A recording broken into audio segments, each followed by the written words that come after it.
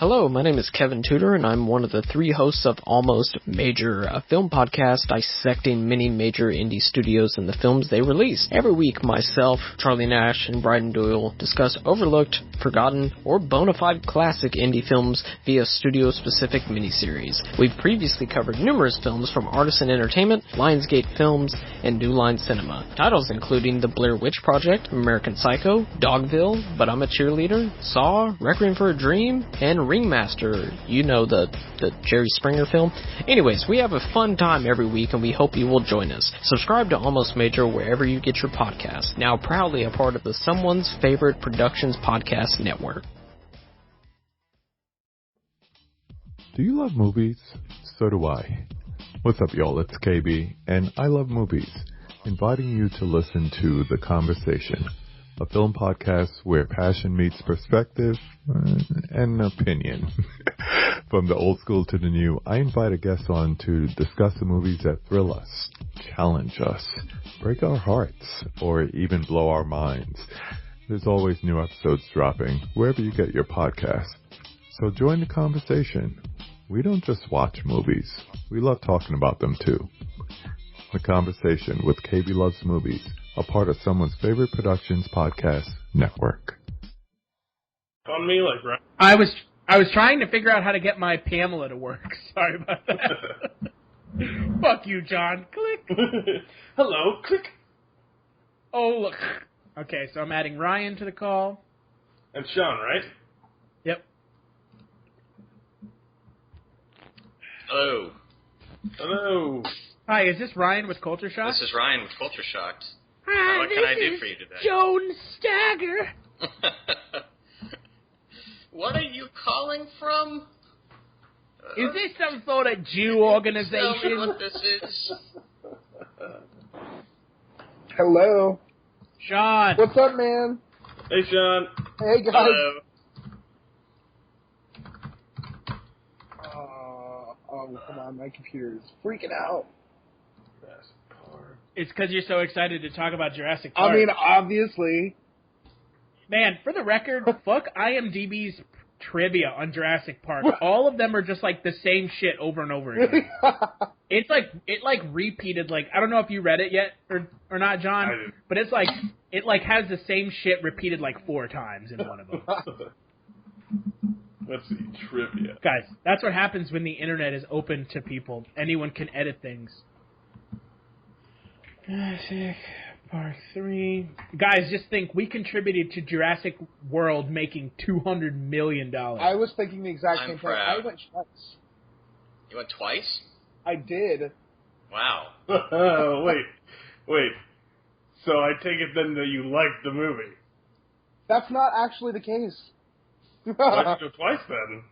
Well, it's funny. Here's the thing. I went once and I liked it, but then I went the second time after seeing the first 3 again, and I had a very different feeling about it. It's not that I don't like it. I just have a lot more opinions about it.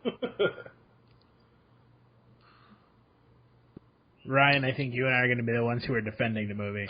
Yeah, I liked it. I watched the first 3 yesterday, and I thought it was probably the second best one of all of them. What's your favorite one? The first one, obviously. That's like a perfect. Is anybody's answer ever not going to be Jurassic Park, John? Mine? What's your favorite one? I like No, wait. What? Oh, man.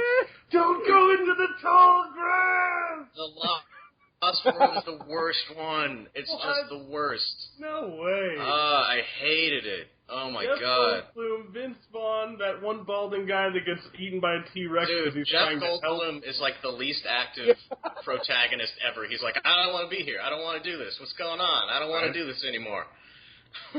It's just like... Guys. I can't hear What? any of you. Oh, that's because my Skype went down to 0 volume for some reason. Wow. That's why he's the best one, is that he doesn't do anything. He just Dude, sits there and goes that like, movie, we shouldn't be here! Every, 20 minutes, they introduce, 8 new characters. Yeah, and then they kill them off like a... Hey, time out, you two. Let's leave this for the podcast. Okay. Alright, I'm turning my video on. Nice pink shirt. Thanks. I wore it just for you. Thanks. Hey, how about those Bryce Dallas Howard titties at one point, yo?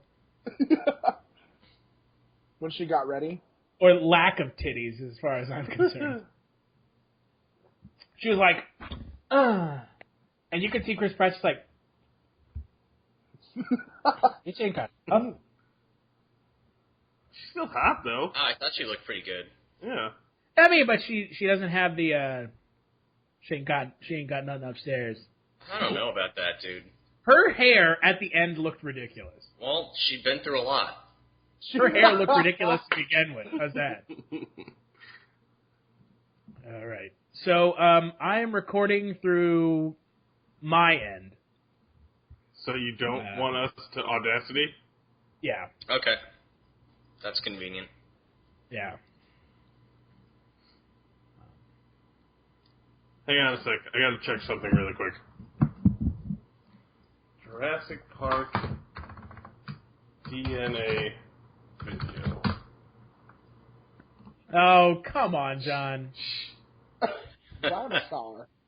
I know what he's doing. Damn advertisement.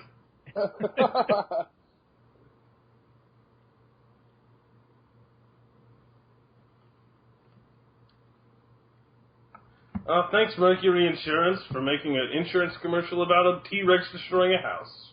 Dino DNA. Dinosaur. Wait, just... It's the dinosaur. I have to hear this.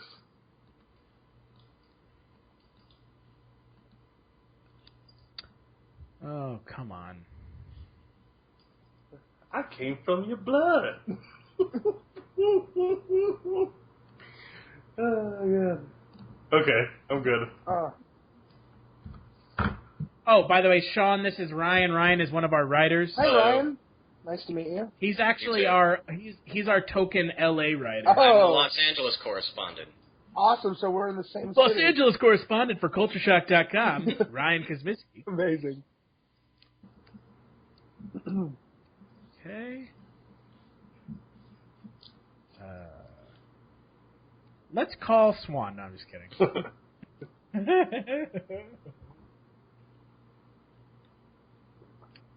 Okay. You ready, John? Yep. I can only imagine. Okay, Ryan, do you know how we do the introductions now? No. Well, maybe. So, I say who I am, then John will say who he is, and then you say who you are. Okay. As opposed to me introducing everybody. Okay. Make sense? And then I'll introduce you, obviously, Sean. Okay. Okay, so give it a couple seconds of silence, and then we'll do it.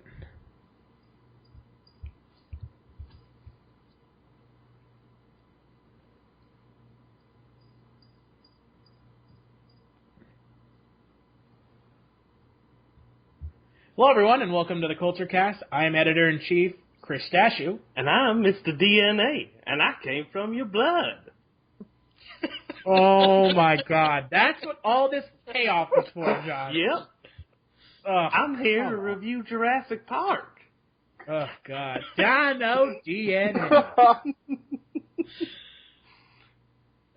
And I'm Ryan Kosminski, staff writer at Culture Shock. A little slow there on the pickup, huh?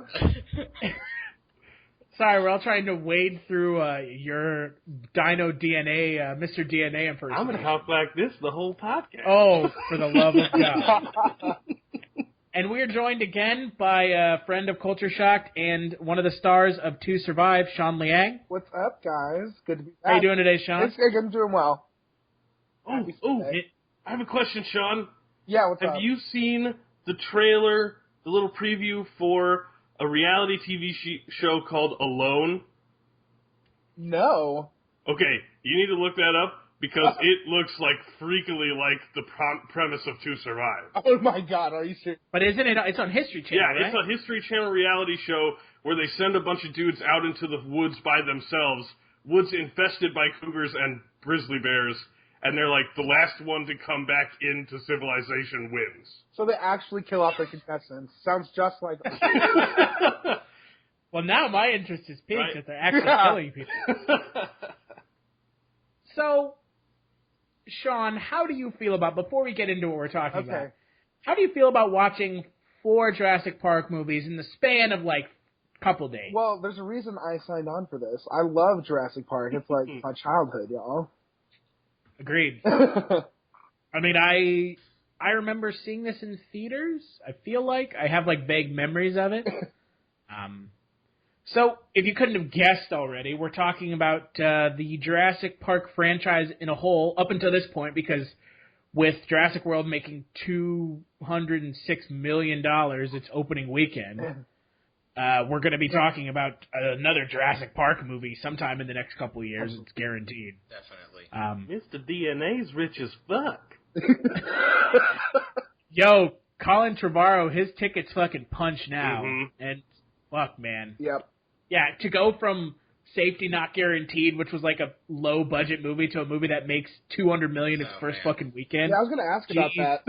Right. What? How did he get that job? Some interviews I read with Spielberg said that he saw the last scene of Safety Not Guaranteed. The last scene with the time machine? Yeah, and that convinced him that he's like, this guy should work on Jurassic World. Oh, God. Well, yeah. That's cool. I'm curious as to who thought that asshole who directed the Amazing Spider-Man movies, what they saw in 500 Days of Summer that were like, yeah, we want him to direct Spider-Man. Yeah, that's a mystery. The sheer unadulterated adrenaline rush that is 500 Days of Summer. It's all about the character interactions and the love story. Fuck the action scenes, guys. Come on. People who go see Spider-Man are clearly more interested in Mary Jane and Peter Parker kissing and sucking each other's balls. Hey, man, Jurassic World, people going to see that really love kids going through a parent's divorce and 2 people really not wanting to bone each other until they go through conflict. I mean, you pretty much just described a lot of I was going to say. Pretty much. You have just described like 90% of films that exist. Mm-hmm. And a large portion of them being Spielberg films. That's true.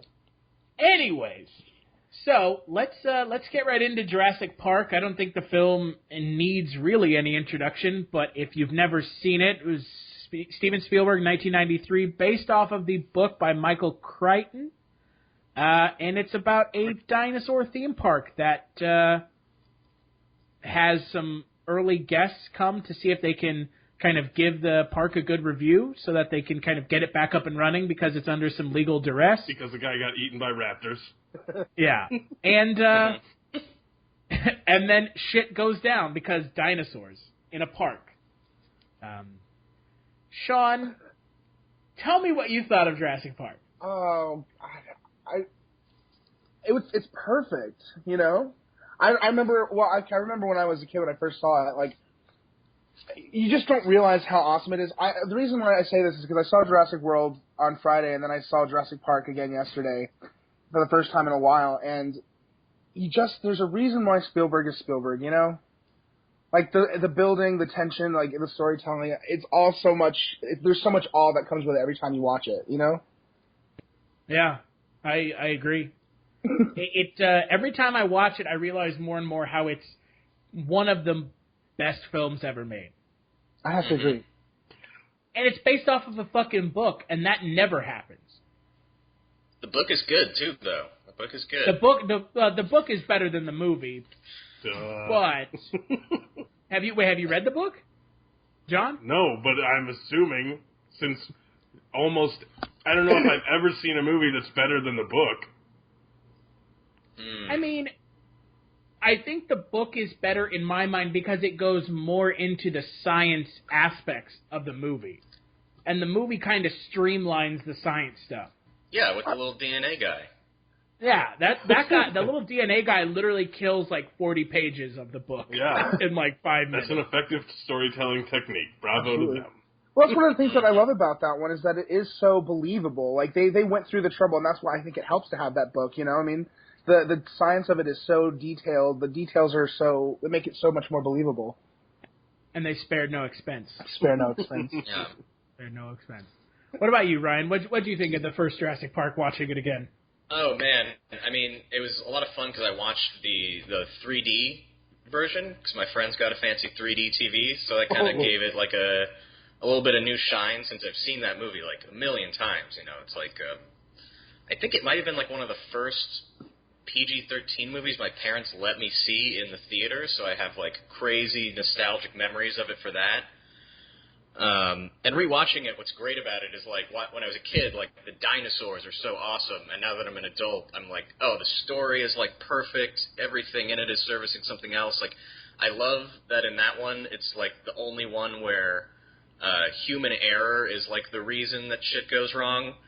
Like that character, like for his own greed, like screws everyone else over in the park by shutting down all the security systems.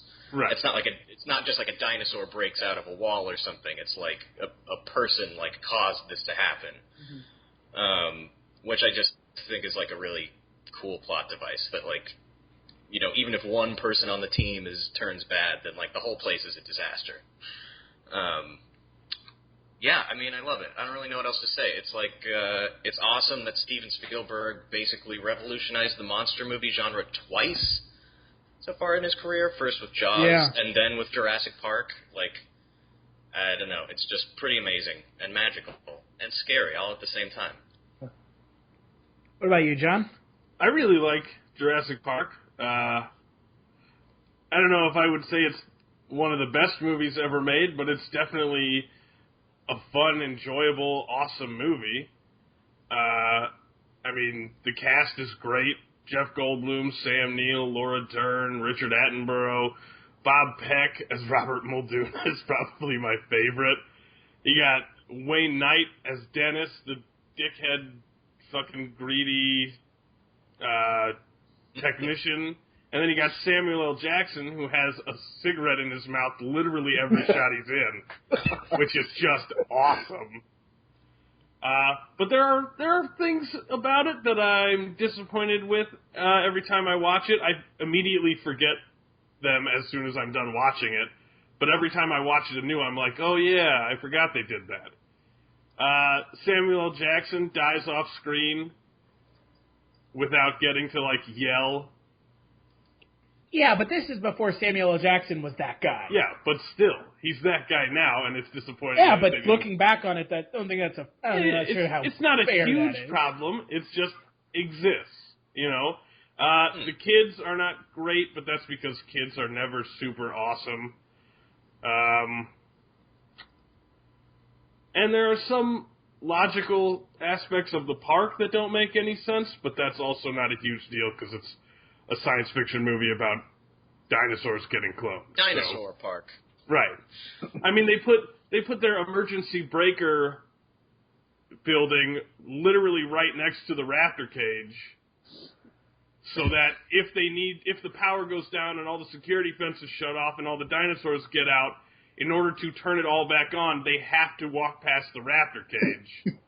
Yeah, but they were never planning for that, bro. Just like they didn't plan for the dinosaurs to eat the West Indian lion. They're clearly dumb. We know this plant is poisonous, but the dinosaurs don't eat it. How do you know? We know that these chemicals are dangerous, but the babies don't get under the sink and drink it. Mm-hmm. And they have that fucking the lysine contingency where the dinosaurs can't produce. Yeah, because the dinosaurs get out later and they just eat plants high in lysine, and it's which like that's gone into more depth in the book. Mm-hmm. Yeah, well, they don't mention that until the second film. Right, but they mention the lysine contingency in the first film. Well, yeah, it's clearly shown that while these people are like the people who work with Jurassic Park, like spare no expense. B.D. Wong's character Dr. Henry Wu, who returns in Jurassic World, he's smart, but he's clearly also a fucking idiot. Right. And Malcolm calls him out right at the end of the lunch that they have. He's like, you guys, before you even know what you have, you patent it and you put stickers on it and you put it on Lunchbox. So literally, he's like, they're all discovering things as it comes, and it's like, that's part of the theme, you know. They're selling something before they even realize what they've got. Mm-hmm. Yeah. Yeah, it kind of plays into that like science run amok theme, which is a cool thing about Jurassic Park is that it like meshes so many different genres into like one thing. It's like science gone mad, Godzilla, like it's just like it's like every kind of monster or thing, like kind of all at once. Mm-hmm. And I also think it shows that like no matter what level of security they try to implement, it's just like never going to be good enough. Because life finds a way, Ryan. I know, exactly. There's also one other sort of important thing that I'm disappointed with in Jurassic Park, the first one, is Robert Muldoon. His death is awesome, right? The whole, like, raptor, clever girl thing. But my issue with that is that it's literally, he's supposed to know more about raptors than anyone else on Earth. Like, Hammond specifically says that line. But he dies falling for the exact same trap that Sam Neill describes to the kid in, like, the opening scene. Yeah, well, it's a callback, And, I mean, I'm aware it's foreshadowing, but the guy should be aware when he's hunting raptors that that's the tactic they like to use, and he shouldn't get caught. But he's not a scientist, bro. He's a big game hunter. He's a big game hunter that knows more about raptors than anyone else on the planet. But he should have at least gotten one of about them. Raptors? Well, This is true. I guess that's Clearly not very much after he They've gets... been around for like a month or something. It just would have been nice if he'd killed one of them with that shotgun. Okay.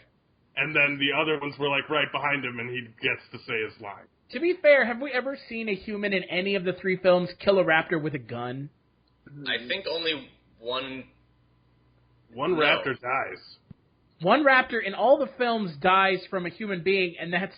We'll get to that. God. It's real bad. It is the black eye, no pun intended, of the entire Jurassic Park franchise. Yeah, it's gotta be. I love this movie. I remember having like Jurassic Park toys and like owning this on VHS and playing the pinball machine and like all sorts of just like Jurassic. I mean, if you go and look at the Jurassic Park like marketing for the film, it was a marketing fucking like deluge of just so much shit. And I love this movie. Again, I mean, I personally think it's one of the best films ever made. If we're talking like mainstream films, I mean, it's also one of the most successful book to film kind of adaptations because obviously the script for the film was co-written by Michael Crichton, who wrote the book. I believe you're forgetting about The Hobbit, Chris. I don't care. Those don't even count. That's just like a given. I mean, you know what? It's hard for it to be bad when it's pretty much just lifted off the page and thrown on screen. Mm-hmm. But I mean, like Ryan said, Spielberg reinvents the monster movie genre twice, and he elevates it both times. Yeah. Going from like when he made Jaws, monster movies were seen as just like kind of throwaway, it's like low budget, cheap genre. He made Jaws. Jaws made, he took a monster movie concept and turned it into this, fantastic thing.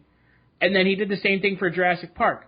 Coincidentally, both of the fucking movies are based off of books, so there you go. Yeah. I mean, Jaws caused people to start murdering sharks en masse, because that's how effectively it captured everyone's imagination. Is they were like, fuck sharks, like, jeez. And they just, like, started going out and, like, culling sharks. Oh, no. Dinosaurs are in danger. Luckily, that can't happen with Jurassic Park. But I mean, there are people out there still who, like, will compulsively just buy, like, any VHS copy of Jurassic Park that they see, who have, like, collections of, like, thousands of just that cassette tape. Just because they love the movie so much, it's like I know. Well, that's sort of like the mark of how good you are is like how rabid are your fans, like how crazy on eBay. On eBay there was a guy selling a refrigerator full of Super Nintendo Jurassic Park cartridges. Yeah, it's like refrigerator full. I'm not kidding. Yeah. It was like a refrigerator full of them. So yeah, I mean, I think that speaks so highly of, especially this first movie, of just like how deeply it like touched people, that to this day people still, I mean, to this day, even after like a couple sequels, which we'll get into, that a new Jurassic Park movie can still make like record-breaking numbers in one weekend is nuts to me. And I mean, it's going to be one of the highest-grossing films of all time. Yeah. It's already on track to be that. Yeah. I don't think it's the kind. I mean, I don't think that it's the kind of film that will depreciate in people going to see it next weekend. So. Yeah, no, I think it'll be around. Yeah. One Jurassic Park movie a year for the next 10 years. This isn't Call of Duty, John. And when do we get into the Jurassic Park extended universe? It takes longer than a year to make a Jurassic Park movie. I don't think it does. The pre-production for Jurassic Park took 25 months. For the first one. I'm assuming that the pre-production... How long did the third one take? I'm assuming it still took a while because a lot of that stuff had to be built. Yeah, that was all real. What I'm saying, though, is that now they'll be like, oh, shit, we need to get another one out so we can make another $227 million in the opening week. And so they're going to fast-track it and put, like, teams of people on it, and it's going to get bumped out. I think I would agree with you if this weren't a franchise that already existed and had already had 2 sequels, if that makes sense. Did the sequels make nearly this much money? Well, yeah. What I'm saying is if, say this were just some movie that came out of nowhere and made $200 million first weekend, then they'd be like, all right, we got to monetize the shit out of this. I think that they will make a sequel, but I don't think it's going to be anytime soon. Oh, man. I think it'll be in the next 4 to 5 years. Well, they did the same thing with superheroes, and with Star Wars they're doing the same thing. Yeah, but this is different. I don't think it is. I think you want it to be different because you don't want Jurassic Park to get ruined. No, well, I mean, Jurassic Park's already been ruined and redeemed by Jurassic Park 3. Dude, Jurassic Park 3 is awful. Don't even. I swear to God, John. You are a sack of shit. I liked it more than the second one, but we'll get into that. Okay. Dude. Yeah, we'll wait till we move further past. It's just miserable. And Jurassic World no one was expecting it to break records. No one was expecting it to make $204 million opening weekend. I was expecting it to beat Fast and Furious, but I wasn't expecting but that's not that hard. Well, Fast and Furious made a shitload of money. It only made $140 million. That's a pretty big chunk of dough, brother. Yes, but at the same time, I would have liked to believe that this movie was just going to beat it on principle, which is, this is a more established franchise that's actually made for adults, not for children. I don't know. I think it's made for both. I totally think the dinosaur aspect is, like, for kids. Like, it's got some and Fast and Furious is made for dum-dums. There were a shitload of kids in the theater I was in. Yes. When I saw Jurassic World this morning, and it was, like, all kids. Well, adults are bringing their kids. This is their childhood thing. Yeah, I mean, I'm assuming it's people that are our age who saw the first one that are bringing their kids. Yeah. Right. Who, like I saw it when I was a kid. And I mean, I guess it's not that surprising that it's such a huge franchise since it has, like, such a huge appeal for, like, little kids and adults. Yeah. Like, you know how many little kids are going to be, like, saying they want to be an archaeologist now for the next, like, couple of years until they forget about it, but, like... until they realize that being an archaeologist doesn't mean you get to fight dinosaurs. Yeah, right. But to be fair, in Jurassic World, there are no archaeologists. That's true. There's, like, you could be in the Navy. Navy SEAL, yeah. Or you could be the CEO. You could ride motorcycles. Yeah, you could ride motorcycles. You can ride a Harley through the jungle. Excuse me, John, that's a Triumph. They made it pretty obvious. Oh, whatever. And they drive Mercedes, John. Whatever. That's all they drive. It's a cruiser motorcycle through the jungle. Mercedes, Triumph, Starbucks, Jimmy Buffett, Hibachi, Benihana. Bro. All we're missing is a spaceship crashing and opening up a Bud Light truck. It's the dinosaurs needed to be drinking Coors. Silver bullet of beer. I mean, I think that the success of Jurassic Park, a large amount of it does fall on Steven Spielberg's direction, but I think he also did a great job, along with his casting director, of casting the film. Yeah. I don't think that there's a weak link in the entire cast. Yeah.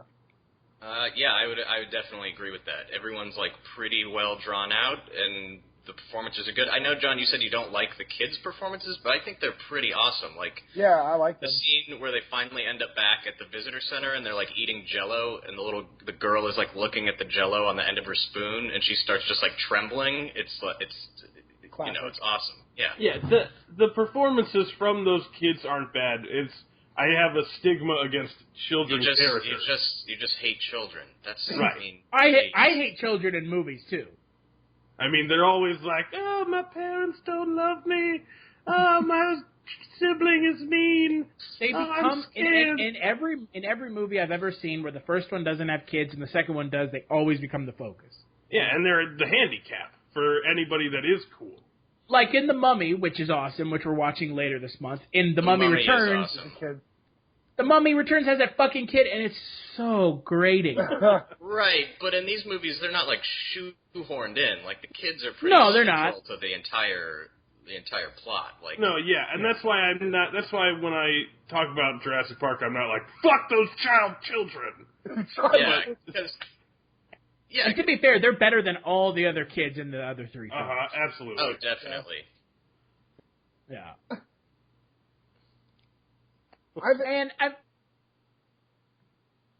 Go ahead. Oh, no, sorry. I was going to say, I think that, the kids, when I was little, I always wanted to be, like, they are the reasons I wanted to be in movies when I was a kid. The scene where, like, the T-Rex, like, comes down with into the car and, like, they're blocked by the windshield. I thought that was so cool. And the situations they put them in are so intense that it's like, it's kind of, I don't know. And I love, like, I mean, Alan hates, like, he doesn't want to be around kids until, like, the end of that movie. I love character introduction, too. Oh, man. When he typical scares fucking the shit out of that little kid at the very beginning. Guys, fan theory, that kid is supposedly Chris Pratt's character in Jurassic World. Oh. No shit. I'll go with no it. shit, that's a legit fan theory. That's just stupid, okay? That doesn't make any sense. That can't be based on anything. Why? I cannot. There's like no piece of evidence in Jurassic World that kid like grew up to be like Chris Pratt. It's just fan theory, bro. Yeah. It's not based on evidence. It's just this is what I wish it was. Like fucking in like the Pixar theory, you know. Oh, that it's what's wrong with people? I don't understand. That is based off of visual evidence from the films. Oh my God, John. What? It's based off of the Pixar creators thinking it's funny to leave little nods to their previous movies. Yeah, it might not be intentional, but it does suggest that all the Pixar movies are in the same universe. It may not be intentional, but they accidentally built a world by putting their own movie references into movies. Oh, God. You cannot deny the evidence. You can only deny the fact that it was intentional and meant to happen. Well, okay. At least we know that all the Jurassic Park movies are in the same universe, so it's like a step closer. And actually, Colin Trevorrow, who directed Jurassic World, said that Jurassic World is the true sequel to Jurassic Park. That makes sense to me. I was going to say, it's like the one that feels the most like Jurassic Park. I mean, it feels more like a reboot that they didn't want to reboot. Yeah, that's what I was going to say. Right. It felt more like a remake. But, I mean, even, like, plot-wise, Lost World and Jurassic Park 3 are on a different island. Yeah. Yeah. And they don't really involve a park. They involve just, like, researching dinosaurs and dickheads. Well, right. Well, the Jurassic World is the first time in, like, 20 years, 20-plus years that they 22. go to Isla Nublar. Mm-hmm. Yeah.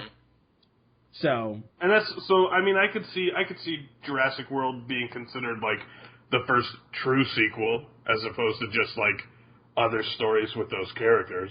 And it's been 22 years, so they could essentially just remake the first one. That's true. I mean, they couldn't have made Jurassic World in 1997 when they made Lost World. Because the plot of Jurassic World is pretty much the plot of Jurassic Park. Yeah, it is. But with a park with people, as opposed to a park with just 5 people. Mm-hmm. Yeah. So, I mean, I don't know what there's really much to talk about with Jurassic Park. I mean, it's such a goddamn good movie. Like, who hasn't seen this I agree. movie? I mean, really, if you're listening to this podcast right now, if you haven't seen Jurassic Park, by some grace of living in a cave or it's never piqued your interest, go watch it. Yeah. I will say this, though. The raptors are never as good as they are in the original Jurassic Park. They keep getting a little weirder throughout the franchise. Okay. Because they start fleshing them. They start fleshing them out, and when you flesh something out, it immediately becomes less terrifying. Hang on. Yeah. Look, we will discuss this. We will discuss the state of the raptors in each movie, because that's like my big thing about Jurassic Park is I fucking love the raptors. Yeah. Raptors State of the Union. I mean, in the first one, they're awesome because they're just fucking killing machines. Yeah, they're just creepy. You don't know anything about them. Yeah, they're really scary. They kill like half of everybody in the main cast. They kill Muldoon. They kill Sam Jackson. They inadvertently, I'm sure, kill some other poor sacks that are running around trying to get away. They kill that one black guy at the beginning. Yeah. Gatekeeper. Right. No, I mean, the raptors in the first movie are like serial killers. Like they constantly sneak up on the cast. Like it's like, how did you not see them coming? Like when they're holding the door and Alan looks up and the raptors in the circle window. Like that's Michael Myers status, you know? Ellie, put up the door lock. The door lock. And there has not been a scene as effective in my mind as the two scenes where she goes, unless they figured out how to open doors, and then it starts playing this really ominous music. And you see the door handle opening, and you're just like, oh no. It's brilliant. Yeah, you're right. It's absolutely brilliant, and it's a testament to Steven Spielberg. Well, all the scenes do that. All the boring scenes, they segue perfectly into the interesting scenes. They do that several times in the movie, which is why I think it's so great storytelling. When Ellie is turning on the fence, it's positioned with the scene of them trying to get off the fence. Exactly. Mm-hmm. And I mean, it's just, when you look at the movie as a whole, there are no scenes that stick out in my mind that don't push forward the plot, set up a character, or set up something down the road. Yeah, it's totally tight. It is. Yeah. The scene where they're petting a brontosaurus just establishes that the children are, like, young, hopeful children, I guess. No, it's a scene to build the bond between Grant and the children. Mm-hmm. Yeah. And I think a way that they really treat the dinosaurs... Damn it. John is trying to find problems with Jurassic Park. Here's one of the ways that they treat dinosaurs in Jurassic Park as opposed to in The Lost World, but we'll get to that, is there's this sense of, like, magic and grandeur and wonder. Like, before things start going bad, they're like, they pet the Brontosaurus, they see the Triceratops. It's like all, like, amazing and eye-opening, and the theme fits with it so well.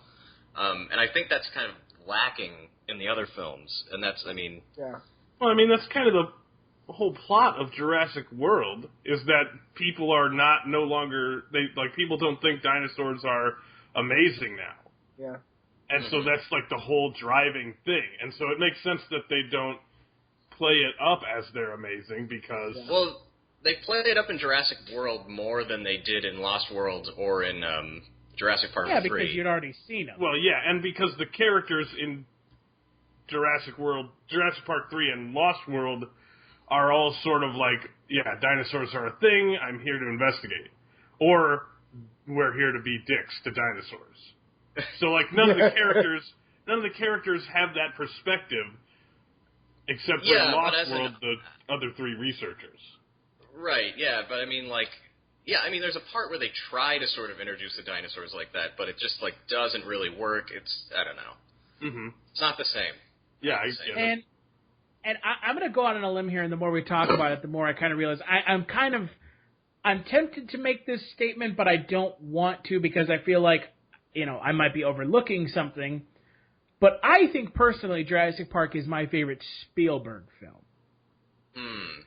That's complicated, but it's one of his best, but he has so many, it's like... Yeah, Indiana Jones 4. Yeah, that one's great.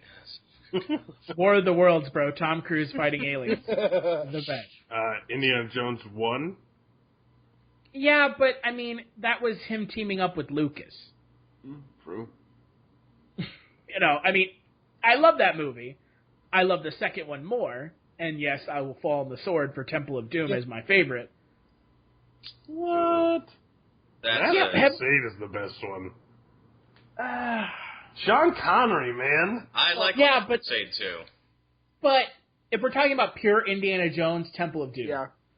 You're talking here about, you're saying Sean Connery, which is kind of somewhat of a crutch for the film. What are you talking about? He's just like an older he's just like an older Indiana Jones, and then Indy gets to be like, Dad, stop it!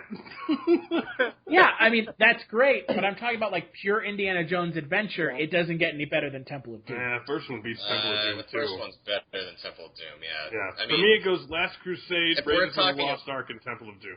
If we're talking about annoying kids in movies, Temple of Doom is like a pretty... Short Round is awesome! Let's not talk about Short Round, Ryan, because Short Round doesn't have any of the problems that children have in movies. Leave Short Round out of this, Ryan. What happened to you as a kid? What happened to you? Short Round is awesome and Temple of Doom is awesome. I think eventually Temple of Doom will get its due. I'm pretty sure Temple of Doom is seen as one of the worst ones. Is it really? I mean, it's like right above... Huh? The fucking fourth one is the worst one. No, yeah, I said one of. It's like above the fourth one, obviously. Well, when there are four movies out there, if there are two on the bottom, then I guess one of them is worse than the other. Yeah, but you're saying that your Temple of Doom is going to get its just desserts, and everybody's going to realize how awesome it is. And I'm saying of the three that are good, Temple of Doom is the worst one. Temple of Doom has marinate already. Yeah, but it has the most pop culture references. Like, you see Temple of Doom popping up all over the place still.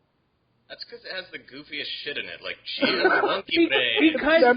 Because it is the most true to what Spielberg was trying to do with Indiana Jones, which is make it close to the 1930s and 40s pulp serial action, and that's what Temple of Doom does. It has blatant racism, it has totally over-the-top shit, and it has, I mean, it's total American jingoism. Oh my god, these weirdos are eating like crazy shit. Yeah. Yeah, it's not really my thing. What? The fucking... Plot and the other two, it's better. I mean, yeah, Last Crusade has way more American jingoism. They're literally fighting Nazis. But it doesn't have that same pulp action, like, serial feel that the second one. I don't know what you're talking about, dude. They ride a Nazi tank through the desert. Yeah, I mean, that's good and all, but it doesn't beat Crystal Skulls. That glow when you put them together. Yeah, and then become an alien head. Oh my god. The dimension-hopping, time-traveling aliens? They go in between the dimensions. Right. What were you... I want to know everything! Brain pops. Okay, for the record, Jurassic World is the exception to the rule of after a trilogy comes out, the fourth movie sucks. I think that rule is going to be broken more and more as they start just like taking rebooting. everything that was... Yeah. I think that rule's going to be broken the best when they make Back to the Future 4. Go fuck yourself. If they ever make Back to the Future 4, I will eat my shoe just for you. I think after on a Kulturecast, I will eat a shoe. You know that's going to happen. It has to have Christopher Lloyd and Michael J. Fox in it. It'll happen. No, it won't. Yeah, it will. No. After Jurassic World just made 500 million worldwide, it's totally There's no point in having a sequel to Back to the Future. No, but they will do it anyway. They'll reboot it or something. Yeah, rebooters. Yeah. Reboots don't count, John. What do you mean? True sequel only is how I eat my shoe. Oh. A reboot doesn't count. A reboot is just them taking the original idea and shitting all over it. I mean, it'd be way easier to do a sequel, too. You just have Christopher Lloyd hang out with Marty McFly's son. Yeah, the timeline is, irrelevant. Yeah, it's super fucked up already, so fuck it. Yeah, but Christopher Lloyd is, time hopping on his magic train with his family now. Yeah, that's right. He could just so build another DeLorean through car. a heartbreaking divorce or something. No. All he would have to do... all he would have to do is go back to the Wild West and save the DeLorean as it's falling off of the bridge. And then time travel... And he's doing all of this because his wife is trapped in medieval times. And so he needs Marty's son's help. Okay.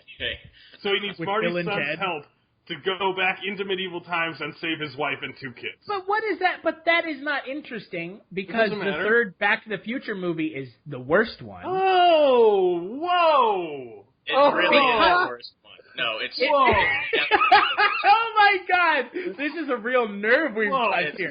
Back to the Future 3 is the most accepted worst of the 3, John. All I have to say to that is Clint Eastwood reference. One reference does not a good movie make. And Western. It's just the least interesting, though. It's, like, not even bad. It's just, like, sort of... They weren't even trying, bro. Right, it's not super entertaining, but I like it better than the second one. And there's nothing wrong with it. Great. The second one's awesome. The first one is the best one, though. Mm-hmm. I don't know. It might just be that it's a Western. I think you're jaded, John, because it's a Western. Yeah, that's probably true. Back to Jurassic Park. Way off topic. Yeah, I mean, talking about the cast, you know, as a whole, you know, I think it was one of the best things that they did was that they didn't cast like super big names. Mm-hmm. Right? Yeah. I mean, none of the people in the film are they still aren't like mega stars. Well, they weren't really unknown, but they weren't like, because it's an ensemble, it's not like they're taking attention away from one another. They all like work together pretty well. But they weren't a big deal then. And, I mean, most of them, aside from Samuel L. Jackson, thanks to the Marvel Universe, aren't really a big deal now. Samuel L. Jackson was a big deal before he was Nick Fury. Screaming all the time? Yeah. Snakes on a Plane, Deep Blue Sea. Come on, bro. He was big, he just didn't do good movies, okay? Jeff Goldblum was pretty well established. I mean, especially as, like, the weird guy in the sci-fi movie. Like, he was in... as Brundle, the Body Snatchers, Independence Day. Fly, he you know. But Independence Day came out after Jurassic Park. Yeah, but we're talking about...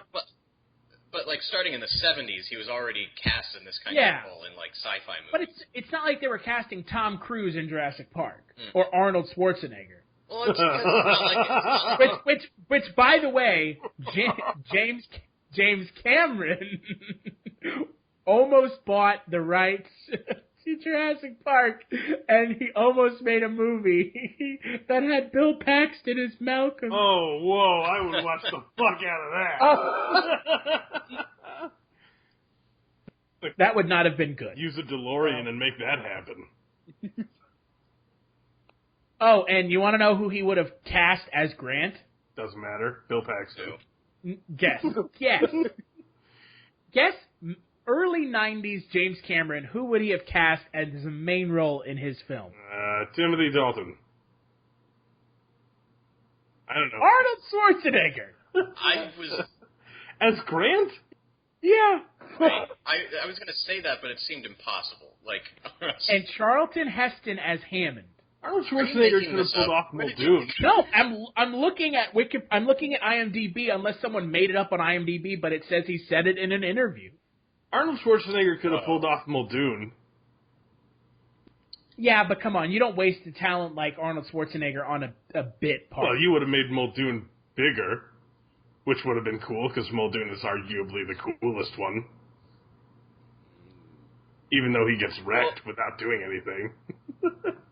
That all sounds like he would just turn Jurassic Park into like a straight action film. Which at the end it's just like, Hammond, after some consideration, I decided not to endorse the park. Like, oh God. And then he just looks at me, what killed the dinosaurs? I did. He's like breaking raptors' necks over his knee, like. Come on, that movie would have been fucking trash. That's all I want. It would have been a lot of fun, though. All I want is a war movie between humans and velociraptors. Jurassic Galaxy, bro. Set it in space. Oh God. Velociraptors with laser guns. I would jerk off to that movie. Oh, man. I have kind of my own personal favorite performance in the film, and we'll get to that when we wrap this movie up. But, I mean, when you look at the cast of this movie versus the cast of the other three, they try to recapture the magic of this film. They really do. And, I don't know why they aren't able to. I mean, I think the reason is, first of all, I think the characters in the second one, for the most part, are garbage. Like, they're not even really characters to sink your teeth into. You have Jeff Goldblum's character from the first one, who's still a good character, but not, in my opinion, like a good driving force for the film or a good leading man. And then, the third one, it just gets, pretty goofy. And they wasted Grant in the third one, which is the worst part of it. They kind of turn him into, Indiana Jones. He's, wandering through the jungle, and he's like, stay close with this hat. I am the best dinosaur expert ever. Yeah, and then I guess, other than the first one, I thought the cast in the new one was the best, second best to the original. Yeah. And, when we look back at, the CGI, right, and we've talked about this before, and finally we're getting to talk about Jurassic Park, I don't know how, but 22 years later, the CGI in the first film still holds up. Yeah. Well, it's a lot of way more of the first film's effects are practical as opposed to Jurassic World. Yeah, but there's still a fair amount of, animatronic or full CGI shots. Right. There are in Jurassic Park, yes. But they're all kind of from far away for the most part. It's a landscape of dinosaurs walking. It's not like the dinosaurs in your face, because that's almost always animatronics when they're Well, when they show the raptors in the kitchen, that's close up. Was that all CG though? When the raptors come into the kitchen, yeah. But they're just really quick cuts, though. They're not really... Yeah. They don't spend a whole lot of time with CGI. Even if they do use a lot of it. But I heard that, that kitchen scenes actually has the most CGI, and it's most of the CGI is taking out crew from the reflections. Mm-hmm. Huh. It's not like Spawn, which came out, a couple of years after this, and looks like utter dog shit. Well, because Spawn's budget was way less. Spawn's budget was what, $8 million? Did we say? Less dinosaurs, bro. They just needed to put more dinosaurs in Spawn. Couldn't have hurt. Hell raptors. Yeah, right. And me personally, my favorite scene in the film, and I'm curious what Sean's favorite scene in the film is, and all y'all's, is kind of the scene where they're kind of getting on that the ride thing, and they're kind of learning all about the dinosaurs. Because it's the most reserved that the film is for a large part of the film, because the film kind of goes nuts after the T-Rex scene. Mm-hmm. Yeah. But I think it does a great job of showing all the characters and kind of giving a more human aspect to a monster movie that doesn't exist in most of them. Yeah. Mm-hmm. So, what about you, Sean? Honestly, my favorite scene, hands down, is the kitchen scene. But that's because I'm a huge fan of horror movies, and that, I think, has the best... The tension in that scene is so built in such a great way. It feels like I'm watching a horror movie. It's as close to kind of an old-school monster movie outside of the T-Rex scene as the film gets. Yeah, definitely. I just like the intimacy, and I watched it as a kid, and I watched these kids survive this scene, and that meant a lot to me, I guess, when I was little.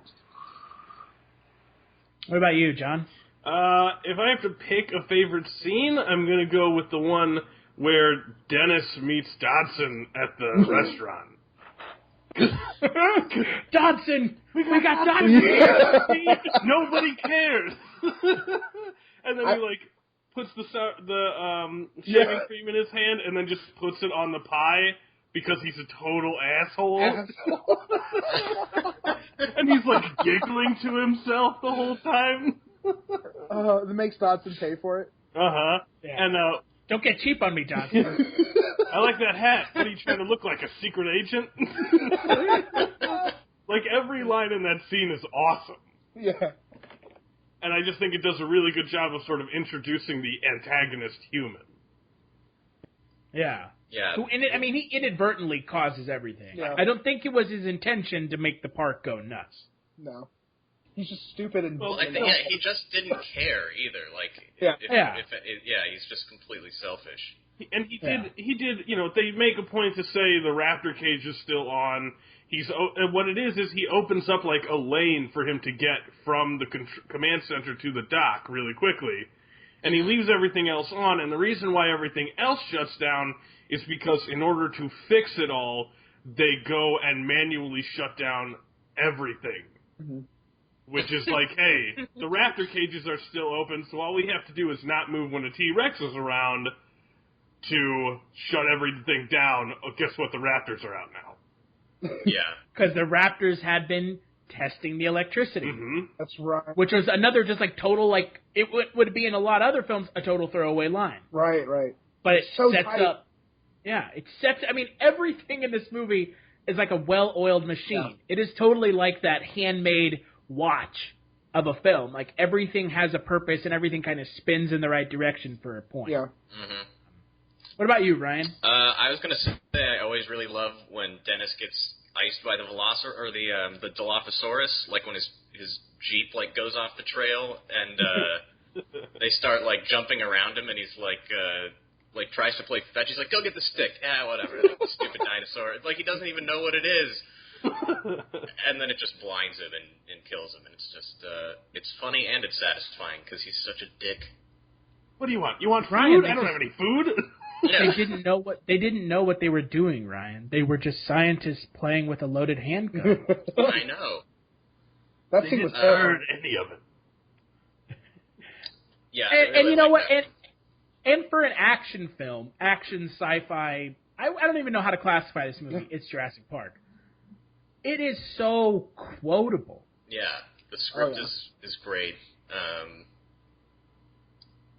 Like Clever Girl. Yeah. I mean that, or hold on to your butts. Yeah. On Your Butts is my favorite one. My favorite kind of line in the film is when Malcolm is. It's Hammond watching Malcolm in the car. Yes. And he's tapping on it. He's like, John, you said there were dinosaurs? Dinosaurs in this park? Dinosaurs. That's what you said, right? We're going to see dinosaurs? It's like, and then he just goes, I hate that man. I really hate that man. Yeah, because Jeff Goldblum does that thing on the camera. I heard there are going to be dinosaurs in your dinosaur park? Yeah. I mean, and, I think the centerpiece of the film is the T-Rex scene, which every time I watch it, I'm so in awe. Mm-hmm. Because it's a goddamn puppet for a lot of the scenes. Yeah. And, I mean, that in and of itself, like Stan Winston's Creature Studio, holy shit. I mean, it's insane. Yeah. I can imagine being an actor on that set and actually being terrified of that thing. Yeah. And I was reading that apparently the T-Rex would turn on its own. What? Because it was constantly being rained on, the electronics kind of like went on the fritz. Yeah. And they would be like sitting around like having lunch, and all of a sudden the fucking thing would just turn on. Oh my God. That'd be terrifying. And dangerous. Yeah. I mean, there's not a lot to talk about with a movie this awesome. Yeah. I mean, it's awesome. If you haven't watched it, and at this point you didn't listen to us the first time, you need to go watch it. Yeah. And just enjoy one of the best casts ever. The only time we ever get to see Sam Neill and Jeff Goldblum on screen together in the whole franchise, which is a fucking shame. Yeah. True. Because their characters have such like a good kind of back and forth, along with Dr. Sadler, who kind of plays it cool, and then she has some great lines as well. God creates man, man creates dinosaur, dinosaur kills man, women inherit the earth. Like, stuff like that. It's awesome. And it's a real shame we never get to see them together on screen again, all three of them. Yeah. Oh, yeah, that's true. You even see Laura Dern and Jeff Goldblum together at all? When they are chased by the T-Rex in that car? No, I mean in future movies. Laura Dern and Jeff Goldblum never pair up again either. No, they're not. In Lost World, it's Malcolm and Hammond. Malcolm and Richard Attenborough have a scene together. That's it. And then in the third one, it's Sam Neill and Laura Dern. Right. And the fourth one is B.D. Wong being a dickhead as Henry Wu. And we didn't even talk about Richard Attenborough, who is like the glue that holds this movie together. Mm-hmm. Yeah, that's true. He's awesome. He made a fortune off of a flea circus. Yeah. Bro, come on. I can see the little fleas dancing. Look, Mommy, I can see the fleas. He is... Well, we can get to that at the end.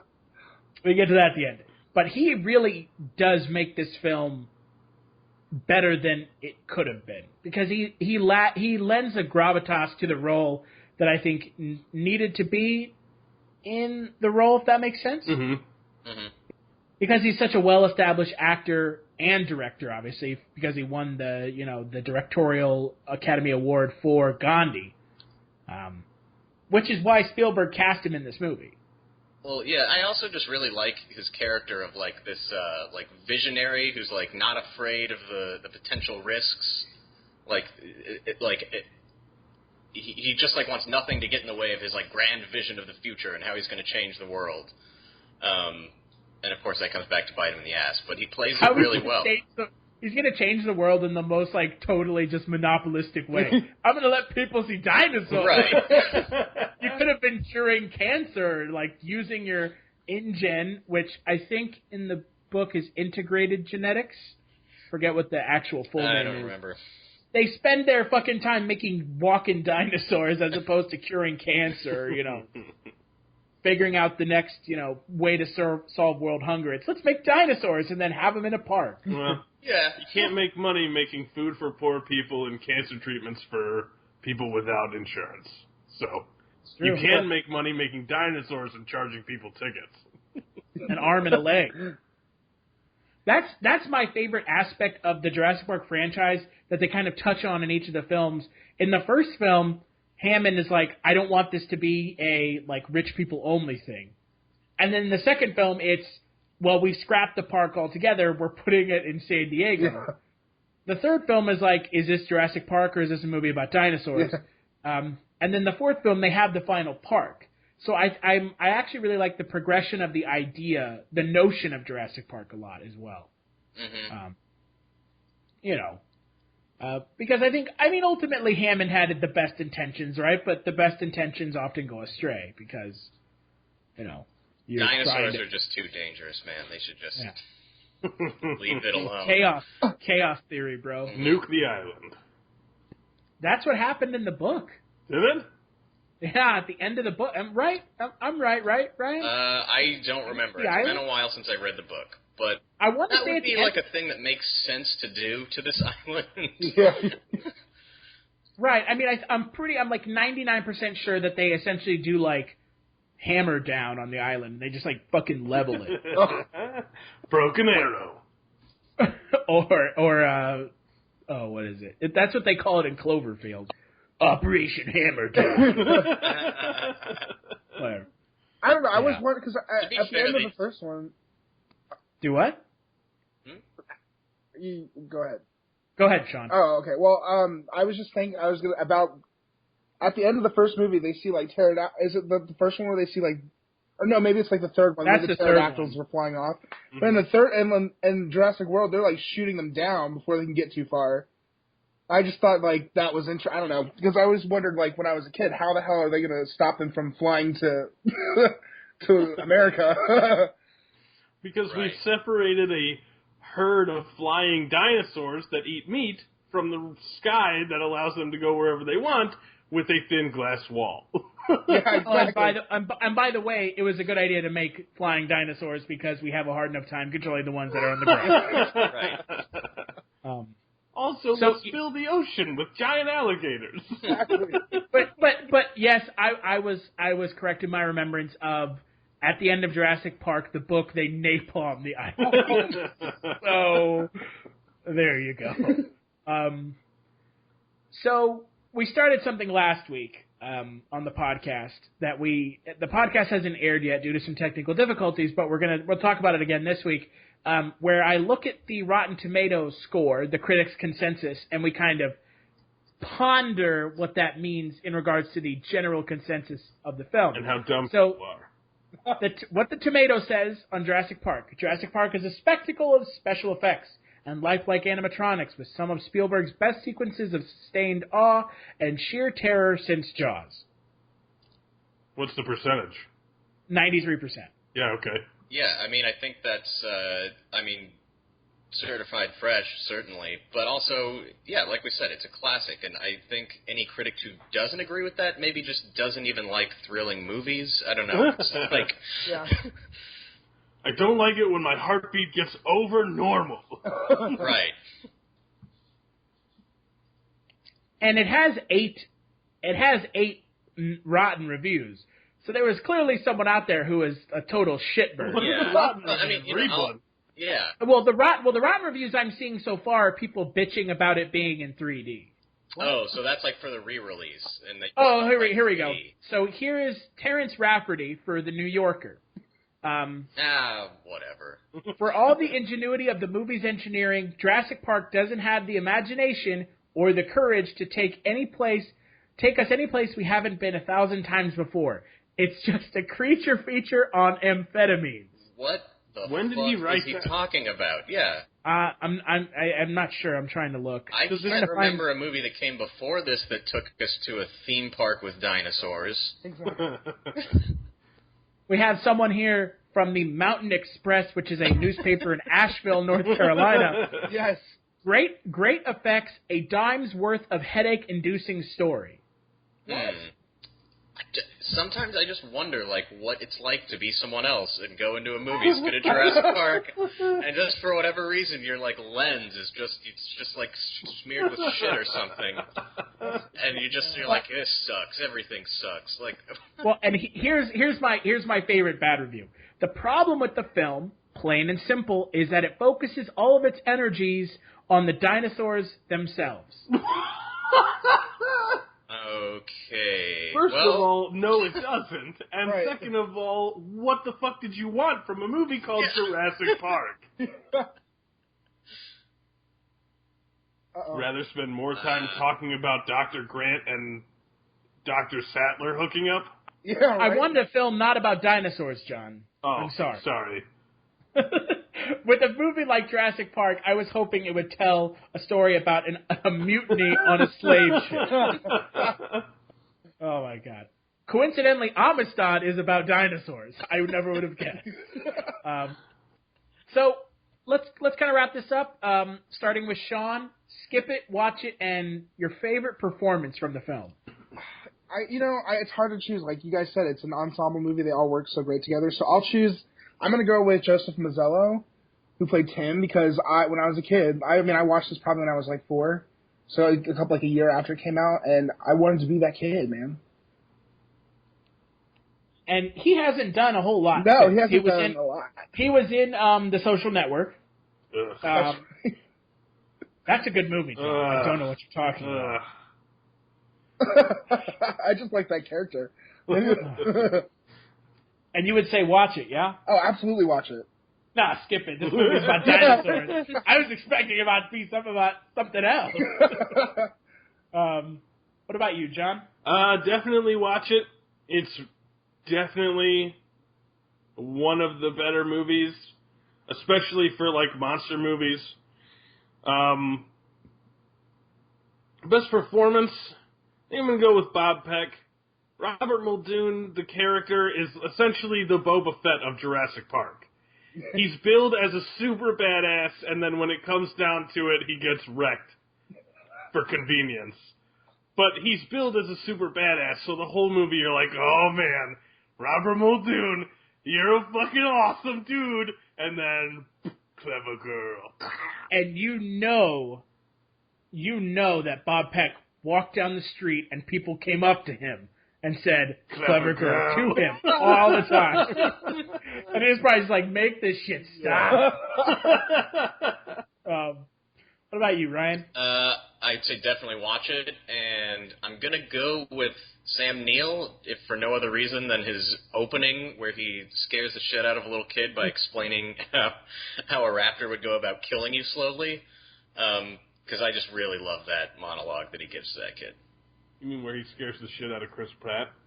Yeah, exactly. Yeah, bro. And inspires him to become like a Navy man / dangerous animal trainer.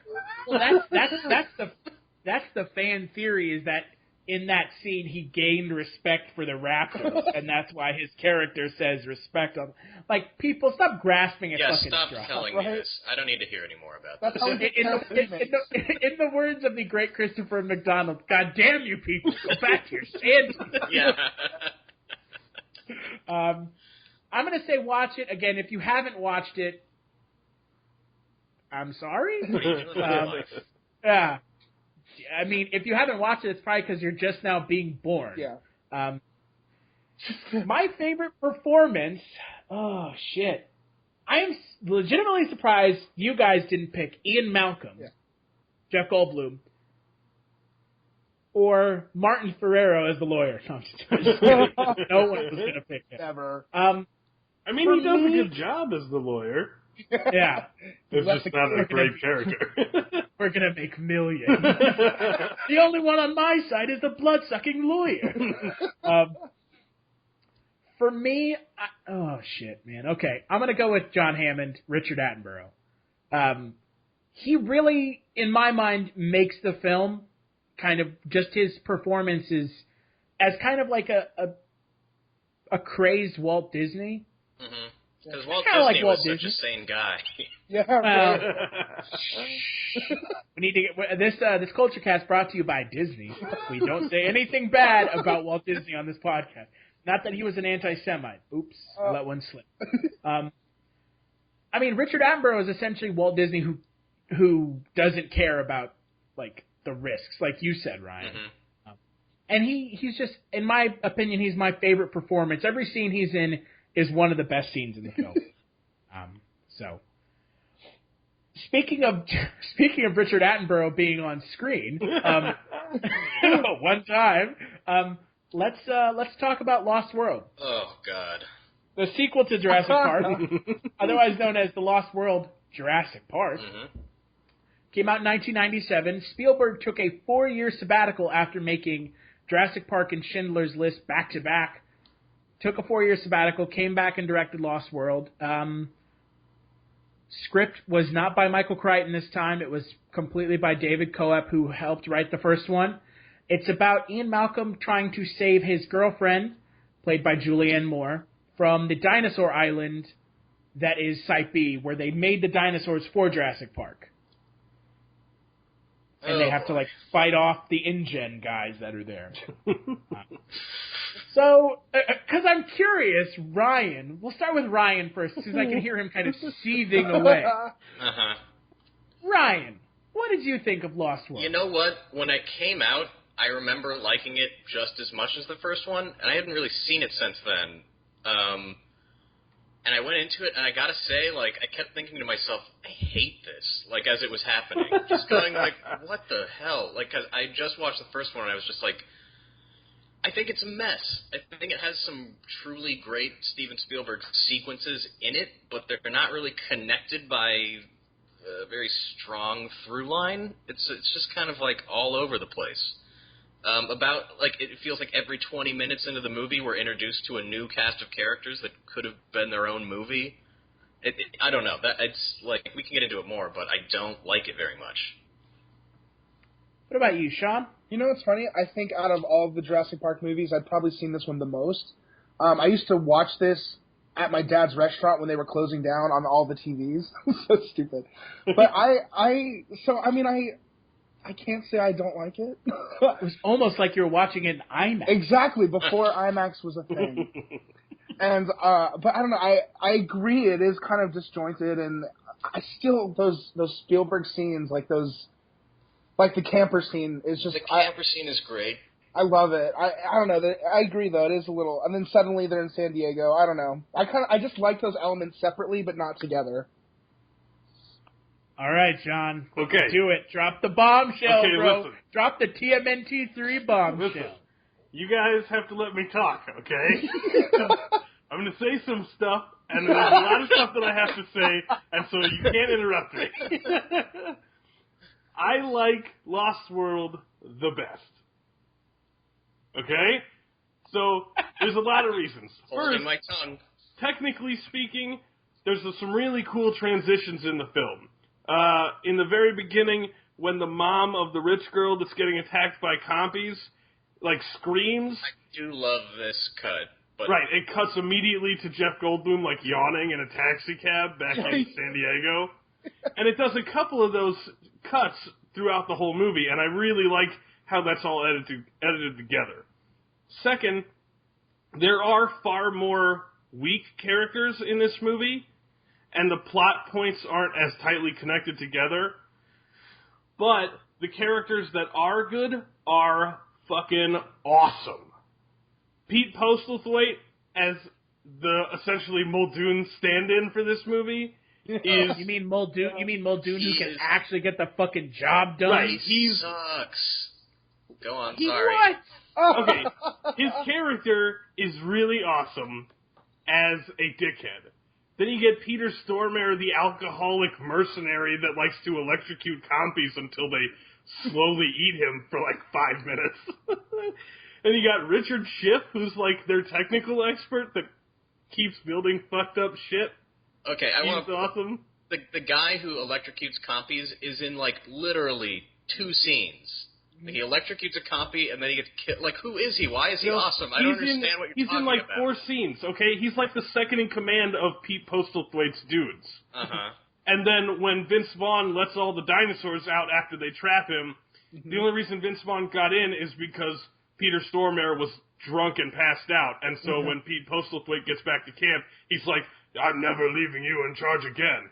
And then Peter Stormare goes on to continue zapping people and get in Vince Vaughn's face.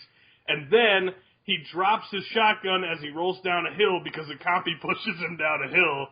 And his, like, partner is wearing headphones in the middle of the dinosaur-infested jungle. And then I feel like you're just proving my point here. Is just I don't explaining know. what I hate about this movie. I don't know why. Okay, I mean, I get why people would not like him, and I get why people would not like that aspect, but it's far closer to what I like most about Jurassic Park, which is dinosaurs murdering people. Okay, that's fair. It has a lot of that in it. And that scene, probably of the entire franchise that I watched as a kid, this Lost World has the most iconic scene for me, the one that I remembered the most, and always pops into my head whenever I see an overgrown lawn, is, don't go into the tall grass!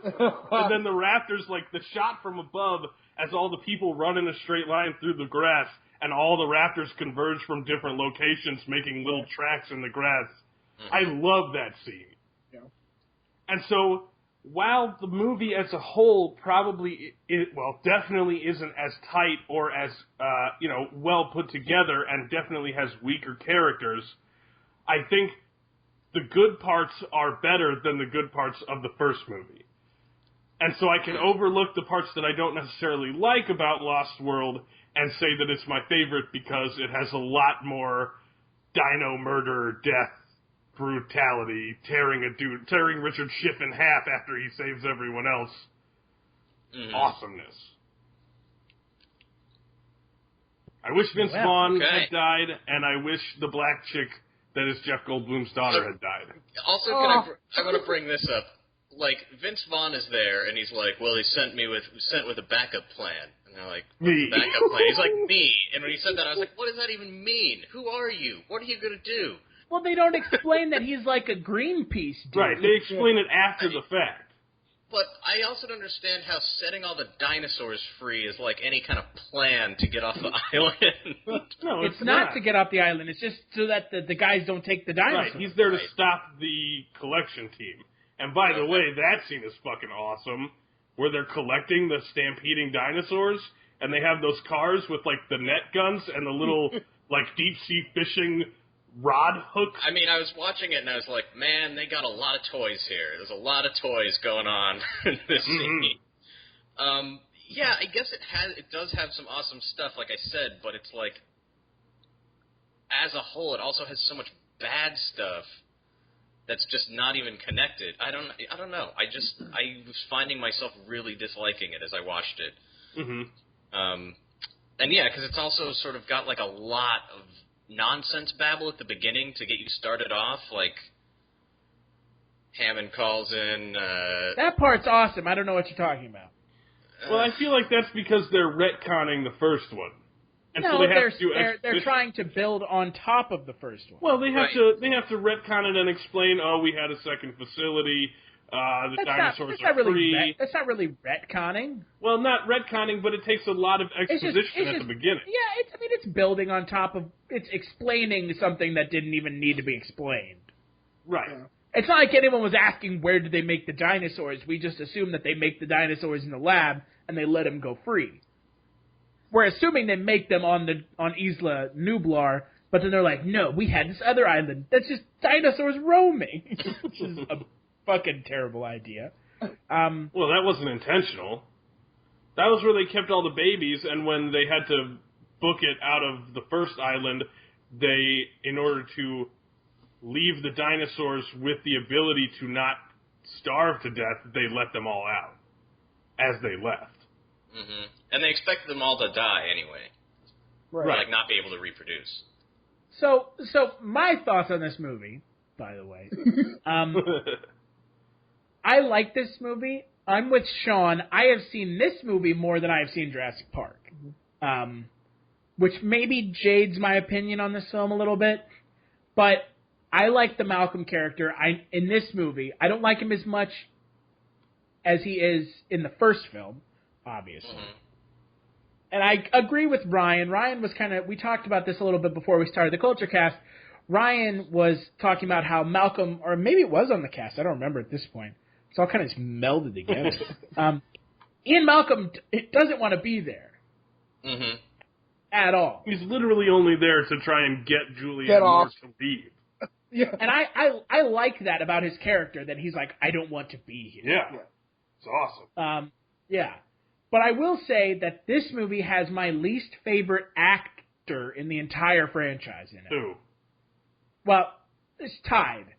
I really don't like Julianne Moore. Just in general, or just in this movie? In general, but in every time I see her in something, I'm like, oh, God. What? I don't know why. I have like a physical reaction to Julianne Moore. Or like some deep psychological stuff going on here. I don't know what it is, but kids and Julianne Moore. I don't like her at all. Huh. And I don't know why. I can't, put a finger on it. I don't even like her in The Big Lebowski. Whoa. Well, she's supposed to be sort of annoying in The Big Lebowski. And then when they recast... oh, shit. Oh, God. Who played Clarice Starling in Silence of the Lambs? Oh, man. Jodie Foster. Yeah. When they recast Jodie Foster in Hannibal as Julianne Moore, it made that movie awful. Well, a lot of things made that movie awful. Yeah. Yes, but Julianne Moore made it worse. The only thing I've ever seen Julianne Moore in that I've liked is Evolution. Oh, I forgot. Which bums me out that movie didn't make our list of movies. Yeah, it did not. Which I'm sitting here we fucked up. And Julianne Moore has gone on to be this. She's a classically trained actress. She's won an Oscar, blah, blah, blah, whatever. Great. I personally don't like her. Okay. Maybe Julianne all Moore right. was on a TV in the background the first time you saw your parents having sex. The first time. I actually, it was actually the second time, John. And no, actually what happened was it was on TV the first time a velociraptor touched me. That was really dark. I don't know. Her character is also just kind of awful. Yeah, they mostly are in this movie. Her character is the worst character. She's like, I just love dinos. Like, and Jeff Goldblum's like, bitch, didn't you listen to a word I said to you? Here's the thing that I didn't understand. I was like, wait, she's your girlfriend, and you haven't spoken to her in 3 days, and you don't know where she is? Yeah, but that's like, what kind of relationship is this, first of all? And second of all... That's Ian Malcolm, bro. Yeah, he's just an aloof dude. Second of all, like, why... After she heard about this, why is she basically taking zero precautions? Like, there's not even any... Like, the best thing they have is, like, that weird elevator on the pulley system. That's the best thing they thought of when coming back to Dinosaur Island. And even that isn't there until Ian Malcolm and Nick Van Owens and fucking Eddie Carr get there. So she was on that island for 3 days without a fucking... Slumming. Yeah. Mm-hmm. I don't like her character. If I mean, they had to have a reason to get him on the island. Mm-hmm. Uh-huh. Because no sane person would go to the island on their own. Right. But, man, I don't like her character. Like, they could have cast anybody else. And I'm sure that there was a long line of people just waiting to be in this film. Right? Because, I mean, after the first one was so successful, I'm sure this was just like, moths to one of those lights. Just like people just like, I gotta be in this movie. Cast me in your movie. Like, okay. Here's the thing, though. Most people don't disdain Julianne Moore. Most people like Julianne Moore, so I can see why they cast her. And most people like Transformers, and they went and made it a box office success. So I would use most people as a measuring stick for a lot of Well, things. I'm just saying, that's why. It's not like they were like, oh, no one else will be in the movie. I guess we'll get Julianne Moore. Hey, I don't dislike a lot of actors, but she is just, I don't know. Yeah, I'm sorry, Julianne Moore, but... I like Julianne Moore, but I have the same thing with that guy that's the technician in Jurassic World. Oh, Jake Johnson? Yeah, I don't know why. There's just something about him. He rubs me the wrong way. He doesn't really that character doesn't really have much of a purpose in that movie. No, but I mean that actor. I don't know if I've really seen anything that he's in that I've particularly enjoyed. At least for his character, It's I'm like curious, I have the same thing. I'm curious, Ryan, is there not one actor that you don't like? For, like, no reason? I mean, I'm sure there is, but, like, not off the top of my head. To be honest, unless the performances are just bad, most actors don't really bother me. Okay, hold on a second.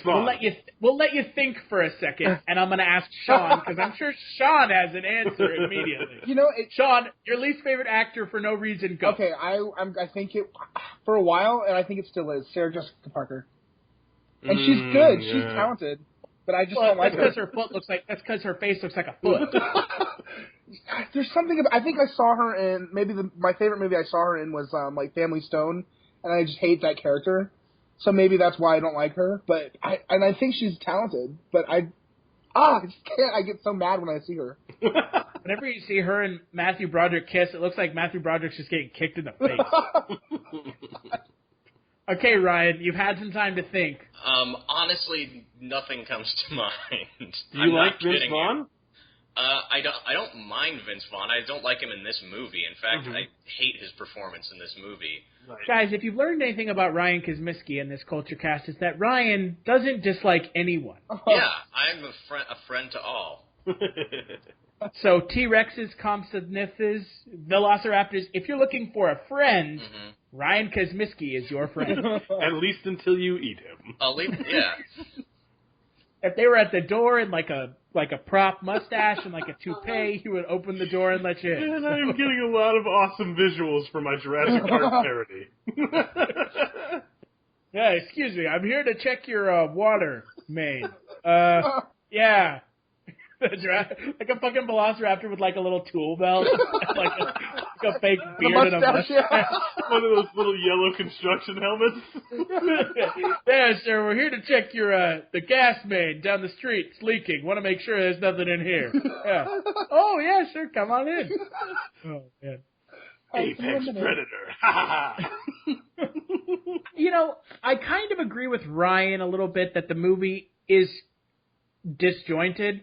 And I made the joke to John earlier in the week that Lost World is kind of like what I assume to be, because I've never seen it and I will never watch it, Bad Boys 2. Because I've always heard people say, like, Bad Boys 2 has this, like, huge tacked-on, like, 30-minute, like, thing. Lost World kind of feels like that with the San Diego stuff. Yeah, definitely. Too bad the San Diego stuff's awesome. Boom, drop the mic. I mean, I was watching it. Go ahead. Oh, that's all I was going to say. I was watching it, and I was like, oh, good, it's over. And I was like, oh, right, they go to San Diego. It's not over yet. I have a question. I have a question that I cannot solve for the life of me, and it's even more perplexing now that I've seen it again. How in the hell... Here we go. I know what he's going to ask. You know, right? How in the hell are those body parts laying all over the boat from the T-Rex, and nothing is damaged? Like, how did that boat not sink? Well, and how is that hand still on the wheel trying to steer the ship? It couldn't have been from the T-Rex because the T-Rex was still in the hold until they open it. Yeah. Right. And that hand on the thing is like a classic, oh my god, velociraptors are here, sort of like visual. And it's not explained at all. Maybe the velociraptors killed all the people on the boat. And then they took and got back on their boat and paddled away. I feel like they hopped off.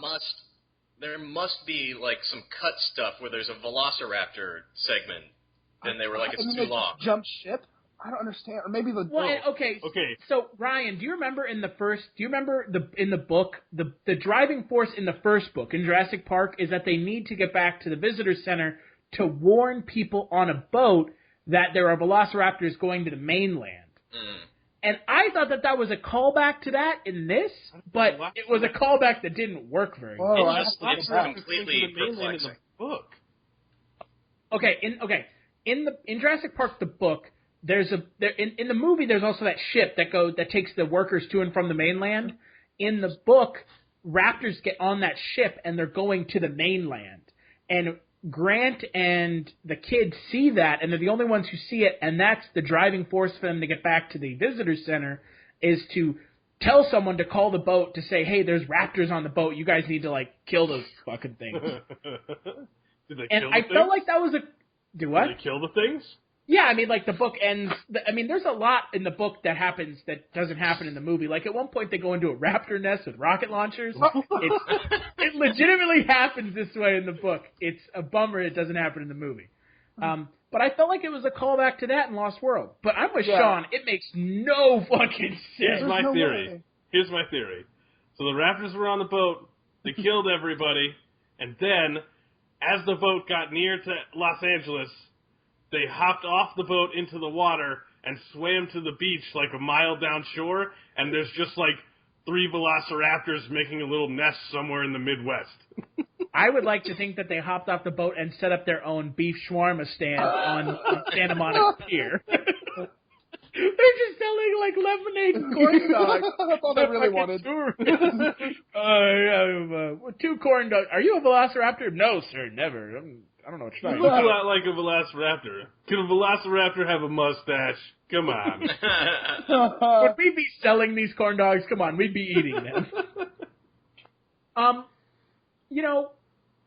I'm not sure how that scene makes sense, because even with, like, your theory, John, someone would have had to put in the autopilot. The velociraptor. Well, there's a... They did it, right, Sean? They're driving the boat. If any dinosaur could do it, it would be the raptors. Mm-hmm. Well, they had to come from fucking Costa Rica, right? They had to go through, like, the Panama Canal. Uh-huh. Like, the whole... There's Costa Rica is in the Atlantic. San Diego's on the Pacific. I mean, it is such a huge glaring plot hole that it makes no sense. So there's a fan theory, I don't know where I heard it, it might have been cracked, that is the same company that hired Dennis to steal the embryos in the first movie is now trying to sabotage InGen entirely, and so they send, like, a special forces team to hijack the boat, kill everybody, and crash it into San Diego to let a T-Rex loose on InGen's dime, essentially. And, I mean, I don't know how they, like, shred people the way that the bodies are shredded. Yeah. Are they just, like, totally Rip them in half. sadistic? Yeah. Right. You guys didn't hear that the other company is just Raptors? Raptors in business suits. Okay, hold on a second. I like that theory, but that's still fucking stupid. Well, Yeah. Maybe the T-Rex... Sean just goes, Maybe the T-Rex ate everyone except for that last guy that was pushing the button to close the hatch, and it, like, ran back into the hold to eat somebody and then turned around and bit the guy that was closing the hatch and tore his arm off, and as he was pulling the guy back into the hold, the hatch closed on top of the T-Rex. I mean, what I thought it was that it was the baby T-Rex. Okay. But Sedated. there is a line that he says, and I quote, the T-Rex flew back on the plane. Right, the T-Rex is in a safe zone, away from the parent. They took the T-Rex back with them on a plane because they're insane. And also, up to this point, that baby T-Rex has been harmless, which is crazy because, like, any animal that big could fuck you up easily, and people just carry it around. It just makes that like, glorious... like, without... It's not muzzled or anything. And then he Well, kills they keep, Ludlow like, at the end. sedating it. Yeah. Yeah. It finally kills someone at the end, but, like, Yeah. when they're carrying it back to the RV, and then they put it on the table, and then he puts his belt around the thing, around its mouth, I was like, you should have done that first. Yeah. Like, what? Like, And are we being led to believe that Pete Postlethwaite's character broke its leg? Yeah. yes. Okay, To leave that's it as pretty bait. fucked. That's fucked. Yeah, because bro. Pete That's Postlethwaite's character is a dickhead that only is there to literally kill and mount a male T-Rex. Oh Did no one else think he was like a cartoon character from like one of Hemingway's worst stories or something? It was just, an like awesome fucking ridiculous. cartoon character. Like it's like 30 minutes into the movie, you're suddenly introduced to this hunter guy who's like, I don't care what you do, I just want the T-Rex. What is happening? What? Like, what's the point of this? Let's discuss my fee. You don't have to pay me. Yeah, I'm just gonna exactly. Kill male T-Rex. It's like, why? That's one of my pet peeves in movies is when people didn't work out the logistics before doing something extremely complicated and dangerous. And then like- they have to say it on screen. Yeah, like in Interstellar, they're on the spaceship about to go into like hypersleep or whatever, and he's like, "So where are we going?" And she's like, "Oh, well, there's this wormhole. They're already in space."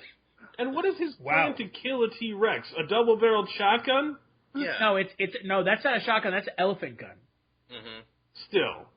I mean, that's what you use to kill elephants. I mean, I'm assuming that's the next. It's like a 50 caliber round. Right. But You're not gonna shoot like a fucking. They roll up in tanks. We got this. Like blow a hole in the T-Rex. I mean, I guess if you're trying to be effective, that's your best option. well, they like hit the one in Jurassic World with a fucking rocket at one point. Yeah, and And it just falls knocks it over. over. Gets back He up. just shakes it off, bro. No big deal. I'm surprised we haven't talked about the absolute worst character in this movie. The acrobatic daughter of Jeff Goldblum. Oh, God. Yeah. Oh, my God. That- I'm sorry, Vanessa Lee Chester, but your character of Kelly Curtis in Lost World is the worst part of all 4 films. Eh. Come on, I mean, look, bro. okay. She gymnastic kicks a raptor out a Listen, window. Her Her black Jamaican stunt double does, who is also coincidentally a man. okay, listen, that scene is dumb as shit, and I totally agree, but the character itself is not as bad as, say, the child in Jurassic Park 3. She just man. gets... Yeah, I don't like that. she just gets a really shitty scene that was poorly written for her. It's not her character, it's just that one scene and the writers that made it.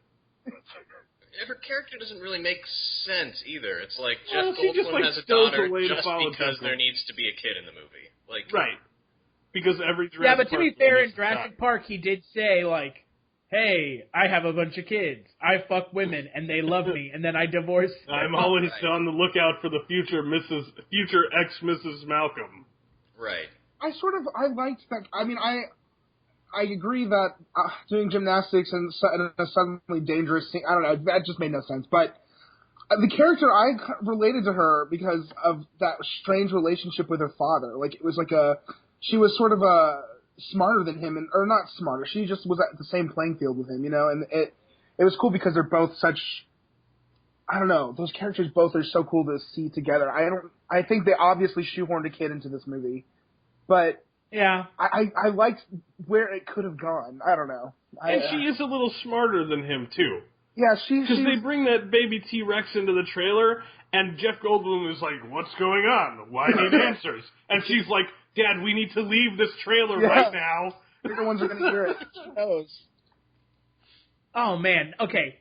Sean had a problem with the scene on the boat. I have a problem, and this is something I talked about with John yesterday.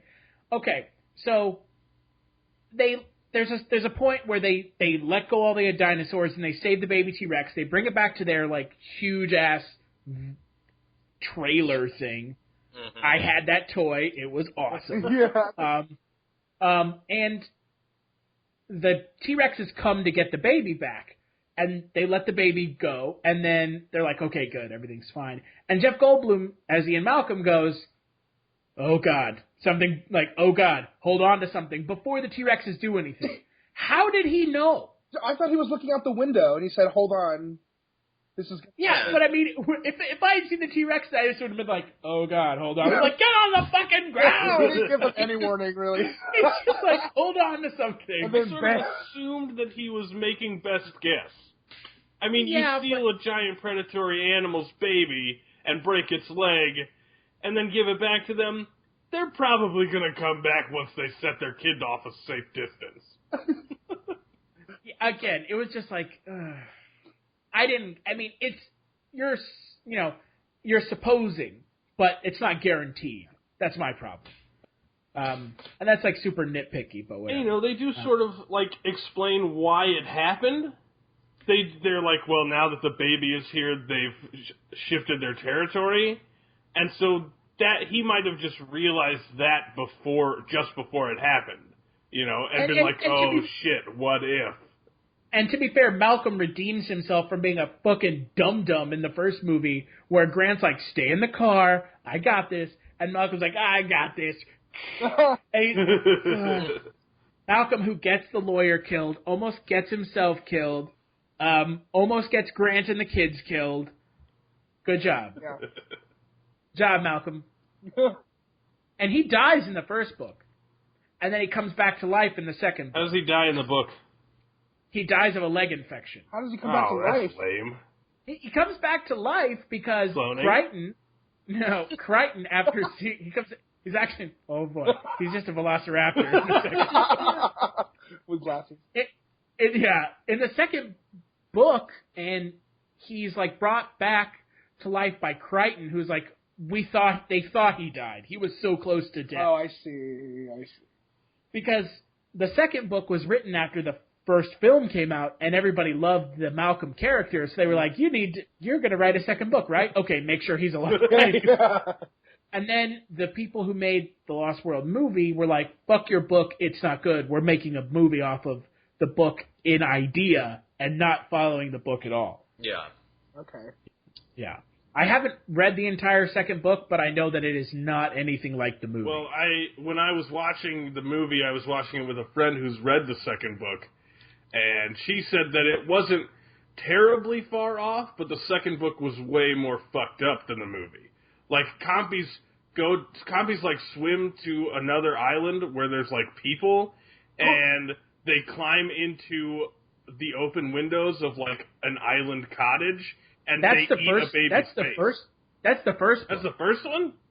The first book, which, again, if you've never read Jurassic Park, the book, you're doing yourself a disservice, because it's awesome. Michael Crichton is an awesome writer. In the first book, there is a good 100 pages that has nothing to do with, like, Grant or any of them. It's just, like, setting up the park and the dinosaurs. And at one point, it's like people are trying to figure out, like, what these dinosaurs are, because they're on the mainland in the book, already at the beginning. The compies are, like, on the mainland with people, and they're eating babies in cribs, and they're, like, doing all sorts of, like, nasty shit. Whoa. So, you know, the beginning of Lost World is from Jurassic Park, not the Lost World book. Gotcha. Yeah. It's an awesome... I can't speak highly enough of the book.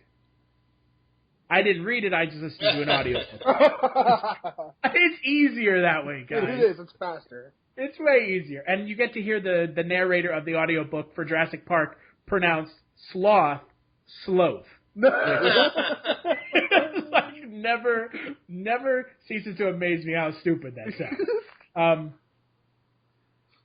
So let's talk about our favorite scene from Lost World, and then we'll wrap this up, because Jurassic Park 3, I have a feeling, is going to get a lot of our venom, except for Ryan's.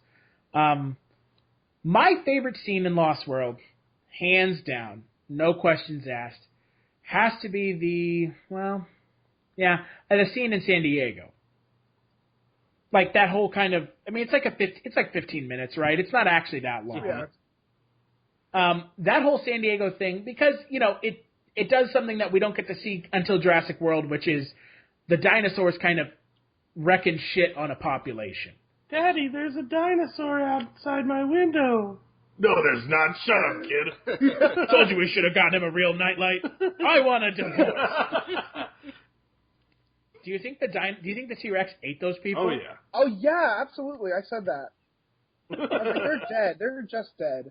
You got their dog. Yeah. Oh, man. What about you, Sean? What's your favorite scene? Man, I'm gonna stick with that camper scene. Like, there's something about Spielberg and people in vehicles getting screwed over in the worst way. I love it. I just love how unrealistic it is that they slipped through that entire camper without hitting one of the edges and getting pulled down and stuff. I love that. I really enjoy it. It's such a fun adventure aspect of that movie. I loved it. Steven Spielberg also loves deadbeat dads. Just saying.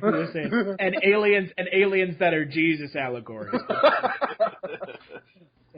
What about you, Ryan? I'm going to be lame and say the RV scene also, just because I think it stands out as like such a higher quality than most of the film. And it's like almost as good as like the Jeep scene in the first one. It's like that well paced and done. I mean, when she falls on the glass and the glass is cracking underneath her fingers. So great. It's really tense, even though I didn't care about that character at all. Or if you were like me, you wanted to see her fall through. Just saying. Yeah, and as for watch it, don't watch it, I would say I think you can skip this one. I don't see any compelling reason, unless you just want to watch the franchise to really sit through this. Man, Ryan's jumping ahead. Jesus. Oh, am I? Yeah, we're just talking about favorite scenes now, bro. Shit, sorry, I thought you... Then we're going to talk about final thoughts and best He's ready actor. to skip it now. I mean, yeah, he's just like, I don't want to talk anymore about this. What about you, John? Man, favorite scene for me is pretty tough. There's three that I really, really like. So I'm going to mention all three of them. Oh, look at here. Hold on. I'd like to point something out that John, on a past podcast, got on Yashar for picking two favorite performances. Man, this is not... And now he is picking... This is not an established system. Three okay? This is not an established system. This is a new thing we're doing for this podcast only. We haven't done this before. There's no rules, man. It's a new frontier of podcasting. Oh, all right. God. Firstly, the compy's eating Peter Stormare because it is so drawn out and so goddamn, like, painful. Like, they start, like, taking little bites out of him, and then he, like, shakes them off, and they, like, just sit off to the side, and as he moves forward, they, like, start jumping him a little bit again. Like, they attack him like 3-4 different times before he finally falls behind a log and dies screaming. And it's his own fault, mind you, because at one point the like weirdo archaeologist Thomas F. Dino, Duffy, Dr. Robert Burke. Yeah. He's like, they have no reason to fear us. And Peter Stormare's like, now they do. And it's the same one that comes back with his friends later. Yeah. And then my second favorite scene is Thomas F. Duffy's death, because they're in a cave with a T-Rex literally with his mouth in the opening of the cave. They can't reach them. And the snake goes in the back of his shirt, and he goes, "Snake! Snake!" And he just, like, steps into the T-Rex's mouth. When I was watching that scene last night, Kate looks over at me and he goes, "He did that, and there was a T-Rex in front of him." Like, yep, that guy's a dum-dum. Yep, dum-dum. And then I don't think this is my favorite scene of the movie, but just, again, that shot of the raptors in the grass field from above is probably my favorite shot of the entire franchise. Just because it's visually interesting, there's a lot of stuff going on, and it's also, like, super terrifying that none of the people in that line are aware of what's coming. And then it's immediately followed by raptors just, like, leaping out of the grass and tearing people's heads off. Why do you think that guy, Ajay, went, "Don't go into the long grass," and then he went in, why? To save them? Good work, I guess. Sure. That's a good answer.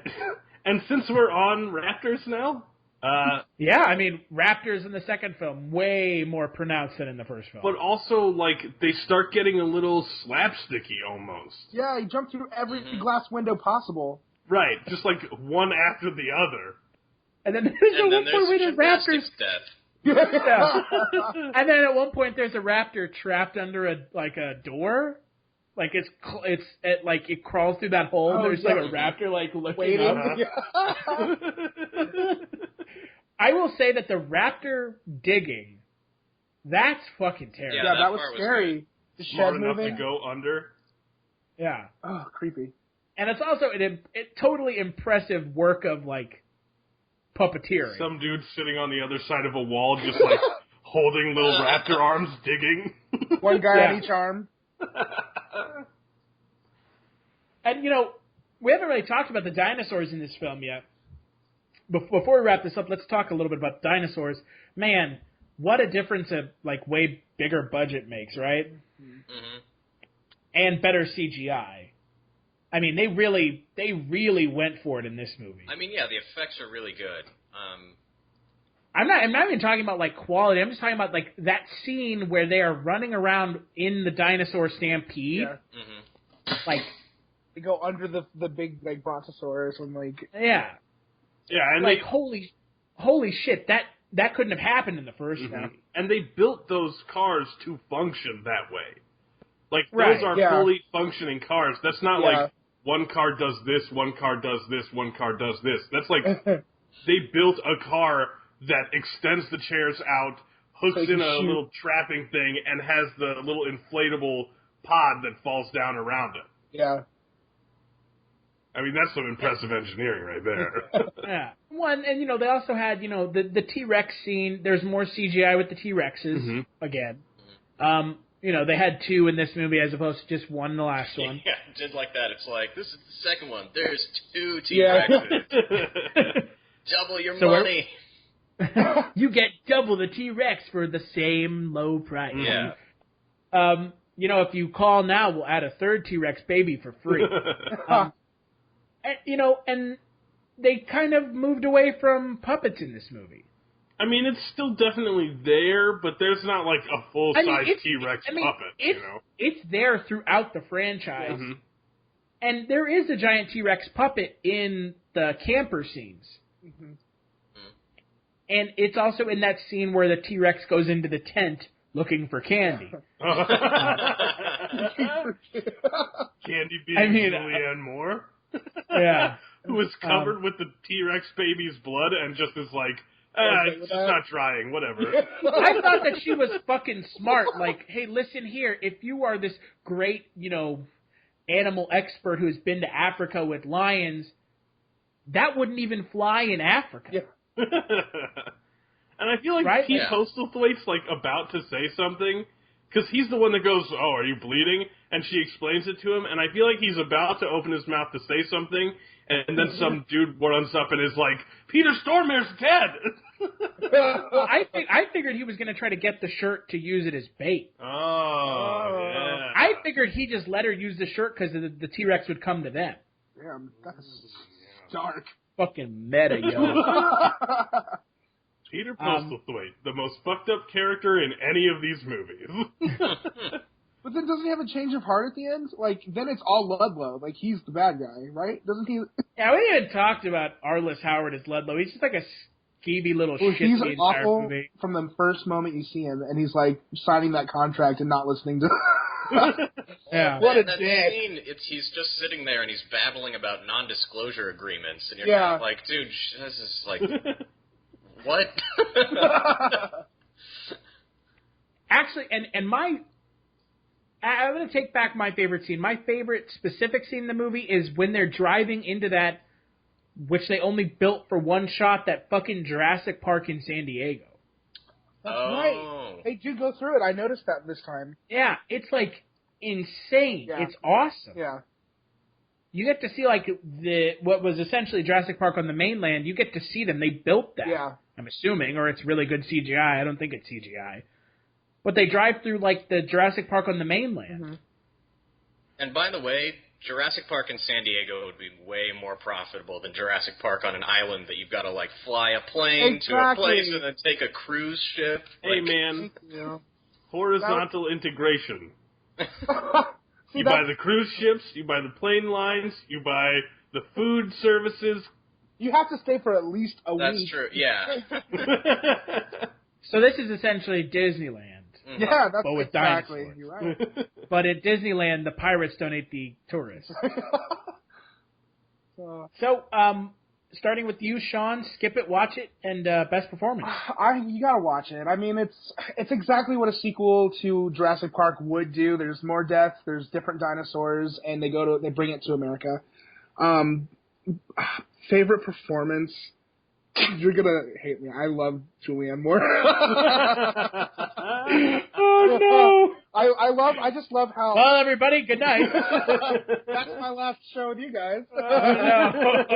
Oh god! No. I would have really been suspect if you had said Vanessa Lee Chester as Kelly Curtis. I would have been like, well, okay, Sean. Yeah, goodbye.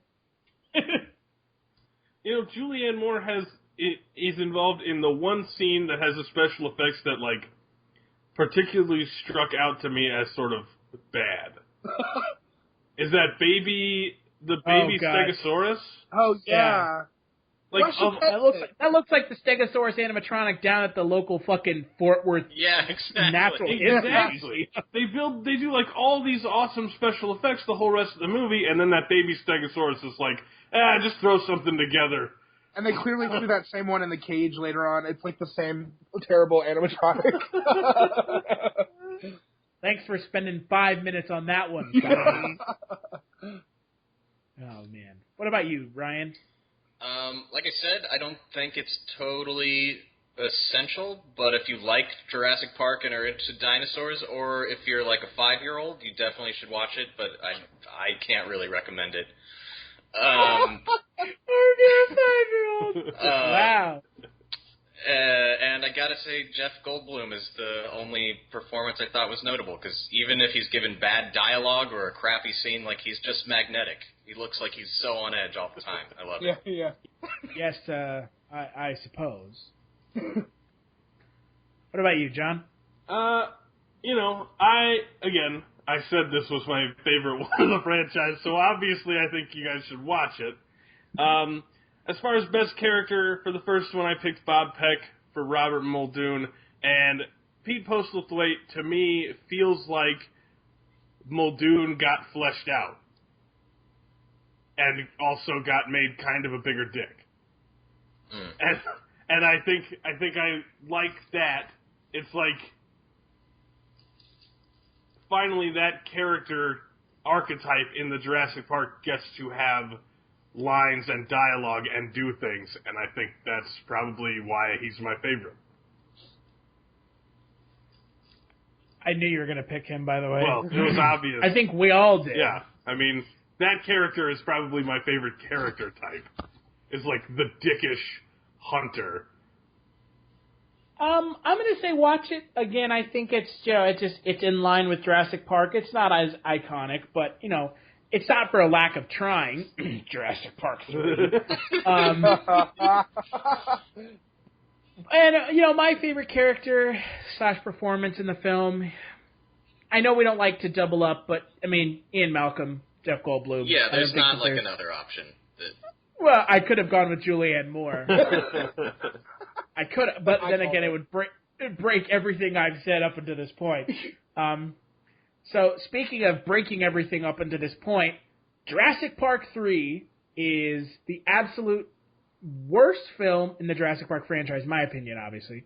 Comes out 4 years after Lost World. Not directed by Steven Spielberg. It's directed by Joe Johnston, who made my favorite comic book movie of all time, The Rocketeer. Time out. I gotta pee. And I can't say. I'll go get some water then, I guess. I'm just gonna poop on camera, so.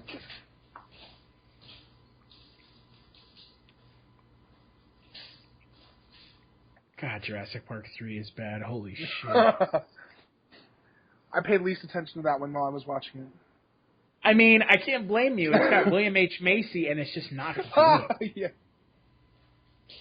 God. Yeah, I agree. Like, he's probably, yeah. The whole movie is just bad. I mean, there's like no kind of two ways around it. Yeah. I kind of feel bad for Joe Johnston. At the same time, I don't, because he's rich, so. Yeah, whatever. He is rich. I mean, whatever. Okay, I'm back. I can't believe I'm going to defend a movie that I'm not even going to recommend at the end of this. You're not going to recommend Jurassic Park 3? No, and I like it more than the second one. Wow. Wow, that's really special, Ryan. Okay, where was I? You just said it was directed by the guy that directed The Rocketeer. Yeah. Joe Johnston directed... Okay, hold on. Give it a second. I want to give it some space so I know where this is. I thought you already went to the bathroom. That was I me. was filling up a cup of water. That was really loud. I won't do that anymore. Sounded like you were peeing. I brought a pitcher. Dude, you're wasting water in L.A., bro. What the fuck are you doing? By drinking it? I didn't just pour it on the ground. You should be saving it, Ryan. Okay, hold on. So we'll give it 5 seconds, then I'll start.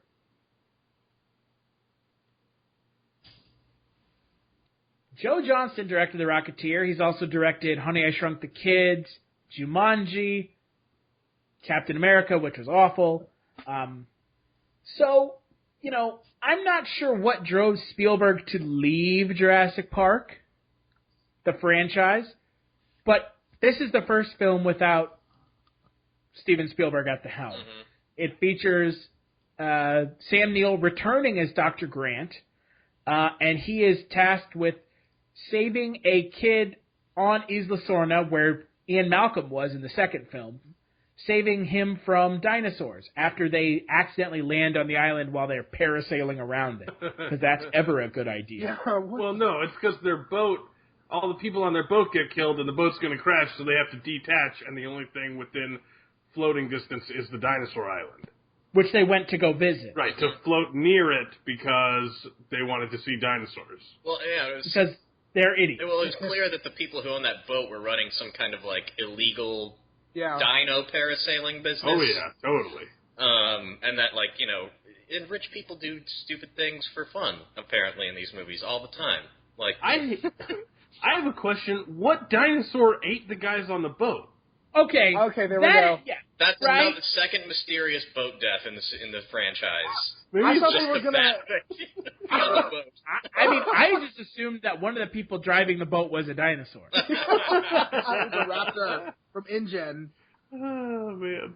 I thought, honestly, when I saw that, I thought they were going to introduce a water dinosaur, and I was, like, excited. But then I never saw it. Like, it just never happened. Yeah, and Well, I mean, I guess the Spinosaur was in underwater at one point. I guess it could have That's been right. the Spinosaur, but it's totally unclear.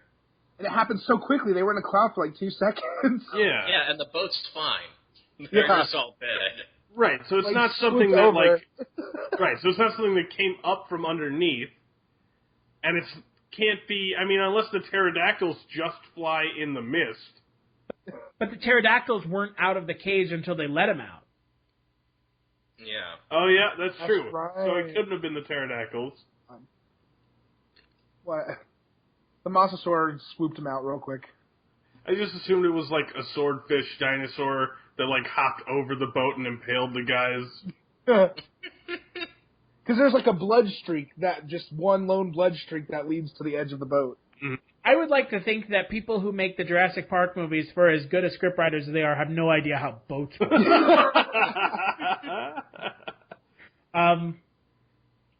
Sean, starting with you, what did you think of this movie? So, I know this is the first one, by the way, that I saw in theaters. That's like the first time I was like old enough to watch it in a movie theater, and I was excited for it to come out because I love the first two, and you know I won't lie, I liked it when it came out, and then after watching it over the years, you start to realize that it's not really a Jurassic Park movie, the way that the first, you know what I mean? It's just like its own, it's a different sort of dinosaur movie, I guess. It just, and it's not that I don't think it's a bad movie, to be honest. I'm just not as interested in it as I am. I'm not emotionally invested in it the way I am with the others, I guess. I mean, yeah, I think you've kind of summed it up in at least my feelings. What about you, John? I have a few things to say about this movie, and the first and most important of which is, God gave me a gift. I shovel, and I shovel well. Oh, William H. Macy, you beautiful bastard. You know, I remember, before I watched it this week, I remembered hating this movie. And I sort of understand why rewatching it, but I think I probably overreacted to certain things. It's not a good movie, but it's also not as bad as I remember. It's not like fucking, you know, get drunk and shit-faced bad. It's like just, wow, this movie kind of blows. The kid is terrible. The couple is terrible. Literally the only characters I liked were the three mercenaries that weren't really mercenaries, but they were actually just like dudes with cool guns that they bought online. And they were just like, yeah, sure, we're mercs, we'll do whatever. And they get like royally wrecked in pretty awesome fashion really quickly, and then literally no one else dies. Yeah, that's right. Yeah. And the other thing that super pissed me off when the first time I saw this was Grant's assistant. Billy Brennan. Yeah. He you know, he gets taken off by the pterodactyls. And you're like, oh, he's dead. The last thing I said to him was that he's no better than the people at this park. And fucking Grant has a whole goddamn monologue about how sad he is about that. And then somehow the helicopters just have Billy in them, alive, kind of roughed up a little bit.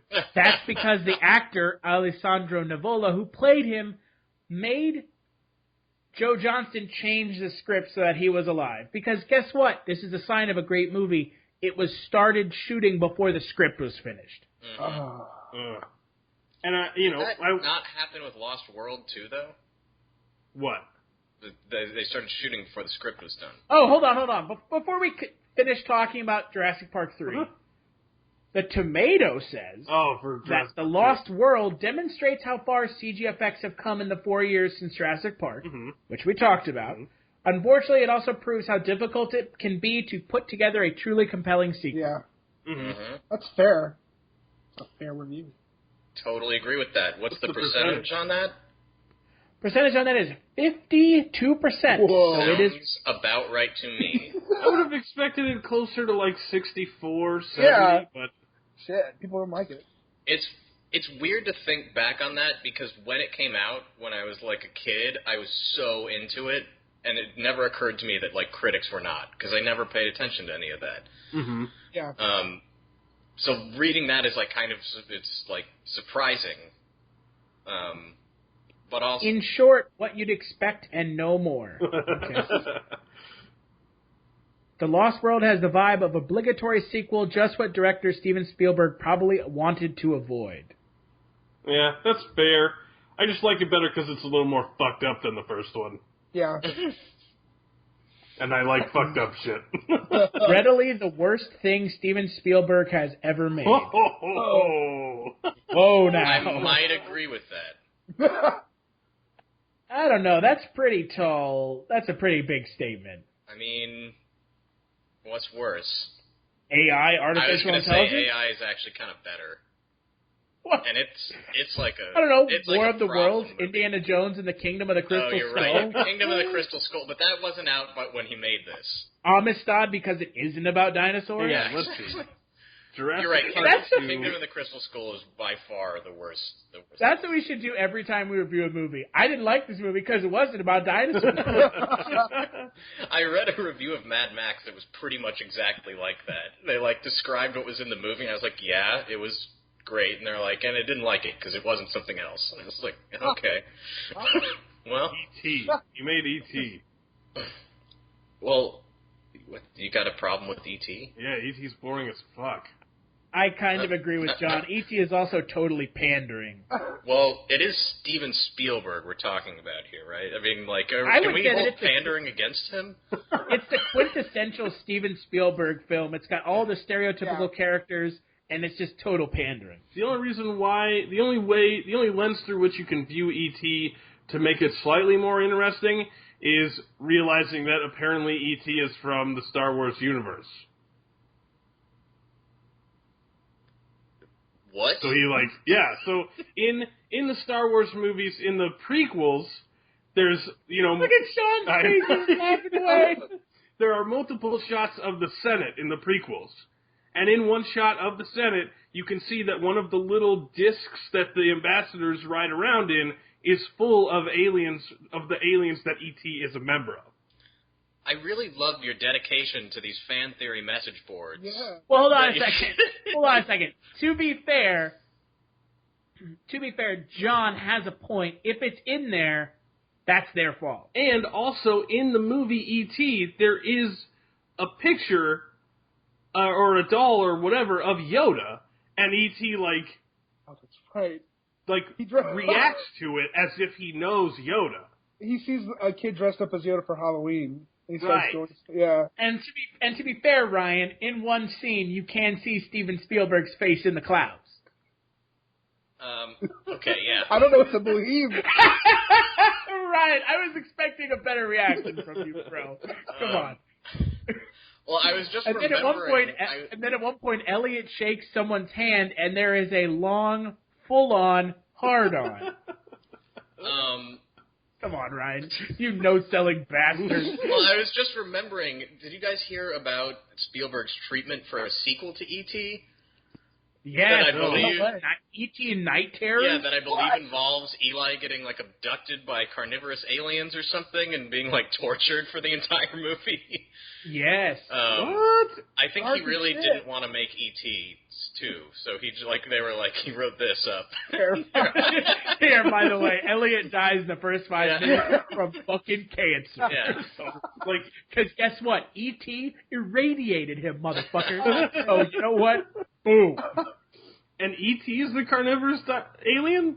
It's like people who tracked E.T. there or something, some other kind of alien comes. Yeah, no, I've read about this. I'm sure it's on IMDb's trivia page. That's insane. Because he literally didn't want to make it. So he's like, fine. and you know what? At the beginning, E.T. pulls out a gun, shoots everybody, and then he starts doing cocaine. Tell that to kids. I would watch that fucking movie. I would too. Yeah. I'd watch a movie about badass carnivorous bounty hunter aliens coming to Earth to try and find E.T. I used to have an E.T. Furby. You know, like it was like an E.T. that would learn things. It scared the shit out of me every night. It would turn on. It was covered in that really awkward plastic. Yeah, it's like Point at you and go, ouch. Yeah. I too used to own one of those, and oh my god! Ouch, as in I will make you say ouch. Ouch as in don't put me in the microwave to kill me. Oh god, that was terrifying. Yeah, I just scared. Oh god, Man. You know, if Spielberg had made that might have been his worst film. E.T. Or like his masterpiece that everyone argues about because they Yeah. decide. To be fair, Steven Spielberg has never really made a scary movie. Jaws, Eh, Poltergeist. that wasn't Spielberg. Wait, that was what am I produced. saying? Okay. Tobe produced. Hooper directed. But it did have very Spielberg feeling. I thought. That's true. So. Steven Spielberg is kind of like Michael Bay, but the opposite. If it's produced by him, kinda is a Spielberg movie. Yeah. Except for Transformers, because fuck you.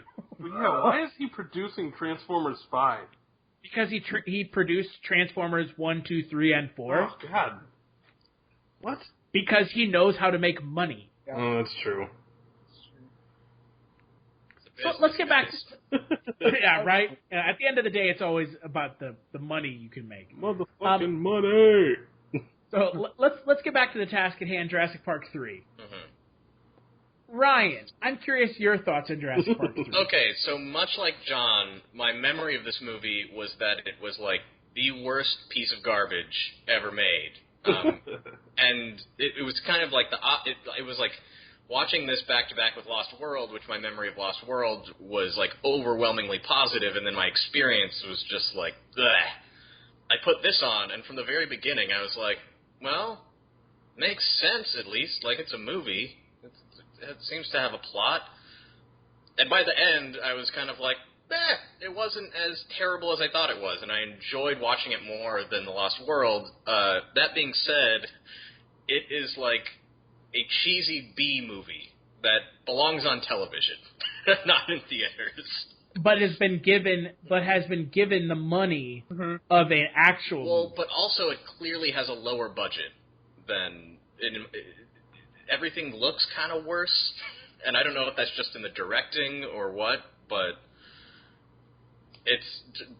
I don't know, but I actually enjoyed it. It had a larger budget. I thought it had a larger budget?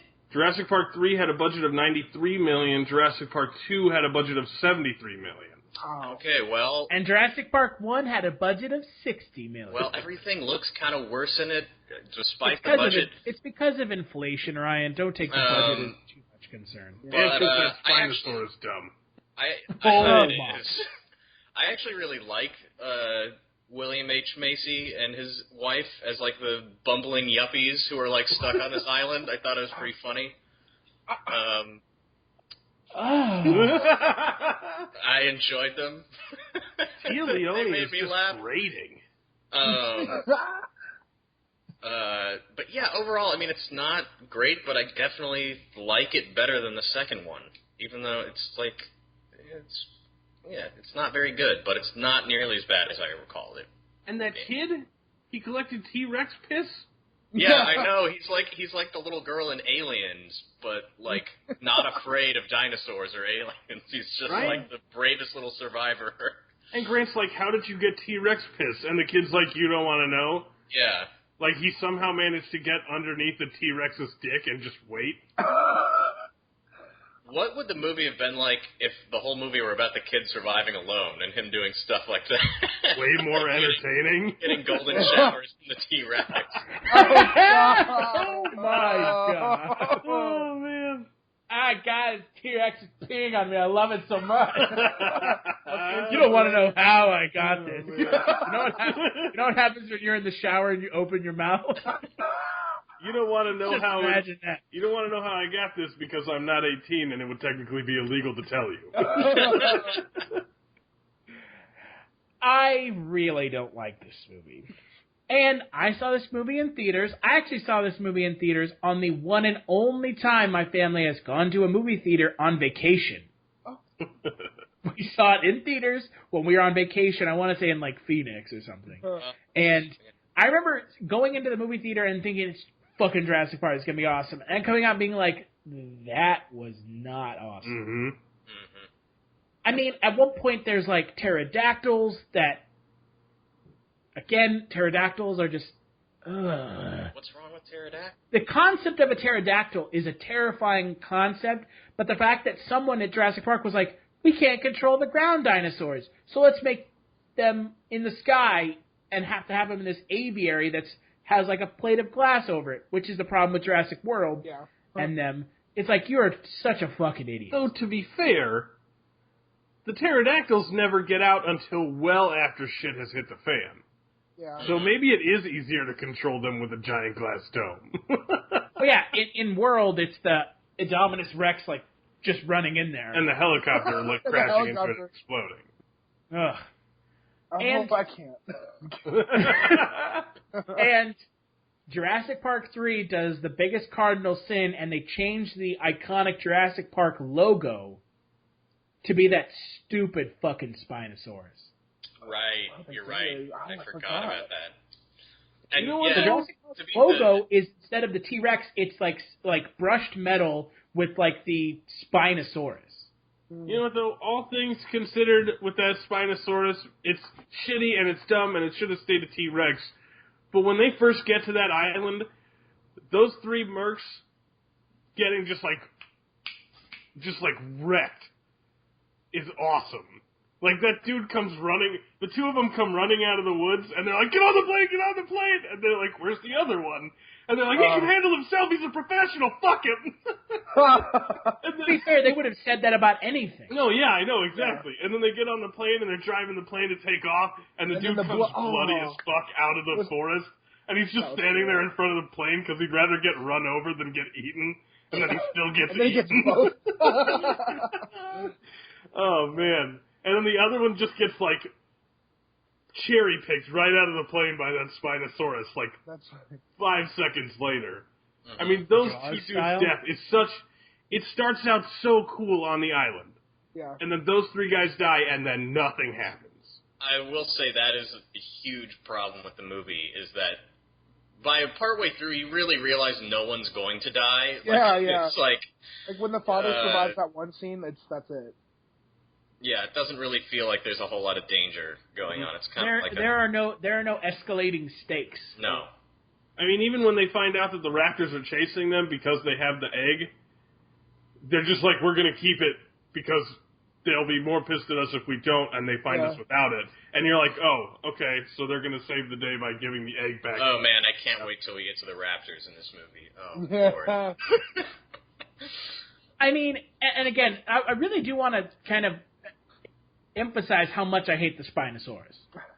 It is really stupid. The Spinosaurus kills the T-Rex. As almost like a slap in the face to the fans. Because he grabs it by the head and snaps its neck, right? Yeah. Yeah. Like he snaps its neck and then like looks up from the body at the characters. And it's just like, he throws the body at them, too. He's like, fuck you. Yeah, try and get a fucking T-Rex this to save you. Fuck you. This was the first time, I guess it sort of was like to me it felt like a foreshadow of like what Jurassic World did. It gave them some kind of like, it was the first time where like we realized they have like a higher intelligence. Like the whole thing with the cell phone, like doesn't it like lure them with the cell phone? Like that's fucked up. Like that freaked me out. Oh, with the satellite phone? Yeah. Inside the Spinosaurus' gut? Mm-hmm. Yeah. It's just like sitting there in the woods with its mouth open. They hear it ringing all the time. Yeah. It's just there. It's looking at them. Well, I think that was like their weak attempt at trying to recreate like the water rippling when this Tyrannosaurus walks, and instead they hear a ringtone and they're like, oh god, no. I do really like the idea, like I have an image in my head of the Spinosaurus standing just inside the tree line and just sitting there with its mouth open, waiting for the phone to ring. Just grinning, like, I'm gonna really freak these guys out, man. Oh, man. But the Spinosaurus is totally like a lame dinosaur. Yeah, if you're going to invent a dinosaur, you should do better than that. But they didn't invent it. Are you sure? It's like an actual Spinosaurus dinosaur. is a real dinosaur. Oh, really? I didn't know that, but It's just not as like. I mean, you know, people called the T-Rex the king of the dinosaurs because it's the biggest, baddest, scariest.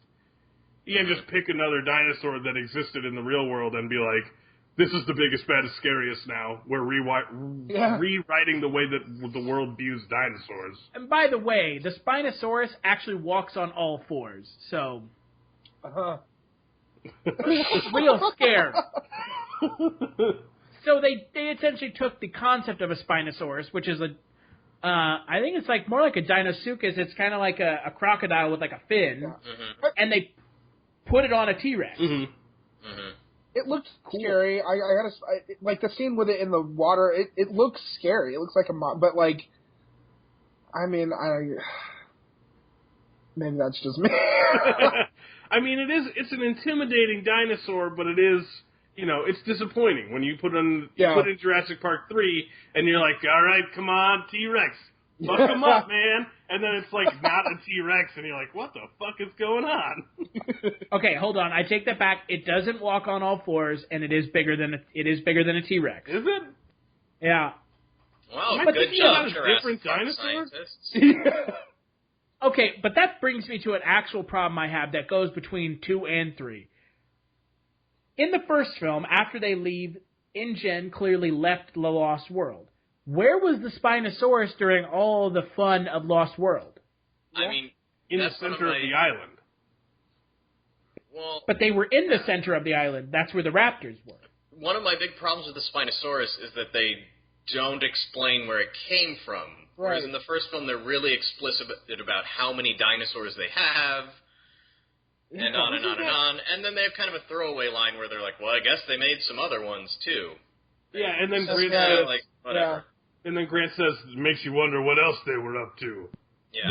Which is the thing I did like about in Jurassic World, which they kind of go back to that in Jurassic World. They're like, oh, they're, you know, Henry Wu is just like fucking making wacky shit. Which means that in the island of Dr. Wu. Yeah, which means that in the first film he was the crazy asshole that he is in Jurassic World. They don't give him enough character fleshing out for you to realize. It's just like a secret through the original trilogy. I mean, that's the only way to describe it because the Spinosaurus is kind of the evidence of that. They just, I mean, he's just like, hey, I like dinosaurs. Check out this raptor. It's really cool, isn't it? As opposed to, like, I'm making these monsters with, like, cuttlefish DNA because I'm a fucking nutso. Like, Okay, well, when we get to Jurassic World, we'll talk about that. Ooh.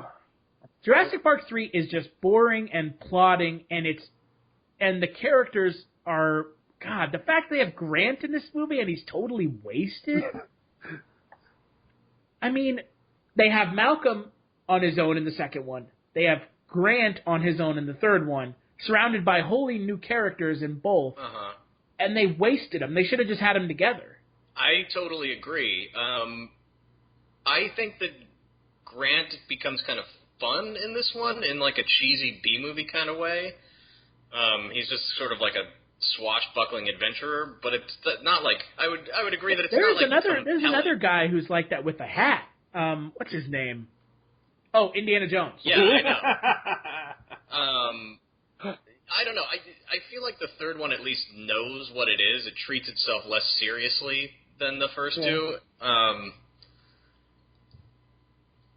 It's so hard for me to defend it because it's not good, you're right, but I do think that it holds together better than the second one. Like, it's lacking some of those explosive sequences, but it actually, like... That's not saying much because the second one is not a very coherent film anyway. Yeah, and I guess to me it's more important that a film be coherent than... Yeah. I mean, the third one is a lot more concise. It's like, it's a smaller cast. It's a straightforward story. Yeah. It's like the story half an is hour simple. shorter. It's save the kid from the island. Let's get off. That's it. That grading kid who they just fucking left him. Yeah. Oops. I never saw him. One thing I wanted to, because like when they land on this island, they find the guy who was who was gliding with the kid when they crashed, you know, and his skeleton is like, there's nothing left, like there's no meat on those bones. It's just a skeleton. And I instantly was like, wait a minute, how long ago did your kid go missing? Like a year ago? Like the body's like completely decomposed. It's like a week, right? Hey, yeah, and I was just wondering if that bothered anybody else. The compies got to him. 8 weeks. Yeah, maybe the compies got to him. I don't know. Well, first off, he was in a tree, so I don't know how the compies got him. You know what I assumed? You know what I assumed? That the raptors harvested his skin to make a man suit? That's what he was. Even better, John. You know what Grant was eating in that little tin? You're right. Ooh, what if he did? What if? That's right. That kid ate that guy. Where the fuck you gonna get food for 8 weeks otherwise? Killing compies? And then scaring them away with T-Rex pee? I'm just saying, bro. He totally ate that guy. Okay, I that's buy the it. best explanation. Yeah. And it also adds a lot of darkness to that kid's character and makes it it does. It totally does. He had to do whatever it took to survive, man. And that was kill his stepdad. Yep. Oh. Who was a total dipshit to begin with, so he totally deserved it. Mm-hmm. You know, we've talked about the kids in all the films, and this kid in this movie is really awful. But I'm not sure why. He's not, like, particularly whiny or even, like, grating. Well, it's like when he shows up, the movie totally changes. Yeah. Into like this, there's like this little hero kid who's like a total badass. That's like wish fulfillment for every little kid out there. It's like, you know, you're like, oh yeah, if I were stranded on Dino Island, that's what I would do too. And he's got his own little like clubhouse that he lives in. Mm-hmm. And he's gathering T-Rex piss. Yeah. But and yeah, I think it just like, it's totally so different from any other movie. Yeah, and then it becomes an escort mission, essentially. Yeah. Which is always the worst part of any video game. It's true.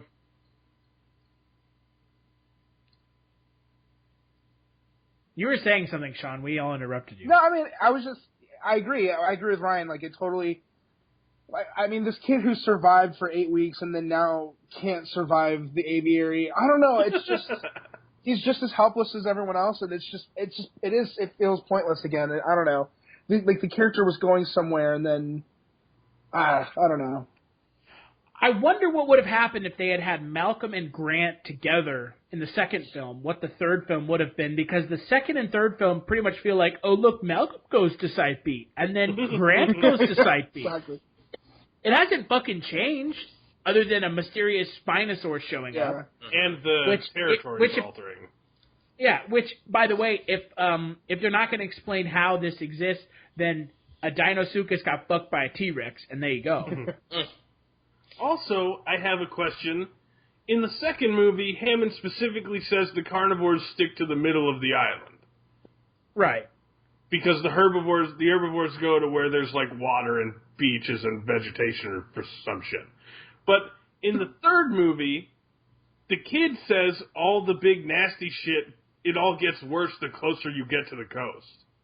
So when, like, did the T-Rexes changing their territory position in the second movie just make all the other dinosaurs shift around the T-Rexes? I just figured that the bad dinosaurs were towards the coast now trying to hitch a ride on a boat. It's like hanging their talons out like...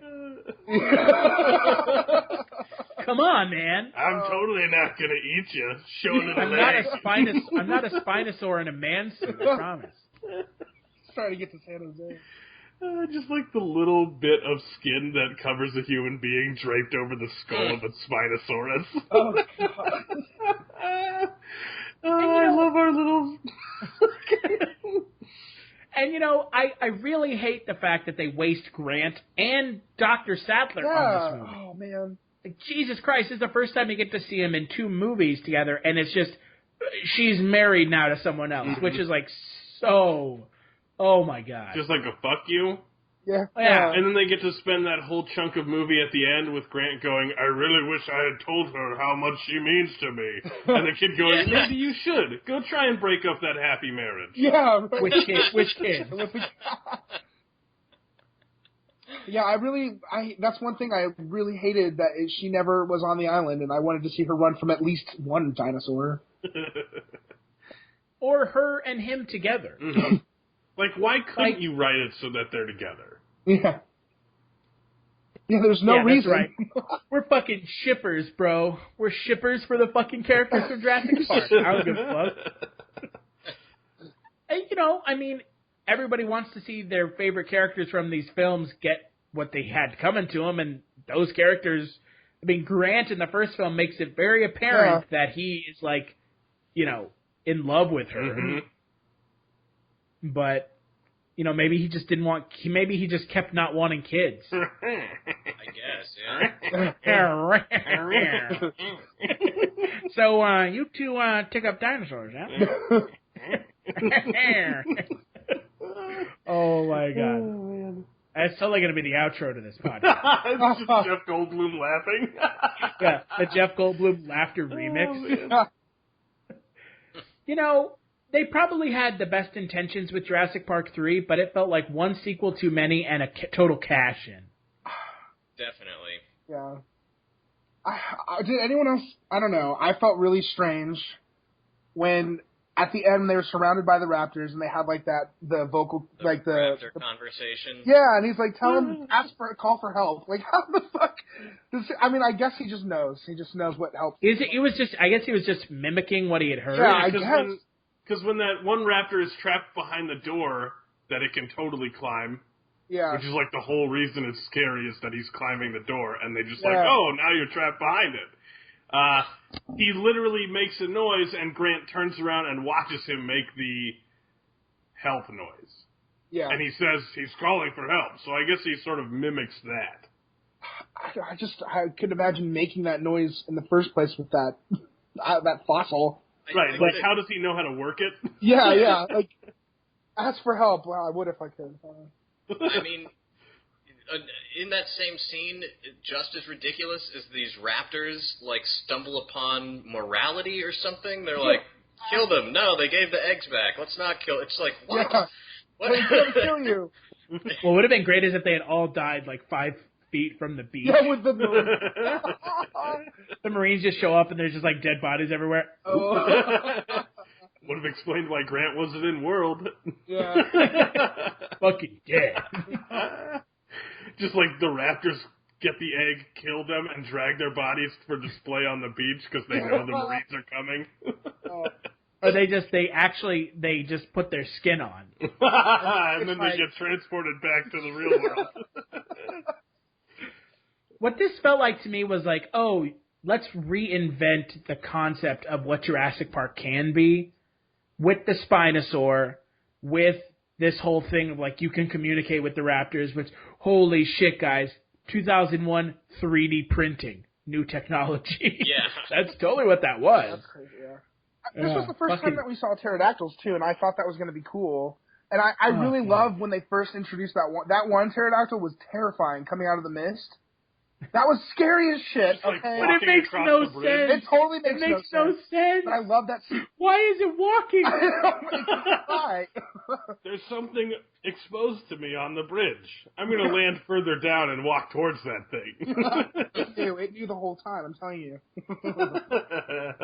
It just made no sense to me. I was like, why is this pterodactyl walking like a human? Because like, they're it looks learning. on its elbows. Well, I mean, it's walking as close to being a human as possible. It was creepy. It was, but I... Well, how It, else like, would makes- it walk? I don't know. It doesn't have to walk. It can fly. You can't It just could've stay in the air forever, though. You gotta. The birds walk too, but they can fly. But birds hop. Birds hop. They don't walk on their wings. Well, eventually this thing will become a bird. Listen They'll here. learn That is how to hop. unfounded.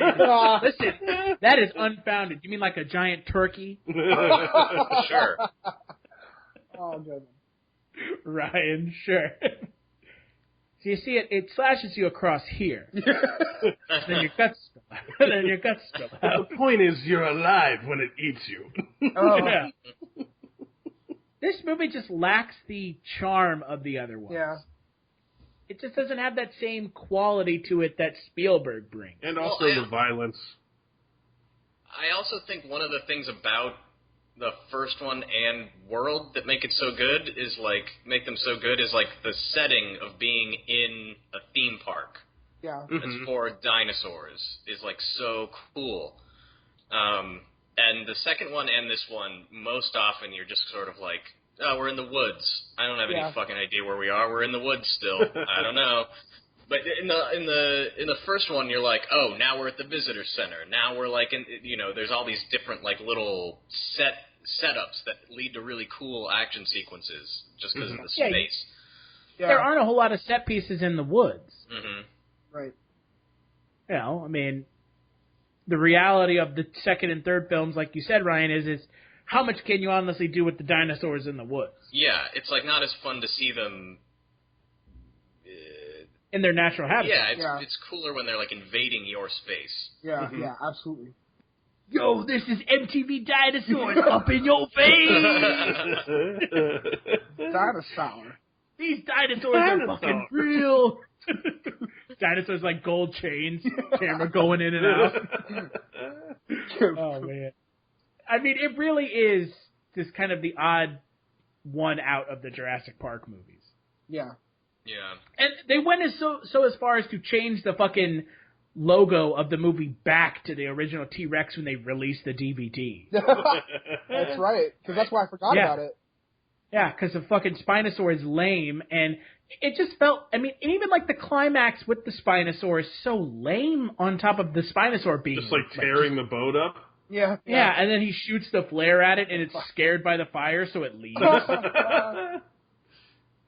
The T-Rex never just left because it was scared. The T-Rex ate everything and then was like, yeah, fuck it, I'm out of here. Or it got, like, run away from. Yeah. Got run away from. I mean, it's just like Spinosaurus scared of fire. What a beauty. Hey, but it snapped that T-Rex's neck, which means it's awesome. That was like the only way that they could quantify to us is why it's a badass animal. Mm-hmm. It beat the other badass animal from the other movies. Yeah. But not both of the other badass animals. Yeah. Yeah. It didn't fight raptors and T-Rexes at the same time. Or just two T-Rexes, even. Yeah. I mean, two T-Rexes would have killed that Spinosaur. Yeah. And by the way, in Jurassic World, they totally try to say "fuck you" to the Spinosaur. At really? the end, when the T-Rex like smashes through the Spinosaur skeleton. Oh, that's what that was. Is that what that skeleton was? Yeah. Oh, I'm glad you know. Fuck you, Spinosaur. Boom. Thank God. Yeah, I mean, I know we did kind of like, our favorite scenes from the last two, but I don't even know if I have one in this movie. I do. I guess if I have one, it's when they're in that lab and they're looking at everything, and there's a raptor just waiting. Like that. Oh my god! I spent this whole movie. I was watching this with a friend as well, and she and I spent this whole movie, voicing two raptors, and mine was Carl and hers was Petey. And so every time a raptor did something fucking stupid, slapsticky, we'd be like, Carl, check this out. I'm gonna pull a prank on him. When they come into this lab, I'm going to stand behind this glass tube and sit there unblinking until they look, and then I'm going to freak the shit out of them. And that's what happened. Because it's like the raptors are literally just like fucking with them at this point. Yeah, really, truly. I like the Mohawk raptor. Right. Yeah, with like the weird little spines down his back for no reason. They totally give all the raptors their own, ridiculous look, and I'm so sure that in toy stores they had names on the boxes. Oh, yeah. And there's 5 different, raptors, and there's, Spike and Rex or whatever, and, they all have, different personalities. Little, bios on the back of the boxes. Yeah, exactly. Yeah. God. No, to be fair, that's what they did in Jurassic World. Oh, yeah. They did the same thing. They straight up named them.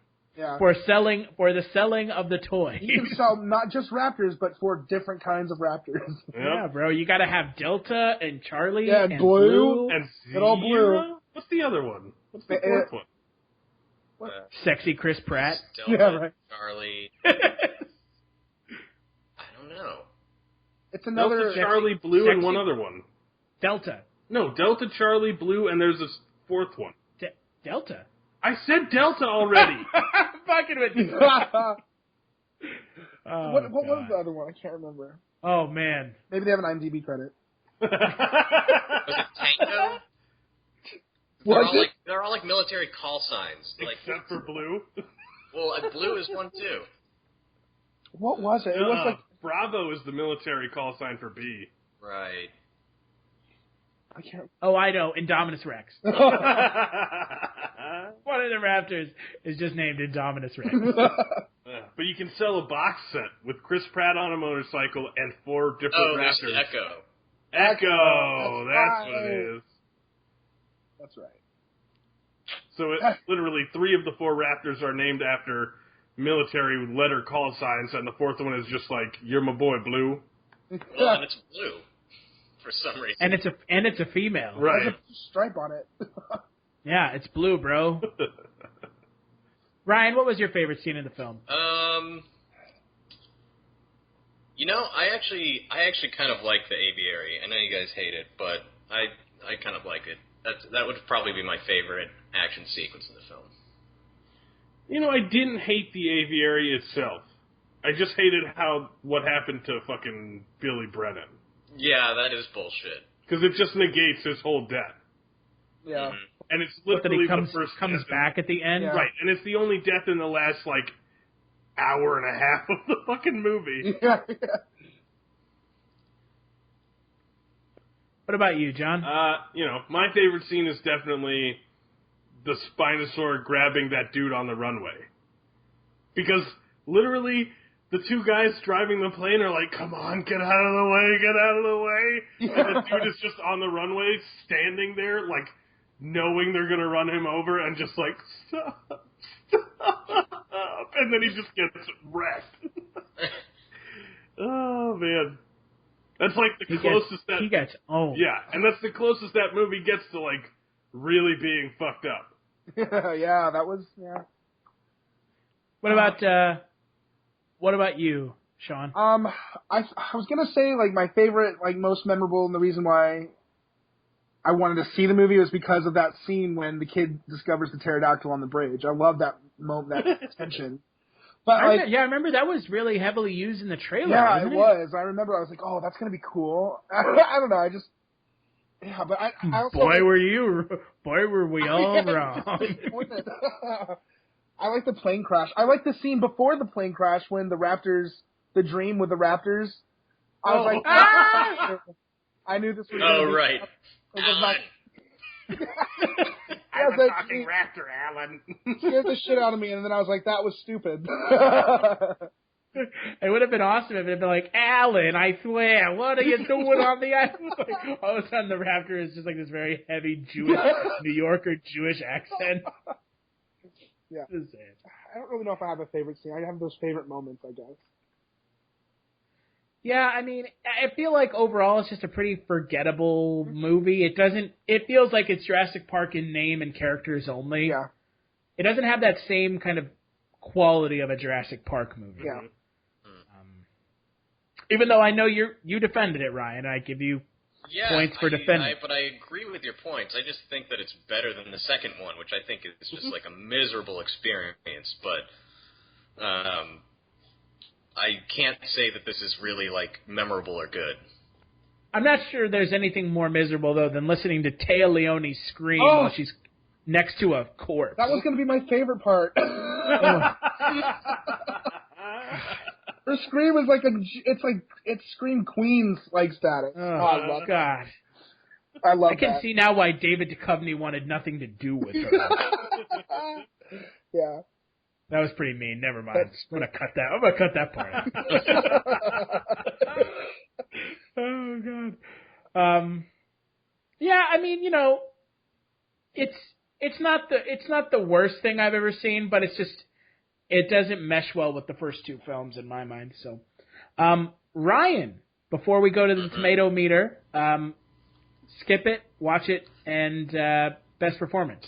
I gotta say probably skip it again, but I also like it better than the second one, so if you're into Jurassic Park, maybe check it out, but I don't really give it a thumbs up. You are a man of true paradox, Ryan. I defended it, but skip it anyway. Well, yeah, I mean, You defended I'm it going to say relative William to- H. Macy, just because I thought he cracked me up, and I always love William H. Macy, so I'm going to say it. William H. Macy is Paul Kirby was my favorite performance. The iconic character of Paul Kirby, dude. Yeah. On the so Lego Jurassic World came out earlier this week, and one of the DLC packs for it said you can play as the iconic characters of what's his character's name? Amanda or Paul and Eric Kirby. I was like, oh, those must be the ones from Jurassic Park. Yeah. Oh God.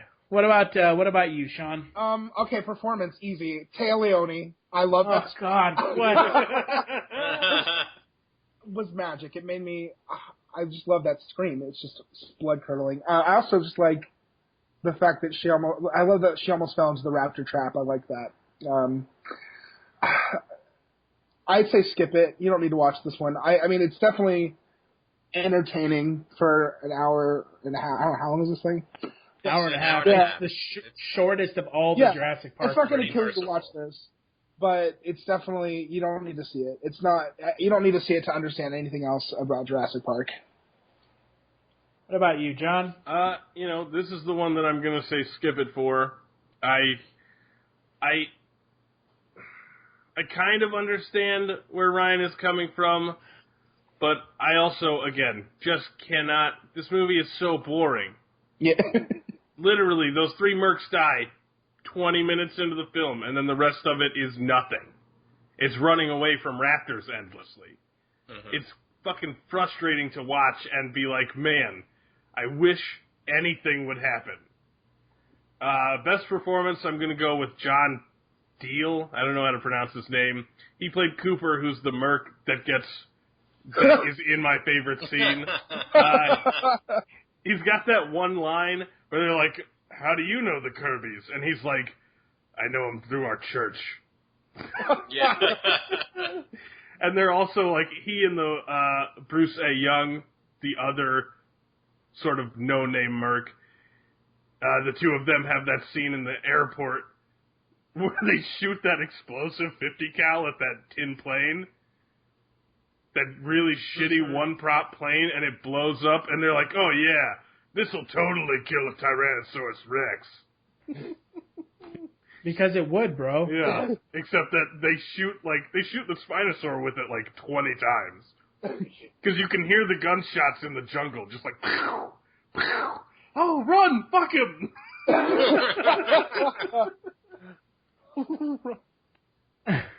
I'm gonna say skip it. Obviously, I think this movie is pretty bad. I mean, I can see, again, I'm with John. I can see your point, Ryan, but I think that what makes me angry about this movie is they took Grant as a character and wasted him on this movie as opposed to just having him in the second one. And for best performance, I'm going to go with Sam Neill as Dr. Alan Grant. And also, big props to Sam Neill for putting it in your contract that they had to premiere this movie in your little town in New Zealand. You fucking troll. I'm done with this movie. Premiered in my hometown. So, Rotten Tomatoes says, Jurassic Park 3 is darker and faster than its predecessors, but that doesn't quite compensate for the franchise's continuing creative decline.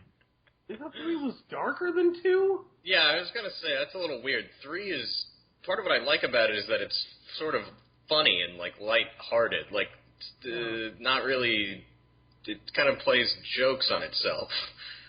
These people are not paying attention.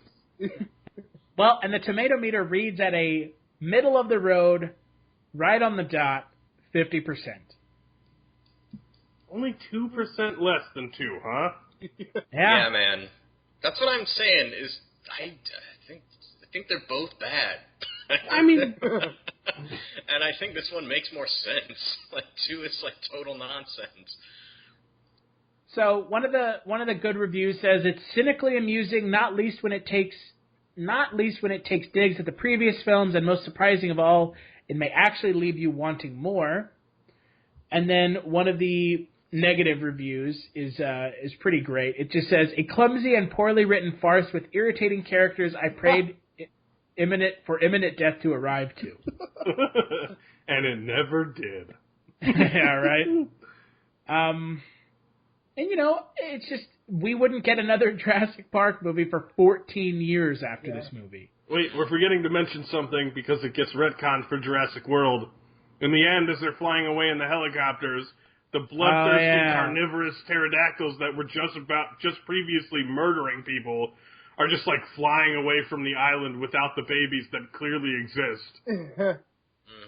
Just like right alongside the helicopters going out into the rest of the world. And Grant, who had just seen them prior, almost fucking try to kill him, goes, well, I guess they need to find their place in the world. No, they fucking don't. Shoot him. No, yeah, they need to do that shit that the guy in the helicopter does in Jurassic World. And just, like, pull up the machine gun and blah, blah, blah. Okay, we're done. One shot and he's down. I like that.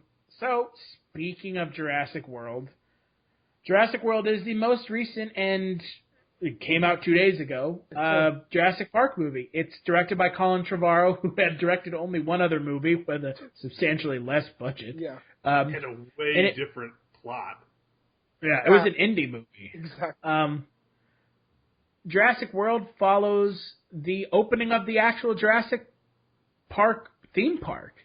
The park gets actually opened for the first time, after a company buys InGen, the Maserati Corporation, and they make a genetically modified T-Rex raptor monster. And it goes amok on the island. Because... kind of like this other movie, Jurassic Park. Yeah. Sean, what did you think of this one? Okay, saw it twice this weekend. And I thought it was fun. But I thought it was the exact same thing as the first one, with every single trope that you would expect to come from a remake in 2015. So I definitely liked it more than 3. I just thought, this. I gotta say, overall, the pacing is the thing that killed me with this movie. But I can't say I love it, but I didn't hate it. I really didn't hate it. What about you, John? Again, I have a few things to say about this film. I think that the characters are all really dumb or really cliche and or really fucking annoying. I think that the plot with the whole let's turn raptors into weapons and let's genetically modify completely new dinosaurs and let's use intercompany politics to try and take over different parts of the park. I think those parts are really dumb and really cliche. And the biggest fear that I had was that the raptors were going to be turned into pets after watching the little motorcycle drive scene of the trailer.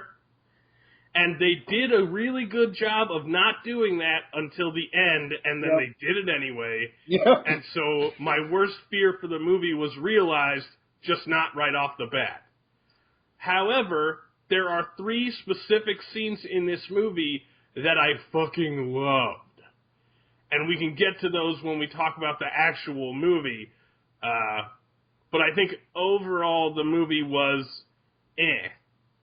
Yeah. And I can only overlook the absolute dumb shit. Because for 2, I overlooked the dumb characters because it had characters I really liked and action scenes I really liked.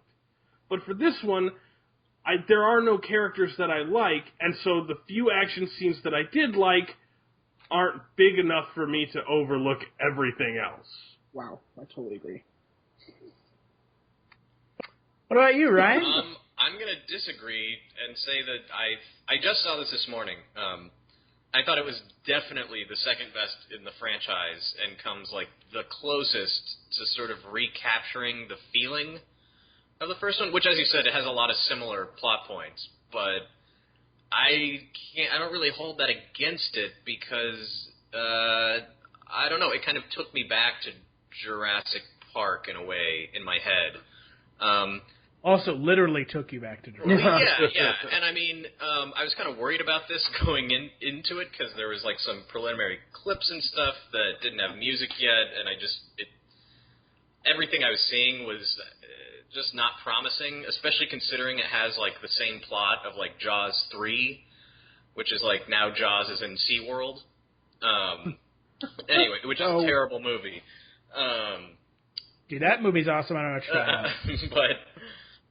And I don't know, none of the characters really stood out to me as great like they do in the first one, but none of them bothered me. Like, I didn't think any of them were necessarily bad or poorly acted. I don't know, and I really liked it. I thought it was fun. There is some stuff that doesn't make a ton of sense to me, like the military guy who wants to weaponize dinosaurs. Like, at no point does he see anything that should convince him that dinosaurs are ready to be weaponized. Yeah.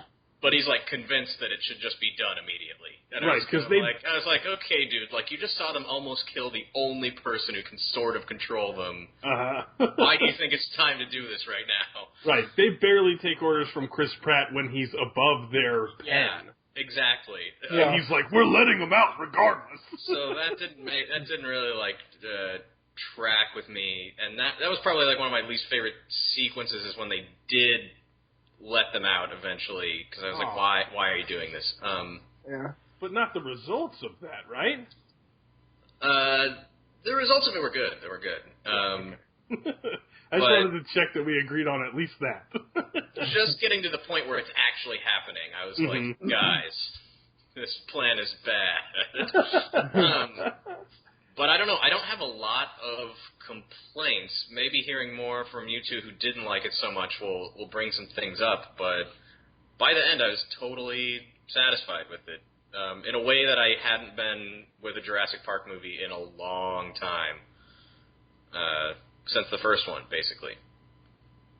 I like Ryan, went and saw this movie this morning.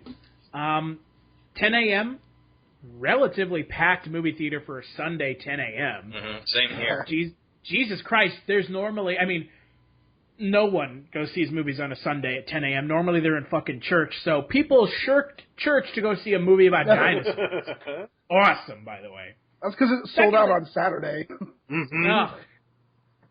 Secondly, this movie is on track, and I'm guaranteeing you it will beat Avengers as the biggest opening of all time. Yeah, probably.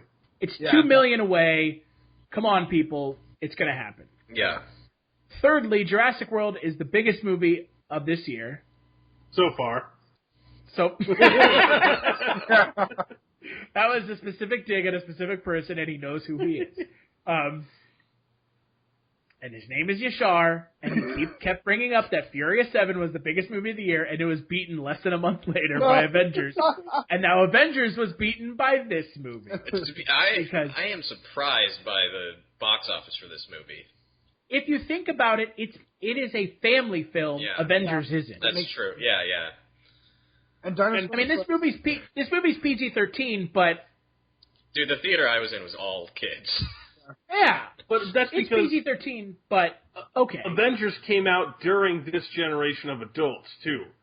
Whereas the first Jurassic Park came out when this generation of adults with children were kids. Yeah. Mm-hmm. And now they're taking their kids so it gets the whole generation before, and it gets all of the kids that generation is now dragging to the movies, whether they want to go or not. And everybody knows you don't let kids see movies for free. Mm-hmm. Nope. Yeah. You just charge a reduced rate. Right. The same rate as veterans and old people. Yeah. I'm with Ryan. I really like this movie. Probably a lot of the nostalgia is there for me. All that fan service. Just you know jerking off the first movie. Fan service was well done, though. There was the end.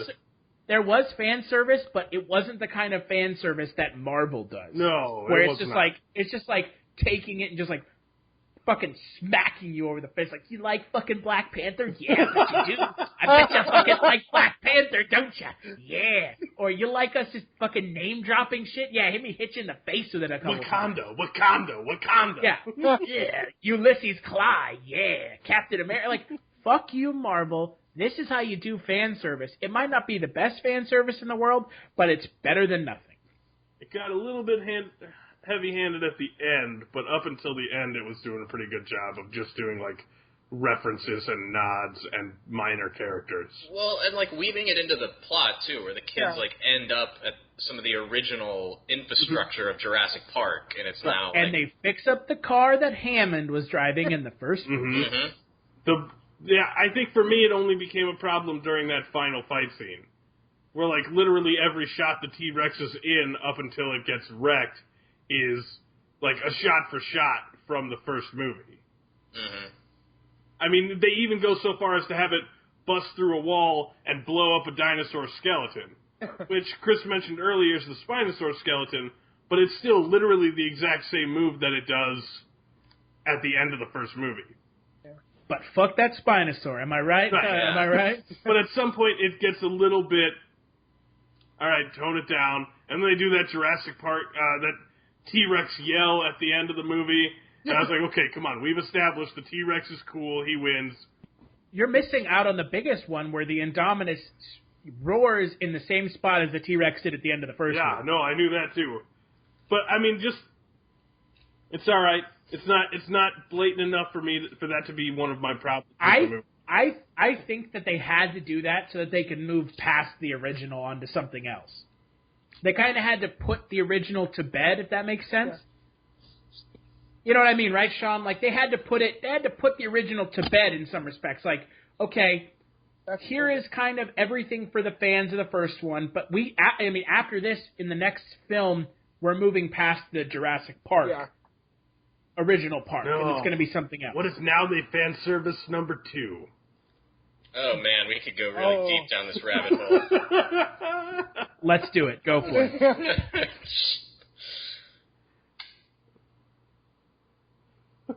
4 years from now, they're making a fan service of Jurassic World. You mean they're making fan service of Jurassic Park 3? There's a Spinosaur comes back? No, I'm saying, like, if we get a Jurassic Park movie every year, then we'll get 4 years from now, they'll have, and if each movie progressively fan services the next. Dude, there is no franchise that comes out once a year. Yeah. Once every 2 year. Okay, I mean, I still don't think that that's going to be the case. But that's I don't know how you can think that won't happen. If Jurassic World, because it's not owned by Disney. It doesn't matter. It's owned by not Marvel, but Hollywood Studios. It's owned by any studio in Hollywood. Will see this movie made the biggest box office opening ever in history. You know what? I believe it's because Spielberg. I believe it's because Spielberg's involved, and he won't let them make a bad movie.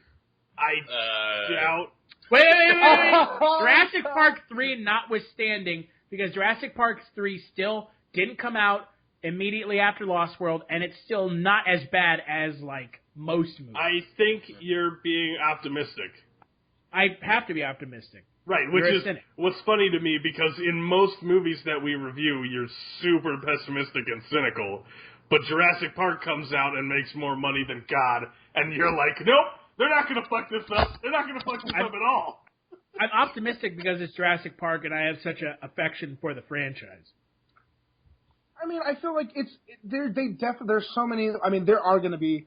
I mean, Chris Pratt talks about being signed on for the next whatever they make. 3. Yeah, that's the next 3, including this one. But like they even hint. So they're making a new trilogy. Yeah, that's what they kind of relate it to, like the Star Wars. But it wasn't like a trilogy. The first 3 weren't. The first 3 came out once every 4 years or whatever because it was just like, yeah, we could do another Jurassic Park. They didn't plan a trilogy, which is what they're doing. That's not the way that they do things anymore. Yeah, you know how they do things now? Any movie that makes money gets pumped out like goddamn assembly line, man. Your hopes and dreams for Jurassic Park are false. When are we going to see Marvel versus Jurassic World? Well, you know what? Probably never. I'm disappointed we didn't get to see is the original Jurassic World concept when it was in development was straight up that they were making human dinosaur hybrid super soldiers. That's going to be 5 and 6. Yeah, exactly. So I'm hoping we'll get to see that because all the concept art from it looked stupid ridiculous. All these like 9-foot humans with tails. Okay, so for those out there, let's not ruin Jurassic World. But I mean, I think there is a couple scenes from the film we should talk about. One of them being when a bitch gets eaten by the mosasaur. Oh, dude, that scene is it's one painful. of the 3. Oh man, that pterodactyl picking her up and throwing her around in the air and passing her from pterodactyl to pterodactyl. God. Yeah. And then swimming underneath to grab that bitch again. Uh-huh. Oh, that was rough. That poor girl.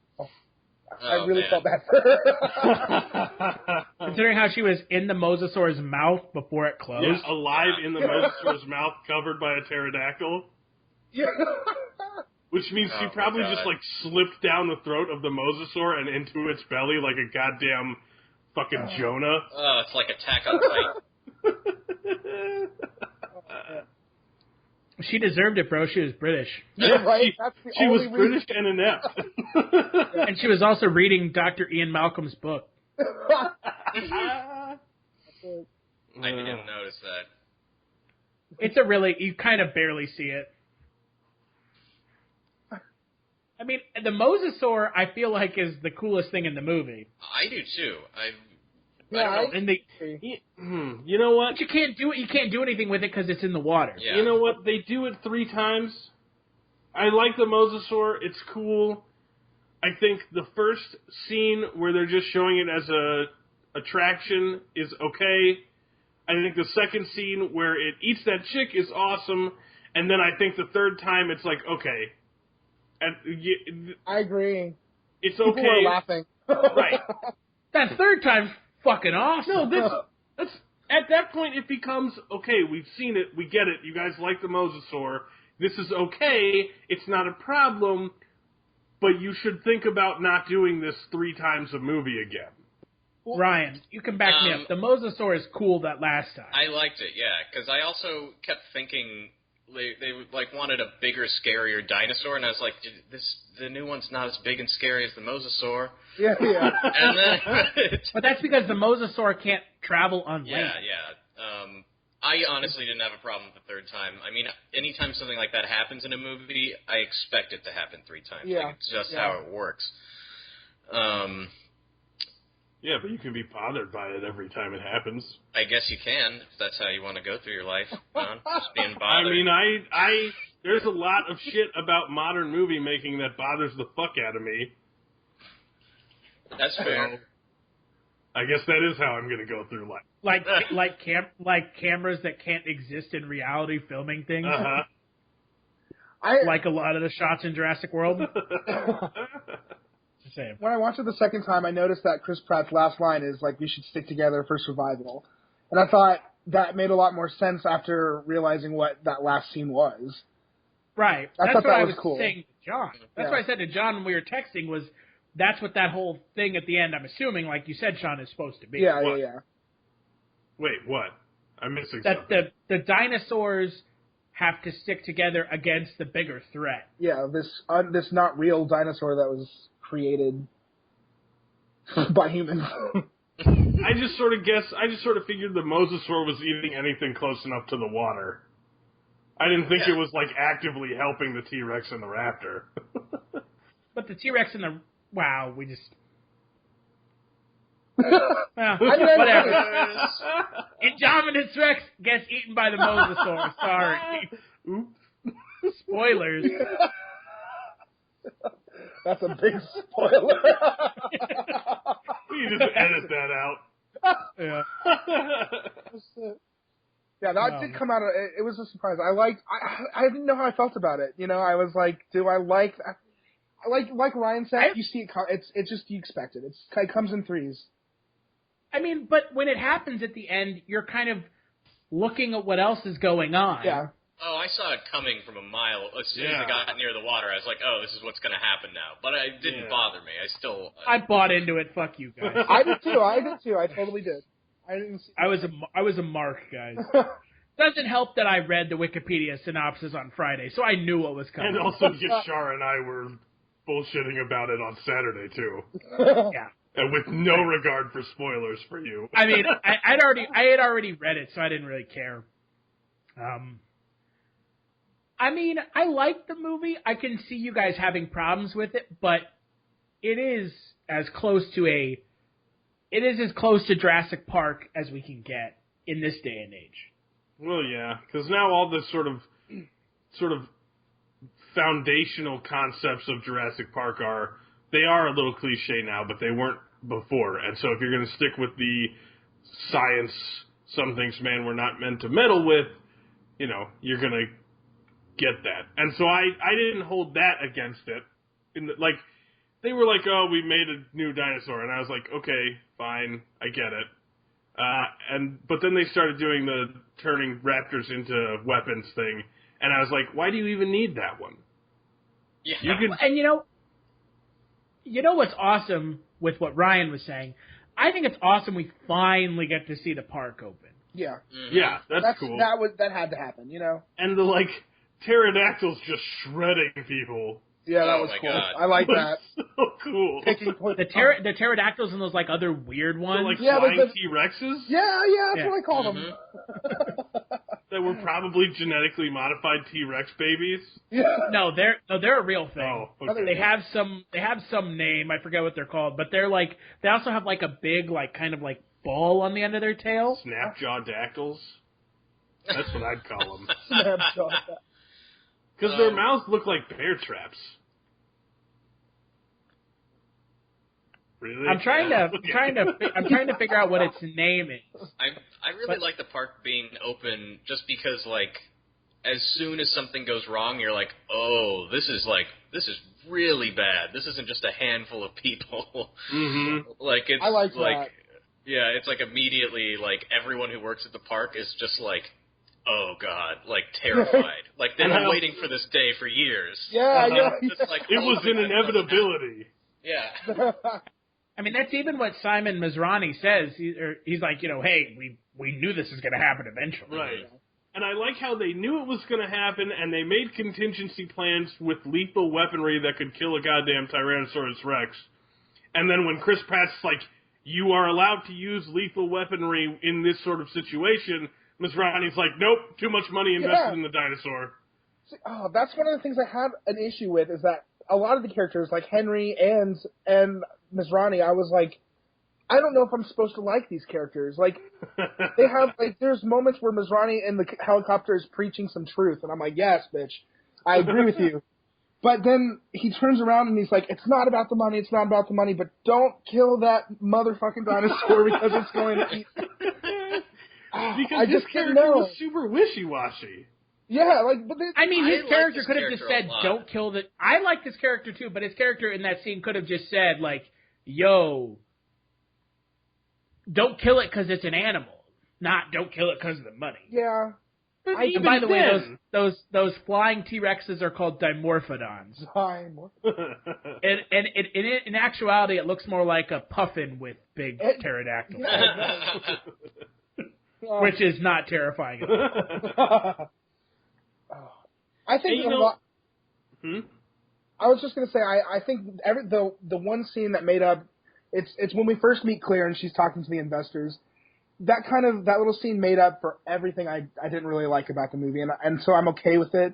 She literally talks about how it's hashtag more teeth. She's like, that's what they want. They want bigger, louder, more teeth. And I was like, hashtag more teeth. We need to get that a thing. That's how I feel about this movie, and it basically explains why the rest of the movie was going to be exactly the way it was. You can't release Jurassic Park again without adding all of these tropes that they totally added, and that's why I'm like, okay, they realize what they're doing, and they were creative with it. It's just it just bugs me, I guess. As a producer, it's like, it bugs me. and you know what? I mean, you know what cracks me up is, I mean, it took this movie 14 years to be made, but they talked about, they talked about making Jurassic Park 4 as soon as Jurassic Park 3 had come out. Yeah. Yeah. I mean, Jurassic Park 3 made money, so... Yeah. And, there was a time when they were actually making this film in 2004. Mm-hmm. Well, it was this crazy super soldier dinosaur business that they eventually abandoned. Kind of. A little bit. I mean, they kept some of it, but it's not the same. That's remains totally to going to be 5. 5 is totally going to be Woo on the secondary island being like, now I've taken a raptor and spliced it with human DNA. I'm a mad scientist. Maybe, but I think that would be fucking stupid. Well, it would be stupid, but it's Hollywood, bro. I kind of hope it happens. I think it'd be entertaining if they do it in the right way, but I think that, Nope. I mean, I don't have, a strong desire for more Jurassic Park, if it's going to be more of the same, so I'd be okay with them just going completely fucking insane with it. Well, and, Chris Pratt said, and I quote, he signed on for an unknown amount of sequels. Yeah. And Colin Trevorrow is not coming back for the next one. This is up for sure? That's what he said, yeah. He said that in May, so... Oh, okay. Chris Pratt, man, just wiping his ass with $100 bills at this point. Dude skyrocketed. Yeah. He went from fucking Parks and Rec being like a dad bod bro to, so hot. And everything, I gotta have my shirt off in these things. It was like Lego Movie, Guardians of the Galaxy, Jurassic World. Yeah. And now everything else is, when you're in the movie that is undoubtedly going to be the biggest opening movie of all time. It broke box office records this weekend. Kind of everything is downhill from there. Well, I mean, now... Unless your cast is like the fucking lead in Star Wars. Right. Now they'll put him in Star Wars. Not this one coming out in December, but the next one. Yeah. Because Chris Pratt, and it's not like he needs it, though. Because Guardians of the Galaxy, Lego Movie, and Jurassic Park are going to be all franchises forever. Yeah. You know what? We talk about this with Jurassic Park, right? I think that Jurassic Park is in an interesting situation franchise-wise because there isn't a real preponderance of stories they could go with past a certain point. Yeah. Because we've kind of seen all of this non-park stuff already with 2 and 3. Yeah. And now we've seen what happens when the park opens in 4. So I don't honestly know where they go past here other than having the dinosaurs on the mainland. Yeah. That's what I would say. Which would be really stupid because if that were the case, it would just be the army versus dinosaurs. Yeah, exactly. I'm totally down to watch armies of mercenaries fight armies of velociraptors. But the army of mercenaries wins in a city setting. No, but it doesn't have to be a city setting. It could be like fucking... Then it's just Jurassic Park 2. No, but it could be like in the mountains. But then it's just Jurassic Park in Colorado. Jurassic Dawn. Jurassic Dawn? Yeah, Dawn. Like Red Dawn. I was excited for Jurassic Dawn. That's how we find out how he gets to pee. I just want to see a movie where a bunch of Colorado high schoolers run off into the mountains to fight a resistance movement against invading raptor armies. So you just want Red Dawn with Jurassic Park? Yeah, instead of the anti-communist shit, just be anti-dinosaur. Dinosaur. That's Dinosaur. Really. That's. I'll be really in your blood. Or people start owning them as pets for real, like. Oh God! How to train your dinosaur. I don't know. I don't know where this goes, honestly. Yeah, dinosaur hybrids. I think they've covered all the ground that thematically the series set out to do. Yeah. And then some.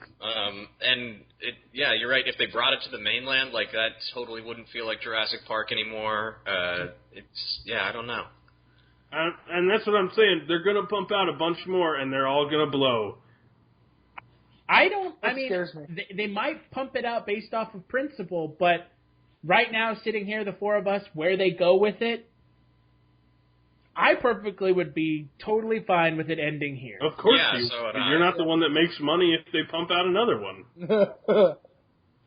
Even if I did, I mean, I would want it just for the money's sake, but I'd be like, it has to be something really great. Nope.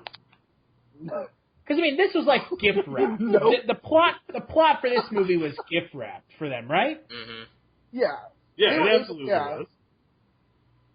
Like, the four of us could have sat down and written this script. What happens if they actually open the park? Okay. The dinosaurs get out and kill everyone. One dinosaur gets out and lets everything else loose. Mm-hmm. The Vince Vaughn of dinosaurs. Which we haven't even talked about the Indominus Rex yet. Ugh. I liked it. It was all right. I didn't mind it. It can camouflage and hide its heat signature. It was scary smart. Like, it was a scary monster. Like, I thought it was cool. It is, but, you know. It was trying to reintroduce the terror that you felt in the first film with the T-Rex. I've seen the T-Rex shitloads of times now. It even died in the last film. Yeah. So, I mean, it's a bitch, essentially, going into this movie. You know. Open Panic 9! I like how they learned to use flares to distract the shit out of dinosaurs to lure them. I mean, they did it in the first movie. That's right. Right, and they learned from it because when they want the T-Rex to eat the goat when they're just showing park stuff, there's just a flare right next to it. Yeah, they just throw a flare at it. And then when she's trying to, like, do that stuff, she uses a flare because they fucking learn at least how to handle a T-Rex, not how to handle a dinosaur park, obviously. I mean, to be fair, they were operating the park for 10 years without anything happening. Yeah, they did a pretty good job. God, can we just talk about the reality of some of those rides? They were fucking awesome. Oh, some of them looked so dangerous that I can't believe there's not accidents every day. Yeah, canoeing down the river. I mean, like a stegosaur right next to the river, and they're not about even close to, like, getting killed. Right. Well, no, that's what they said when they were in those little gyroscope things, that there's, like, a barrier. No, there's a barrier. The ball is the barrier, but there's no barrier. No. There's a dinosaur in the river. They're on, like, yeah, but I mean, I'm assuming that they've taken some sort of precautions to protect people. The barrier is halfway in the middle of the river, and they're just like, stay on the left side. Yeah. Hey, they're drinking out of that river. I don't know, bro. I don't know. I didn't make Jurassic World. Go ask Simon Masrani. Wait. I feel like they were just like, they're herbivores. But fucking hippos are herbivores, too. Yeah. And hippos kill more people than goddamn crocodiles. They love the sweet, sweet taste of human meat. Right. So I can only assume that stegosauruses are also like, those things again.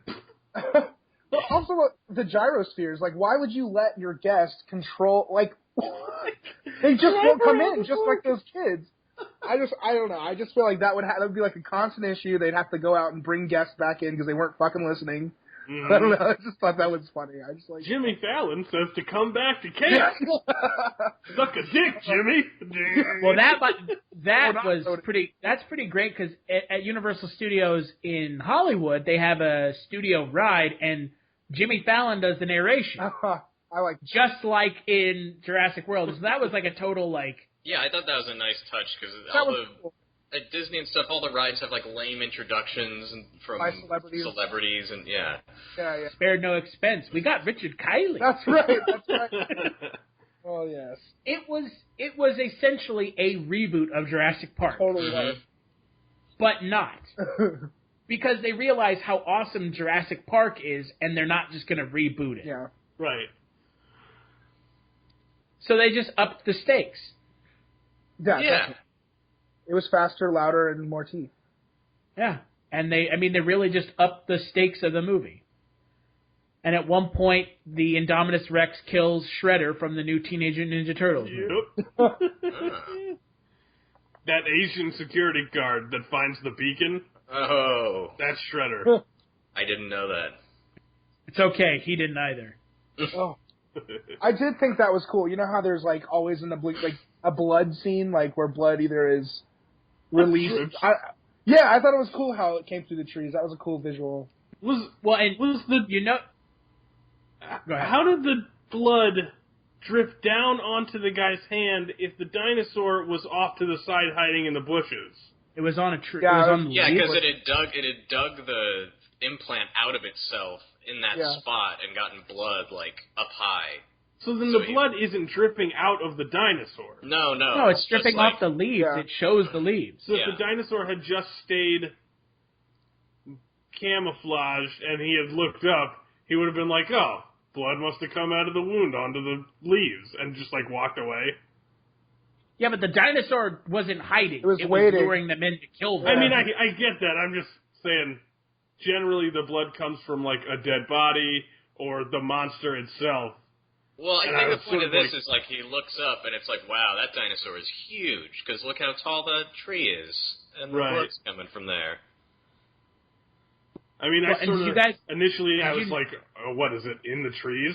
I thought it was like above Did you notice when the blood dropped on his arm, one went one way and one went the other way? Just like fucking Malcolm! Genius. Oh, shit. Fucking, we're going all the way in on that one. Yeah, chaos theory. I mean, it did have a lot of fan service, and it was pandering to my nostalgia for the first film, but you know what? You bought it. Fuck, man, I don't give a shit. I'm with you. I liked it. I don't have very much to criticize about this movie that wouldn't be like nitpicking. They should have let Chris Pratt be more like what I imagine he's like in real life. Because he was a little more reserved than his character as Star-Lord. Yeah, but I kind of liked it. Yeah, I mean, I didn't be stern enough it was to more control stern, raptors. It was also stern military dude. Right. I don't know how well the character would have come off if he was goofy also. Throwing pies in the Indominus Rex's face. Yeah, like joking around with the raptors, maybe wrestling a little. Yeah. No, in a non-sexual way. I was gonna say, you guys are such jokers. Give me a little tickle. A sex icon. It has to be sexy. Then they have like a good piece of fan service where he's like looking for his lost raptors and they ambush him and there's like, oh, clever girl, and they like lick his hand. I was waiting for it. I was as soon as Pratt called one of the raptors Blue, I was like, why would you name the raptor that if you're not going to make a "You're my boy Blue" reference? Right. Well, I was waiting for Chris Pratt to be like, "You're my boy Blue."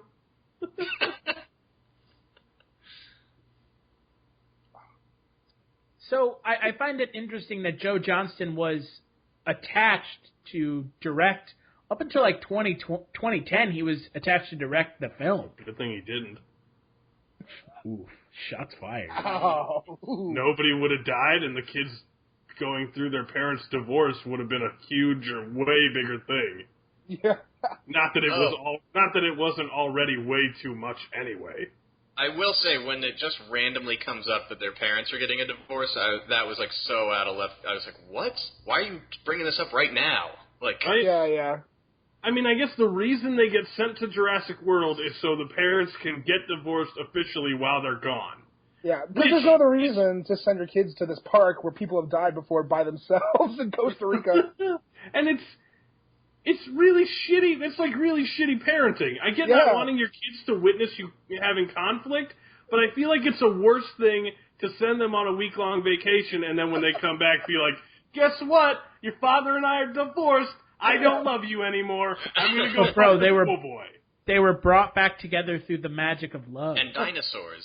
Except that I guess they were at the end together again.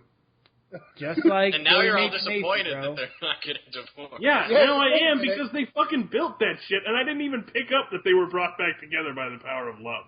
Yeah. Just like they were brought back together with the power of love in Jurassic Park 3. I mean, to be fair, by the end of Jurassic World, when it was doing the whole resolution bullshit, I really stopped paying attention. Oh, yeah, I really wish movies would never resolve. No, but I mean, like... Gotta go. It was just really, like, bland and boring resolution. It wasn't like... Yeah. It wasn't like you got closure. It was just like, oh, by the way, here are silent still shots of everybody that's alive to music. That to me is like the main problem with that I have with. I want you guys to see it again because I'm interested to hear your thoughts after seeing it a second time once all of the new stuff is out of the way because I watched Jurassic Park, the original, right after I watched Jurassic World, and I realized that like. There is a lot more going on in the new one, and I don't have an issue with any of the new stuff or even, like, what happens. The story is fine, but it's the way it's built. Like, there's just not that masterful, like, polish of the way scenes are built. Like, all of the action scenes, all of the memorable scenes that I have from Jurassic World, they're not as deep, and they're just not as structured as beautifully as they are in Jurassic Park, the original one. Well, yeah, because Spielberg's not. And exactly. That movie is like perfect, but I mean, also the same could be said about every one of the sequels. Like none of them even come. It's like,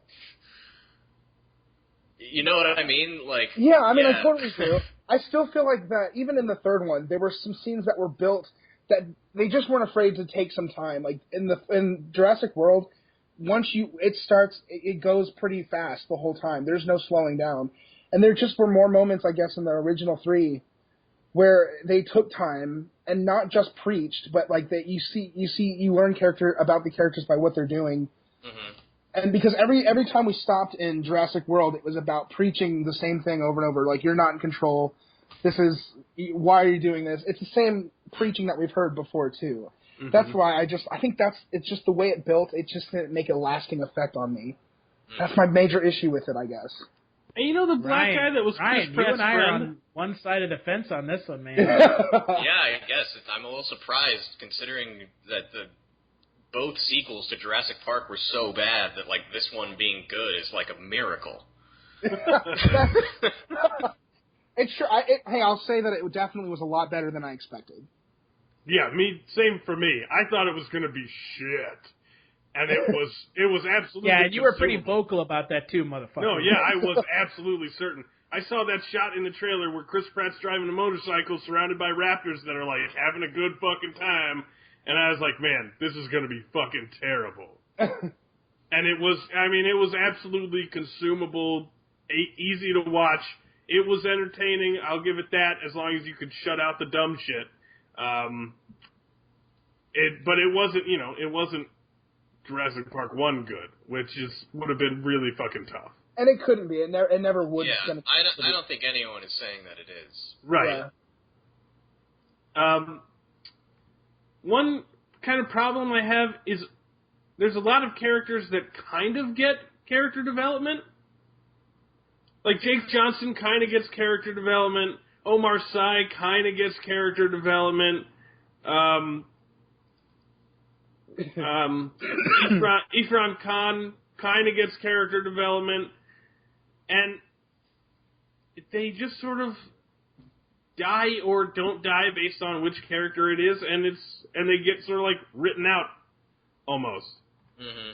Like Irfan Khan, his resolution is really sort of quick and pointless, and Omar Sy is trapped in a log being attacked by a raptor, and Chris Pratt lures the raptor away, and that's it, until the end, and you see him smile at Chris Pratt. And it's like, up until he got trapped in the log, he was having character development. Mm-hmm.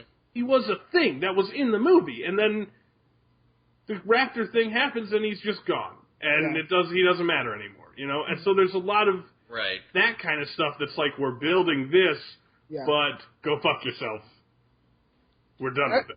I think that's kind of what was sort of an expense of what I was talking about, of going so fast to the next big action scene and not letting the characters, like, for example, the scene where Claire's driving away with the boys in the back and the raptors are chasing them. it was close. It got so close, but it just never. There was nothing. The stakes were never high enough to make it a lasting effect for the characters. Like I don't know. I just never got. I mean, I know what you're saying, John. Like to me, it's all a result of. I don't know, that giant ass T-Rex monster chasing after people is pretty goddamn high stakes. I think. Yeah, I find it a little weird to complain about lack of character development in this, and then say that Lost World is your favorite one. Well, no, but look, okay, in Lost World, listen, no, this makes sense. In Lost World, That's a good one. in Lost World, all the shitbirds that are just there to die don't get any character development. Literally, Right. the only guy that dies We that need gets so many of them. right, but they don't get. You don't spend like 3 scenes paying attention to them. Peter Stormare's the only one that has character development that dies just because he was there to die. Everybody else that gets eaten by the raptors is just like Mexican hired hands that they just bring to the island for no reason, except to get eaten by raptors. And that's totally fine by me. The people that get Shrek'd at the park by the pterodactyls, that's also totally fine by me. My problem is when you have characters that you give scenes to with dialogue and character development and emotion, and then you write them off. Yeah, I mean, I kind of feel that way about a lot of characters in The Lost World, too. I mean, Vince Vaughn, like, what? Yeah, he's one. Yeah, Bro, the fact that they had Vince Vaughn in an action movie, come on. yeah. Anyway, I mean, I also want to say I fucking love the scene where everyone's evacuating, and Jake Johnson is like, someone has to stay behind. And then he tries to kiss that girl, and she's like, Yes. oh, no, I have a boyfriend. It's like, oh, okay. Yeah, I'm I gonna like stay them. behind anyway. I was disappointed he didn't die. I was disappointed he didn't have to at least deal with some dinosaurs. Like, I was excited to see them infiltrate all the way into... Yeah, me too. The control room. So I like how this his character... movie's just too short. Should have been like 4 hours long. Agreed. I would take that. I would watch more of it if there was more of it. Well, according to John's theory, you're going to get another movie. A whole so. other movie. Another 10 movies. Yeah, but there'll be John. standalones, not expansions on that.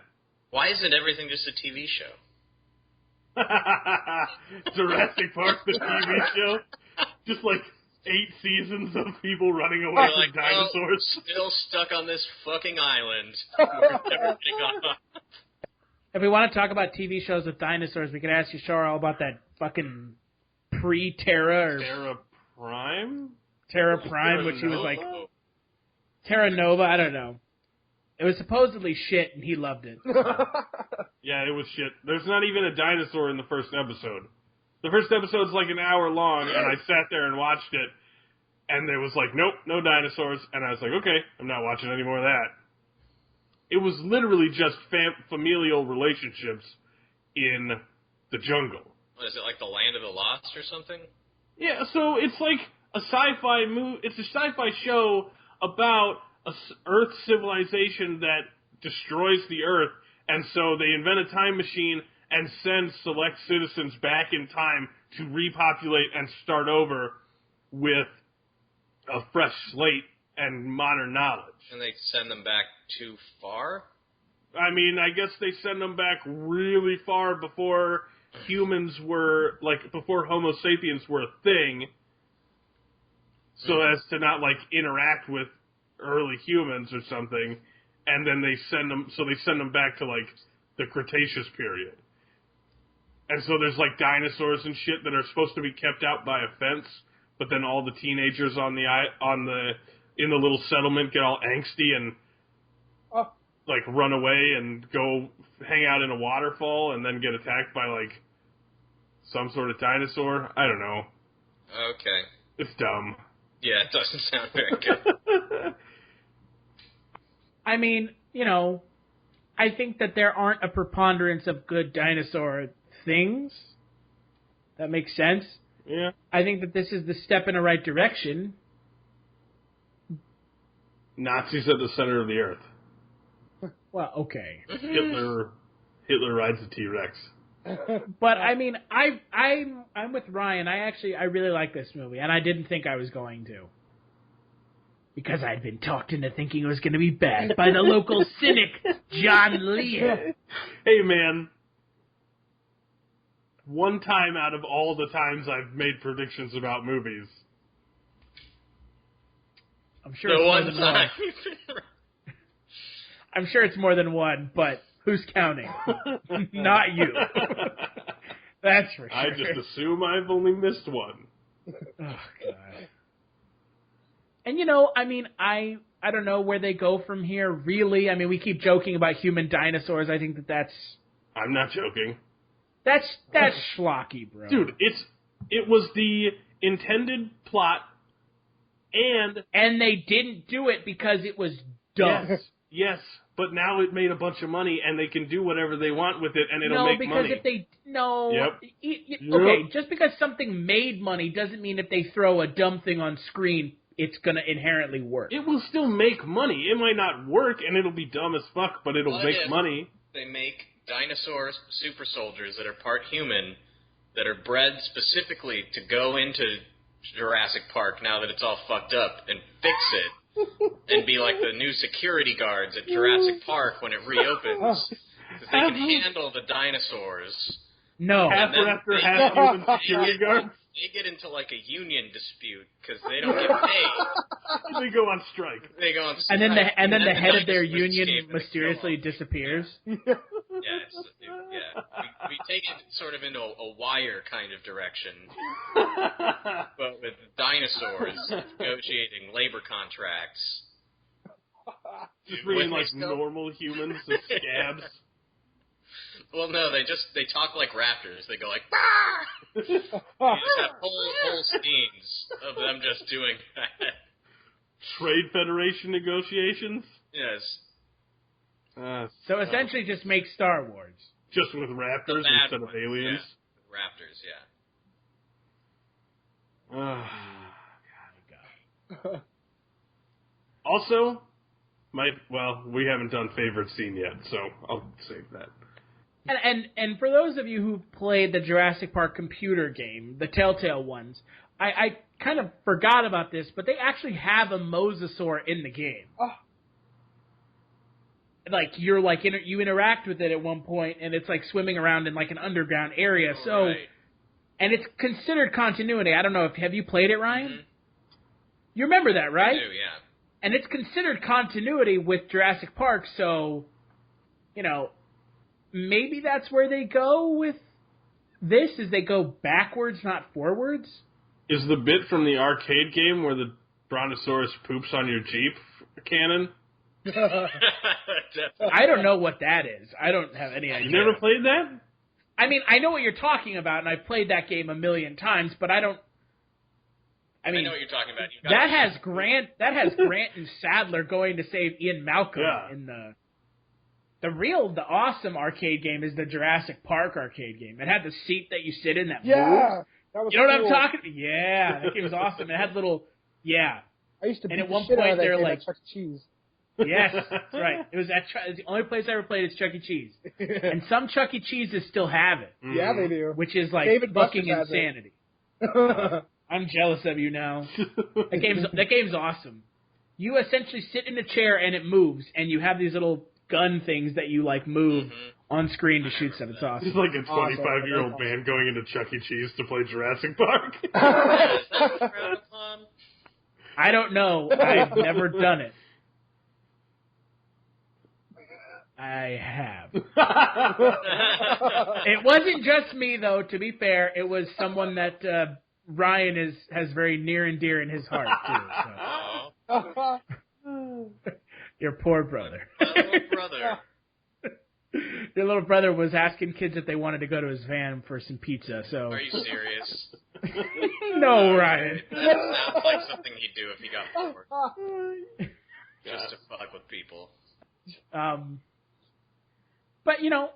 I'm excited to see what the franchise holds, as long as it kind of is more of Jurassic Park and Jurassic World and less Jurassic Park 3. Yeah, I mean, as far as I'm concerned, they can redo this same premise over and over as long as they avoid like just making a crappy non-Jurassic Park movie that's just like a dinosaur movie. The way I see it, at some point it's just going to become a parody of itself. Yeah. Alan! Raptors learn to talk to Chris Pratt. And we haven't even talked about the Raptors yet. I think the Raptors are pretty interesting in this movie. I think it was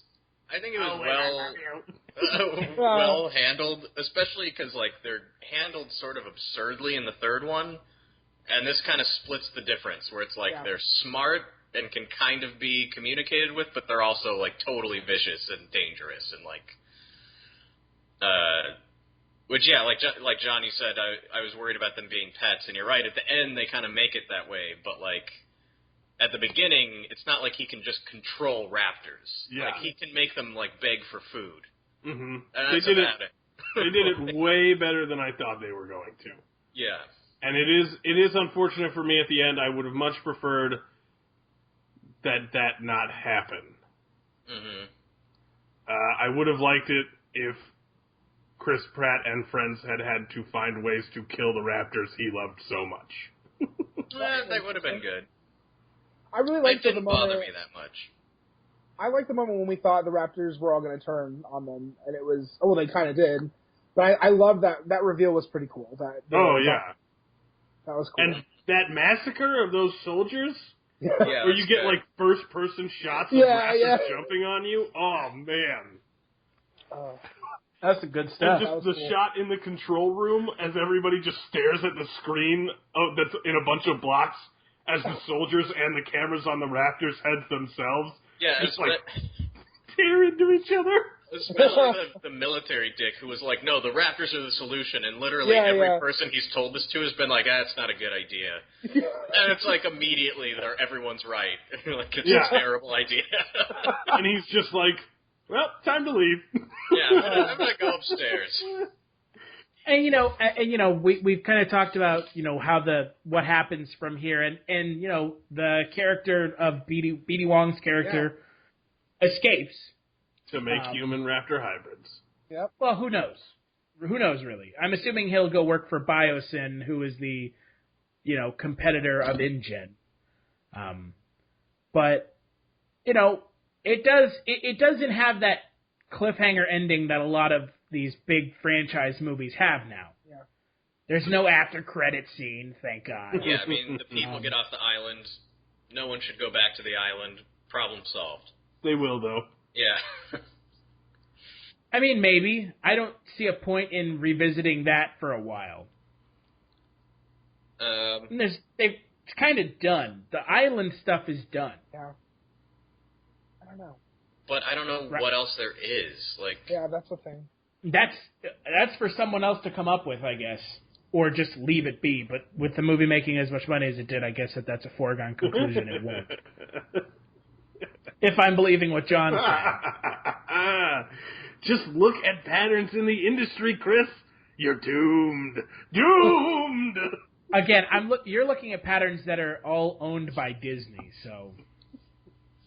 with John on this one, they're going to make a bunch of other crappy Jurassic Park movies just like they did before. Yeah, but they didn't. It took them a while to get crappy. It took them one movie to get crappy. No, they made the first movie and then they got crappy. I'm standing by this, and Rotten Tomatoes agrees with me. Well, Rotten Tomatoes says 50%. 52%. 52% for the second one, and then 50% for the third one. What's the tomato say for this one? So, Rotten Tomatoes, 70%. Jurassic World can't match the original for sheer inventiveness and impact, but it works on its own. It works in its own right as an entertaining and visually dazzling popcorn thriller. I agree with that. I totally agree with that, yeah. I would maybe get it a little higher than 70, but nah. Yeah, I mean, I would have given 2 a 64, so I'd probably give this one a 70. That makes sense to me. Yeah. I mean, then again, I hated most of the characters, so... I think I'm with Ryan, and, I think that this is the best one since the original. Also, what was Chris Pratt's gun? I was something that not can kill sure. a T-Rex? It was probably a 308. Or like a 30-06. Right. I don't know why he was shooting it at a T-Rex, but okay. Right. Like, it was like, the Indominus Rex is bigger and badder and scarier than every other dinosaur that's ever existed. And Peter Postlethwaite in the second one has to take an elephant gun to try and kill a T-Rex. And Chris Pratt's got a little, like, 308 sniper. I was just really bummed out we didn't get to see a Stegoceratops. I don't know if you guys saw that on that screen in Henry Wu's, like, secret lab. Oh, no. But there was, like, really, like, bizarre-ass dinosaurs going by on that screen. Maybe that's And one of them was literally a Triceratops head on a Stegosaurus body. Oh. Which they totally made a toy of for the kids. So. I could have enjoyed that dinosaur. I mean, that's what the Indominus Rex is. More or less. Also, I like the little Gentle Giants petting zoo thing. Yes, I thought that was awesome. With the Triceratops with a saddle. And I was like, man, I would totally ride a Triceratops with a saddle. And then, like, the pterodactyls are lifting them out. Oh, God. They're so cute.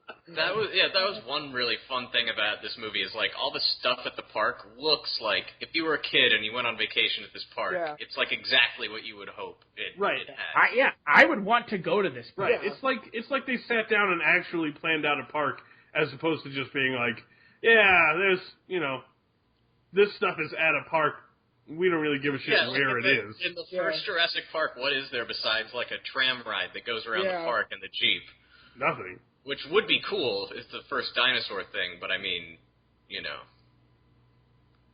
do better. And again, I would like to point out that they operated this goddamn park for 10 years without anything happening. Right, that's true. Mm-hmm. So, Also, one scene that, like, I cackled at how dumb it was. The guy not flying the helicopter, but the co-pilot in the helicopter. You guys know what I'm talking about? The one who gets Shrek? Yeah, because the pterodactyl, flies directly at the helicopter cockpit and the I thought that was awesome. I know, I, laughed my ass off at it. Because the dude is sitting there in the co-pilot seat, and the pterodactyl beak just, busts through the windshield and through his chest, and he just dies. I thought that was cool. That's awesome. Yeah, that was awesome as shit. And then the other dude on the machine gun ends up falling out and holding onto the machine gun until a pterodactyl comes and grabs him. So I'm about to kind of ask you guys another question of these kind of things that Jurassic Park does that are problematic. So someone reminded me of the last shot of Lost World. Oh, they're sitting on a couch together. Yeah. And it's keep going. Okay. The daughter pulls a blanket over them. Keep going. When it shows the island at the end. Oh shit! I don't remember. I know Dr. Hammond was on TV. Right. He's talking about having to preserve the island. Right. And keep it from the encroachment of man. And then it shows the island, and what's the last dinosaur they show? Is it? I don't know. I don't remember. It's a pterodactyl sitting on a branch. Right. Okay. How the fuck is that pterodactyl on Site B, out of the cage, flying around? That's right. Not attacking people. You know what? I'm going to go with Site B has an underground complex, and everything they send people to Site B for is just experimentation and observation. But on Site B is where the aviary is. No, I know. And what I'm saying is, I think that there is an underground complex of InGen scientists that are on Site B, underground, and they send all these, hunters and shit to that island without knowing there's a site there, specifically to see what happens when dinosaurs interact with humans. Literally 2 and 3 are the beginnings of the desires to see if dinosaurs can be weaponized. Boom. Drop the goddamn mic. Holy... Is that on IMDb trivia? Nope, I just came up with that shit. Now I feel better about that plotline in Jurassic World, too. So then Jurassic Next World would be them going to Site B to go into the tunnels. Mm-hmm. To stop them. InGen was taking over island, what is it, Isla Sorna? And it's full of hybrid dinosaurs and creepy shit. Right. It's nothing that never existed. Dinosaurs that when they bite you, it's just like poison that kills Yeah. you. Yeah. Oh, that was in that for Ryan who played the game. That's in the game. Mm-hmm. Oh, That's in that Telltale game. Because there's like this horrifying like one on site on the normal park that like bites you and like kills you with the poison. Mm-hmm. Not one of their better games, but not bad either. I mean, it's Jurassic Park, so it automatically gets a pass. If it were any other theme, it would probably suck. Yeah. Yeah, you know what? If Chris Pratt takes Omar Sy and older Nick Robinson and some of Chris Pratt's other Navy friends to the second island to go and shut down Site B, where Dr. Wu is making a bunch of crazy hybrid dinosaurs just for the fuck of it, I could watch that. That could be good, yeah. Not for the fuck of it. He's making them for the military. Right, but just like... But they haven't sent them to the military. Right, yet. and just like all kinds of crazy shit. So even like the Stegoceratops. Even the one that's a herbivore, but technically, I mean, unless you put a dude on it with a heavy machine gun and use it as like a tank. I think the point is so that there aren't human beings involved.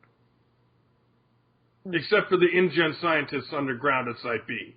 No, but what I'm saying is like people involved like with them in the war. Yeah, right. That's why I said I don't understand how that could have military application, but he made it anyway because he's like, I'm just going to make a bunch and see what the military likes. Well, I mean, I don't think that the Stegoceratops was for military. I think that was just for like trying to get people to come to the park. Yeah. So. I think that's why Henry says he does it. He's like, because of the memorandum that Masrani sent. Yeah. But then he has a side project going on with Vincent D'Onofrio, so clearly he's off the rails. Yeah. I could see that movie. I wouldn't have a problem with that. Plus, then all the movies are connected, and you have a reason that 2 and 3 actually exist. That's fair. Yeah. Point. And also, it ties back into the sequel to the first movie as them going to the Lost World. The sequel to the fourth movie is them going to the Lost World. Mm-hmm. Yeah. Interesting. And they can... We should write it. We should write a treatment for that. Yeah. It's not a crazy idea. You should. I mean, it's really not. I mean, look at how many people it took to write Jurassic World. Yeah. 4? 7. That we can see. I mean, yeah, of course. God knows if J.J. Abrams was a script doctor for $2.5 million. We need to add more lens flare to this one scene, guys. I promise. 4 It'll be really screenplay, great. 2 story, and 1 character. And that's Michael Crichton. Who's dead. So I would assume that all 4, 5, 6, I would assume all 6 of these, story and screenplay, had say in what happened. I think we got this. I think we should write this. Yeah. Fuck it. I know at the end of the movie, on the credits, the writers, there were 4 people. Mm-hmm. Because it was Data and, Trevorrow and Connolly, and then Jaffa and Silver. Right. Mm-hmm. But then there are also 2, well, that's Silver and Jaffa, so actually, yeah, it's just 4. Yeah. We should totally write this movie. It'd be awesome. I'm down to write. I'm down to sit down and pump this out and send it in and be like, hey, here's a treatment for what you could do for Jurassic Park to make it better. And it would connect in with everything. Uh-huh.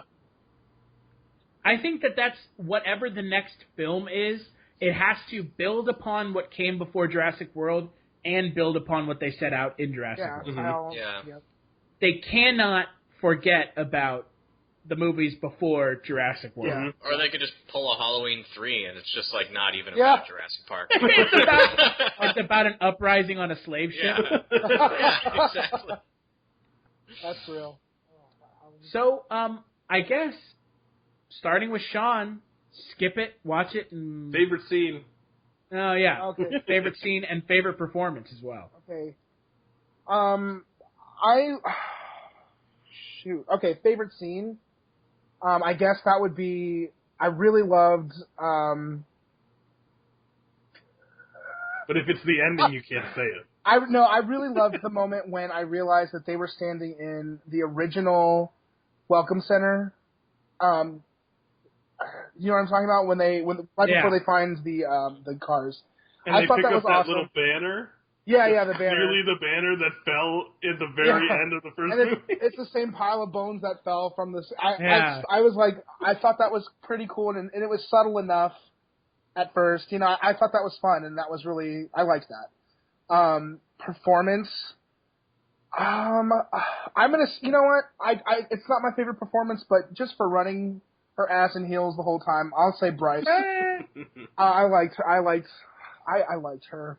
And having that atrocious haircut. Yeah, that. What's the problem with the haircut? That's a funky looking haircut. I liked it, yeah. I just couldn't understand why she took her belt off to make it more efficient for being ready to go run from dinosaurs. She took it off. But she didn't take her heels off. No, she didn't take her heels off. I say definitely watch it. I don't want you guys to think that I hated this movie. I enjoyed it. I guess I was just disappointed that it's exactly what I expected. So definitely watch this movie. It's definitely for the fans, and it does add something new, I guess, to it. Yeah. It's fun. It's definitely a fun movie.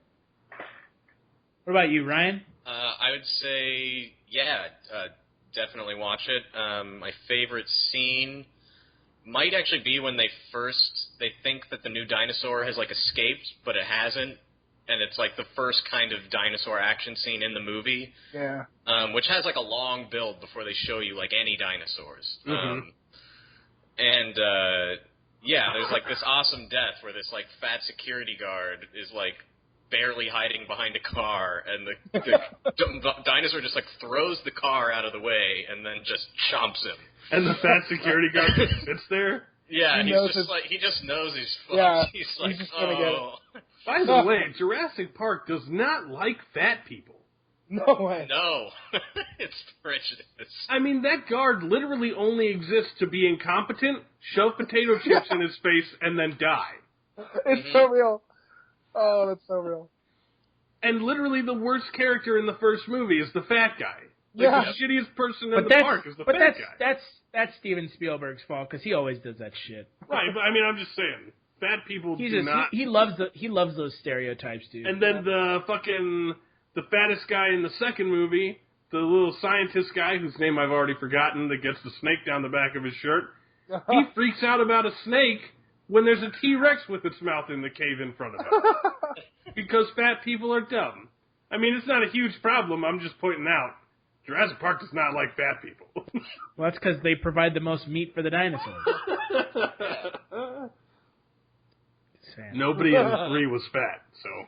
And favorite performance, I'm going to go with Irfan Khan as Masrani. I thought he was kind of perfect as, like, a replacement for Hammond in that kind of a role. Yeah, he did a pretty good job of channeling Hammond with what time he had on screen. Mm-hmm. I liked him.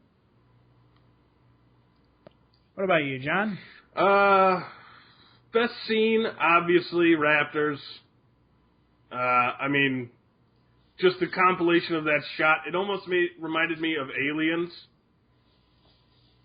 Because it had the little, like, video screen from their helmets and life signs things, and then the Raptors just, like, tearing into them. Best performance... I was looking through to see if there was maybe even somebody really small that I liked, but I honestly couldn't find anyone I really particularly liked. So I'm going with Chris Pratt, just because Owen was sort of the least sort of dumb character. I mean, even Bryce Dallas Howard's Claire was the sort of typical, I'm a career-minded woman, I don't have time for children, all of a sudden a child is in danger and I realize how much I love kids and need to have one. Chris Pratt put a baby in me. To be fair, John, you'd let Chris Pratt put a baby in you. Probably. I'm just saying, you know how much money you would get from getting Chris Pratt on the hook like that? Wow. Well, ladies and gentlemen, John Lein just said he would have Chris Pratt's baby. Not that I biologically can, so I never have to prove it, but... and I guess watch it, I said watch Lost World, so I'm going to say watch Jurassic World as well. It's consumable, it's entertaining if you shut your brain off and don't think about the characters and the plot. I think all in all, it's worth it. I only paid like $5-something to see it because I went to a matinee, so it's perfectly fine by $5 me. too much, but that's not because of the movie. That's because I don't go see movies in theaters. I'd like to point out that I went and saw this in theaters as opposed to video on demand, which is a first for me for the first time in, well, since I moved up here. Yeah, but I'm pretty sure that's only because it wasn't available on video on demand. It was available on video on demand. I wanted to support small filmmakers. Oh. I thought it was because... Support independent film! Support independent film, $205 million. Best scene is the last scene in the film. That you're not allowed to talk about. Yeah, there's an NDA about it right now. No, I mean, the last scene in the film's awesome. It's way better than Pacific Rim and Godzilla. Nope. Pacific Rim's bad, John. Nope. I agree. Yes. Nope. Oh, he puts up the shot and it's in. Nope. Ron Perlman and Charlie Day and the black guy and all the Australian dudes and giant black robots. Guy whose name you don't even know. Yeah, I don't know his name, but his Idris character... Elba? Oh, I forgot who it was. I haven't seen that movie since it came out in theaters, but I enjoyed the fuck. Yeah, you know what? Watch it again and tell me how much you like it. I don't want. It's not good. My memory of that movie was like, I thought robots were supposed to fight monsters. Is that gonna happen? That was my feeling on that movie. Whatever. It was I enjoyed Ron Perlman of... cutting his way out of a dead giant monster. That was after the credits. So? That wasn't even part of the main movie. My thought with Pacific Rim was, oh, that was good. Not really, because there weren't any robots fighting monsters. It would be like if Jurassic Park showed you dinosaurs in the last 10 minutes of the movie. Yeah. I enjoyed it. Again, you haven't seen it recently. That's true. And you have like a massive man boner for Ron Perlman. I do it that. And I think we can all agree that the new Godzilla was shit. Yeah. Some old poo. Yeah. I didn't hate it as much as most people, but it wasn't great. No. Sean, how'd you feel about the new Godzilla? I didn't even see the new Godzilla movie. You didn't miss anything. I didn't feel like I was going to. Godzilla's on screen for all of like 10 minutes. What? Yeah, I mean, I'm this right? No, John? yeah, he doesn't. You literally don't see anything other than fins coming up out of the water for the first 35 minutes of the movie because I timed it because I was like, what the fuck? Yeah. He tries to do a Spielberg Jaws and it fails horribly because everybody knows what Godzilla looks like and none of the characters can support. Like Jaws is awesome because at the end of the day it's a character-driven film with a shark in it. Mm-hmm. Godzilla, it should be about the monster, Godzilla fighting the other monsters. Instead, it's about, some dickhead military guy trying to get back to his family, and they're all bland, boring characters. Played by Kick-Ass from Kick-Ass. Who is not a good actor. And Bryan Cranston fucking is billed as, like, one of the main draws of the movie, and then dies before Godzilla even shows up. He gets smashed by one of the Mudos 5 minutes into the movie. The dung beetle monsters? Mm-hmm. Oh, whatever the fuck. That's what I thought they were. I thought they were like giant dung beetles. They're kind of like bats without wings. I don't know. They remind me of they're just like a derivation of the fucking Cloverfield monster. Mm-hmm. And they eat radiation? Yeah. Like one of them eats a nuclear warhead at one point. Just like shoves it in its mouth. Yeah. It is absolutely the dumbest shit. Don't watch it. Literally the only cool part of it is when Godzilla breathes radiation fire into one of their throats so much that its head pops off because its throat disintegrates. But you can just watch that shit on YouTube. Yeah. You don't have to watch Kick-Ass running around with Mary-Kate and Ashley's younger sister trying to do something. Oh, God. Yeah, ain't that the truth? I mean, this is the gold standard of big monster movie movies. Jurassic Park. It always has been. Yeah.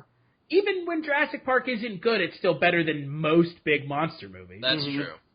Jurassic Park 3 is still better than Godzilla. I'd rather watch Jurassic Park 3 because at least it has Sam Neill in it. At least it has, like, the island with dinosaurs. Which Godzilla are we talking about? I'm about fucking not 1999 Godzilla movie. That's awesome. What is wrong with you? I agree. It'd be so goddamn fun. I'll have to rewatch it, I guess. At one point, Matthew Broderick and Jean Reno are driving, and Jean Reno pretends to be, like, American. He's like, Elvis the King. Like, that, you can't make that shit up. And they're like... Fucking raptors sliding around on Cabals. I mean, it's Godzilla. It's essentially Godzilla meets Jurassic Park. With, like... Because they're, like, raptor babies. Yeah, With, I like, remember. crazy slapstick comedy. Ryan, I remember. And the not-so-subtle dig at Siskel and Ebert. I don't remember that. There's, like, the mayor is named, like, Mayor Ebert. Oh, really? And his constituent is, like, Siskel. And they're just, like, totally inept. And Roland Emmerich did that because Siskel and Ebert gave Independence Day a bad review. I'm not even kidding. That's awesome. Stick it to the man. You know, yeah, fuck you, Ebert. You know, I mean, Jurassic Park really is the kind of gold standard of big monster movies from 90s forward. Yeah. And you know, I don't know if that's ever going to change because I can't think of anything on the horizon that's really could unseat it unless the next Godzilla movie is really good. As far as monster movies are concerned? Yeah. I mean, it's kind of the gold standard, and this movie continues that trend of just, you know, it might not be the best character-wise, but at least the characters are more interesting than the ones in the other monster movies. Yeah, that's true. I mean, John, you can agree, in Jurassic World, the characters are at least more interesting than in Godzilla. Yeah. Yeah. But That's only not hard. because they pick different one-dimensional tropes. Hey, bro. And Chris Pratt. Well, right. And Chris Pratt's a better actor than Aaron Taylor Johnson. Yes. Yeah. Everybody loves Chris Pratt. I don't know anybody that doesn't. Yeah. This is like a fact of life now. If you don't like Chris Pratt, you're... oh, I don't know how. He's just like such a nice guy. Right? He's everyone's friend, man. Maybe he'll be like Brendan Fraser and like burn out after 2 And movies. just like I don't disappear. know. I mean, his like backstory is super awesome too. He like lived in Hawaii, living on the beach and drinking beer and avoiding work for a lot of his life, and then he just became a famous actor. Yes, really. Yeah. God damn it. Exactly. So, like, the American dream is Chris Pratt. So what we're saying is, what are we doing with our lives? Not sitting on a beach drinking beer in Hawaii? I say we all quit Culture Shock right now and go to Hawaii. Apparently that's a valid career plan. Yeah, bro. Just like catching fish and selling it to local restaurants. Getting eaten by mosasaurs. Yeah, until we hit, like, I don't know, what? 30. 28, 30? There is a shark problem in Hawaii. So don't go into the water. Just feed them to the mosasaur. Which, by the way, that trope is fucking awesome. Yeah, that was cool. Why The not? mosasaur eating great whites. Mm-hmm. There's no better way to, like, contextualize the size of something. Let's see if she's still hungry. We fed her once already. Yeah. Yeah, you fed that, like, 3-mile-long crocodile a great white shark? I'm sure she's full. Yeah. So, best performance, you know, I mean, you guys have kind of already taken all the good ones. I'm going to go with B.D. Wong just because it's the connective kind of character for all the films. Yeah. And, I mean, he plays a pretty good dickhead. So, you know, I think in the next film we'll get to see more of his character. Absolutely. I would assume. Unless he just gets killed by InGen, which is a possibility. Dr. Henry Wu. Oh, yeah. And yeah, I mean, you're going to watch it. If you're listening to this podcast, you've probably already watched it. Mm-hmm. You know, and I think it's a good summer blockbuster that is not Marvel.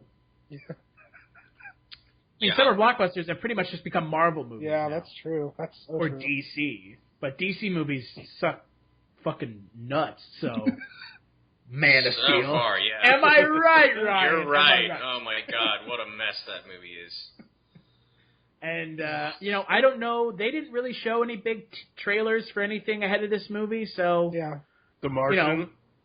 Yeah, The Martian. yeah. But we'd already seen it. So, they weren't pumping up anything for next summer, so we didn't get to see anything exciting for the future. So, I think we're, I think that this summer, I think that this is going to be the high point of this summer. Is this Yeah. movie. Yeah, I feels think like. it's kind of over after this. Yep. I mean, For me going to the theaters, that's for damn sure. For real. for me, Mad Max was definitely the high point. Like, nothing will touch that for me. But this was pretty good. And, yeah, this is kind of the end of the big summer movies, isn't it? Yeah. I mean, unless you want to count Ant-Man, which I think is going to... I mean, I don't know. Ant-Man's either going to blow chunks or it's going to be Guardians of the Galaxy all over again. Mm-hmm. Which I don't think. I mean, I don't know, right? I mean, I thought Guardians of the Galaxy looked like it was going to be awful. Oh, see, from the beginning of the promotion for that, I was like, this is probably going to be great.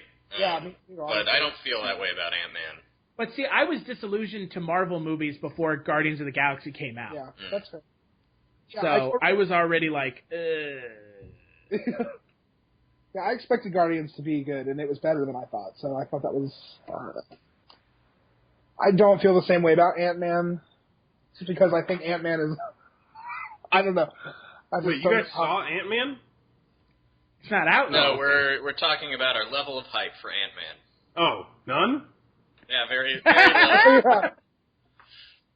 A control. I mean, literally, there's like one part of all the trailers they've released so far that I sort of chuckled at, and that was when the Wasp guy gets hit by the little train. Mm-hmm. He's like shrunk down, and he gets hit by the train, and it does that whole like no thing, and then it just like hits him and falls off the tracks. And I was like, haha, that's good. And then every other aspect of the trailers, I've been like, whatever. And you know what? Like we were saying, I mean, it is kind of downhill from here because looking to a couple weeks from now, they have that Pixar movie Inside Out, which looks great. That's actually coming out on Friday. It looks awesome. But then again, it's Pixar, so there you go. Yeah. They don't really make bad movies. Cars 2. Oh, well. Cars 1. Yeah, I didn't even see Cars 1. Cars 1 was okay. Cars 1 was pretty substandard for Pixar. I will agree Yeah. it's substandard for Pixar, but animation-wise, it's decent. Yeah. After that, we have We have Ted 2, which no one with. Ugh. The trailer they played before Jurassic World, it just made me not want to see it. I didn't even see the first one. So, after that, we have Wednesday, July 1st, Magic Mike. I can't wait and for that. and Terminator Genesis. Mm-hmm. Oh, Terminator Genesis. Sorry, you were waiting for and I just sort of blacked out. It's okay. I kind of feel like everyone's going to do that thinking about going to see that movie, Yeah, hopefully. it looks pretty... Whew. Then Minions, Ant-Man, Pixels, Oh, God. Bucking. Vacation, and then Mission Impossible Rogue Nation, and then at the end of the summer we have... And end of the summer we have the Fantastic Four movie. Ugh. Uh-huh. Ugh. You know what, that look. was the last Fantastic Four movie I watched. Yeah, but that's not hard. Yeah. The bar being set extremely low. You have to make a really shit movie to be worse than the other Fantastic Four movies. Yeah. The only movies I mean, I that come to mind when I think about movies that are coming out in the future that I'm going to see is the new Star Wars in December, which is 6 months from now. right, and Deadpool, which is next year. I want to see that. What about The Walk, bro? That movie looks so captivating. Nope. I've already watched the documentary. I mean, I watched the trailer and I had to fucking grin and bear it through Joseph Gordon-Levitt with a fake French accent. Oh God, dude, come on! I already don't think you're that good of an actor, and then when you're talking, it's like, oh God, just no, no. You're trying to make a movie about a guy walking between two buildings sound cool. Did you see Man on Wire? I haven't yet, and I'm reserving. Crazy. I haven't watched it, but I'm assuming that they're trying to cash in on that being good. Yeah, the documentary was great, but I don't see how watching it as a theatrical is going to be any better. I mean, Robert Zemeckis is making it, so maybe that's the only way that it'll be redeemed. You know. I don't know. So, we obviously like Jurassic World. Most of us. Some of us. None of us said don't watch it. Right. So, you know. I mean, you know, I think it exceeded or lived up to some of our expectations, which is kind of really all that matters. Yeah. So my expectations were super low. So. Well, yeah. Well, yeah, of course. And, you know, I was cautiously optimistic going into it. I can only hope that Star Wars is good. Again. It will be. Again, my expectations are super low, but I'm hoping it will be good.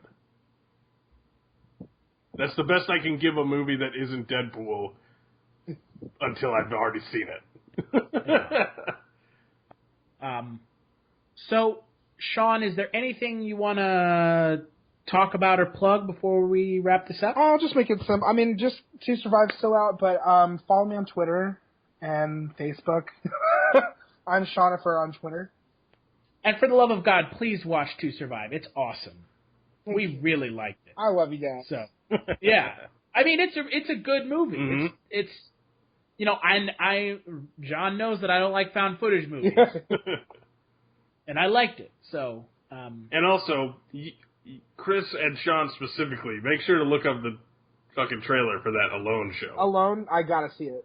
Yeah, totally. because you mean it just is... like the rip-off of the creative concept? Right, Yeah. It's so weird. It's like life imitating art, essentially. Yeah, oh yeah. I gotta check this out. What about you, Ryan? Nothing in general to plug. Yeah.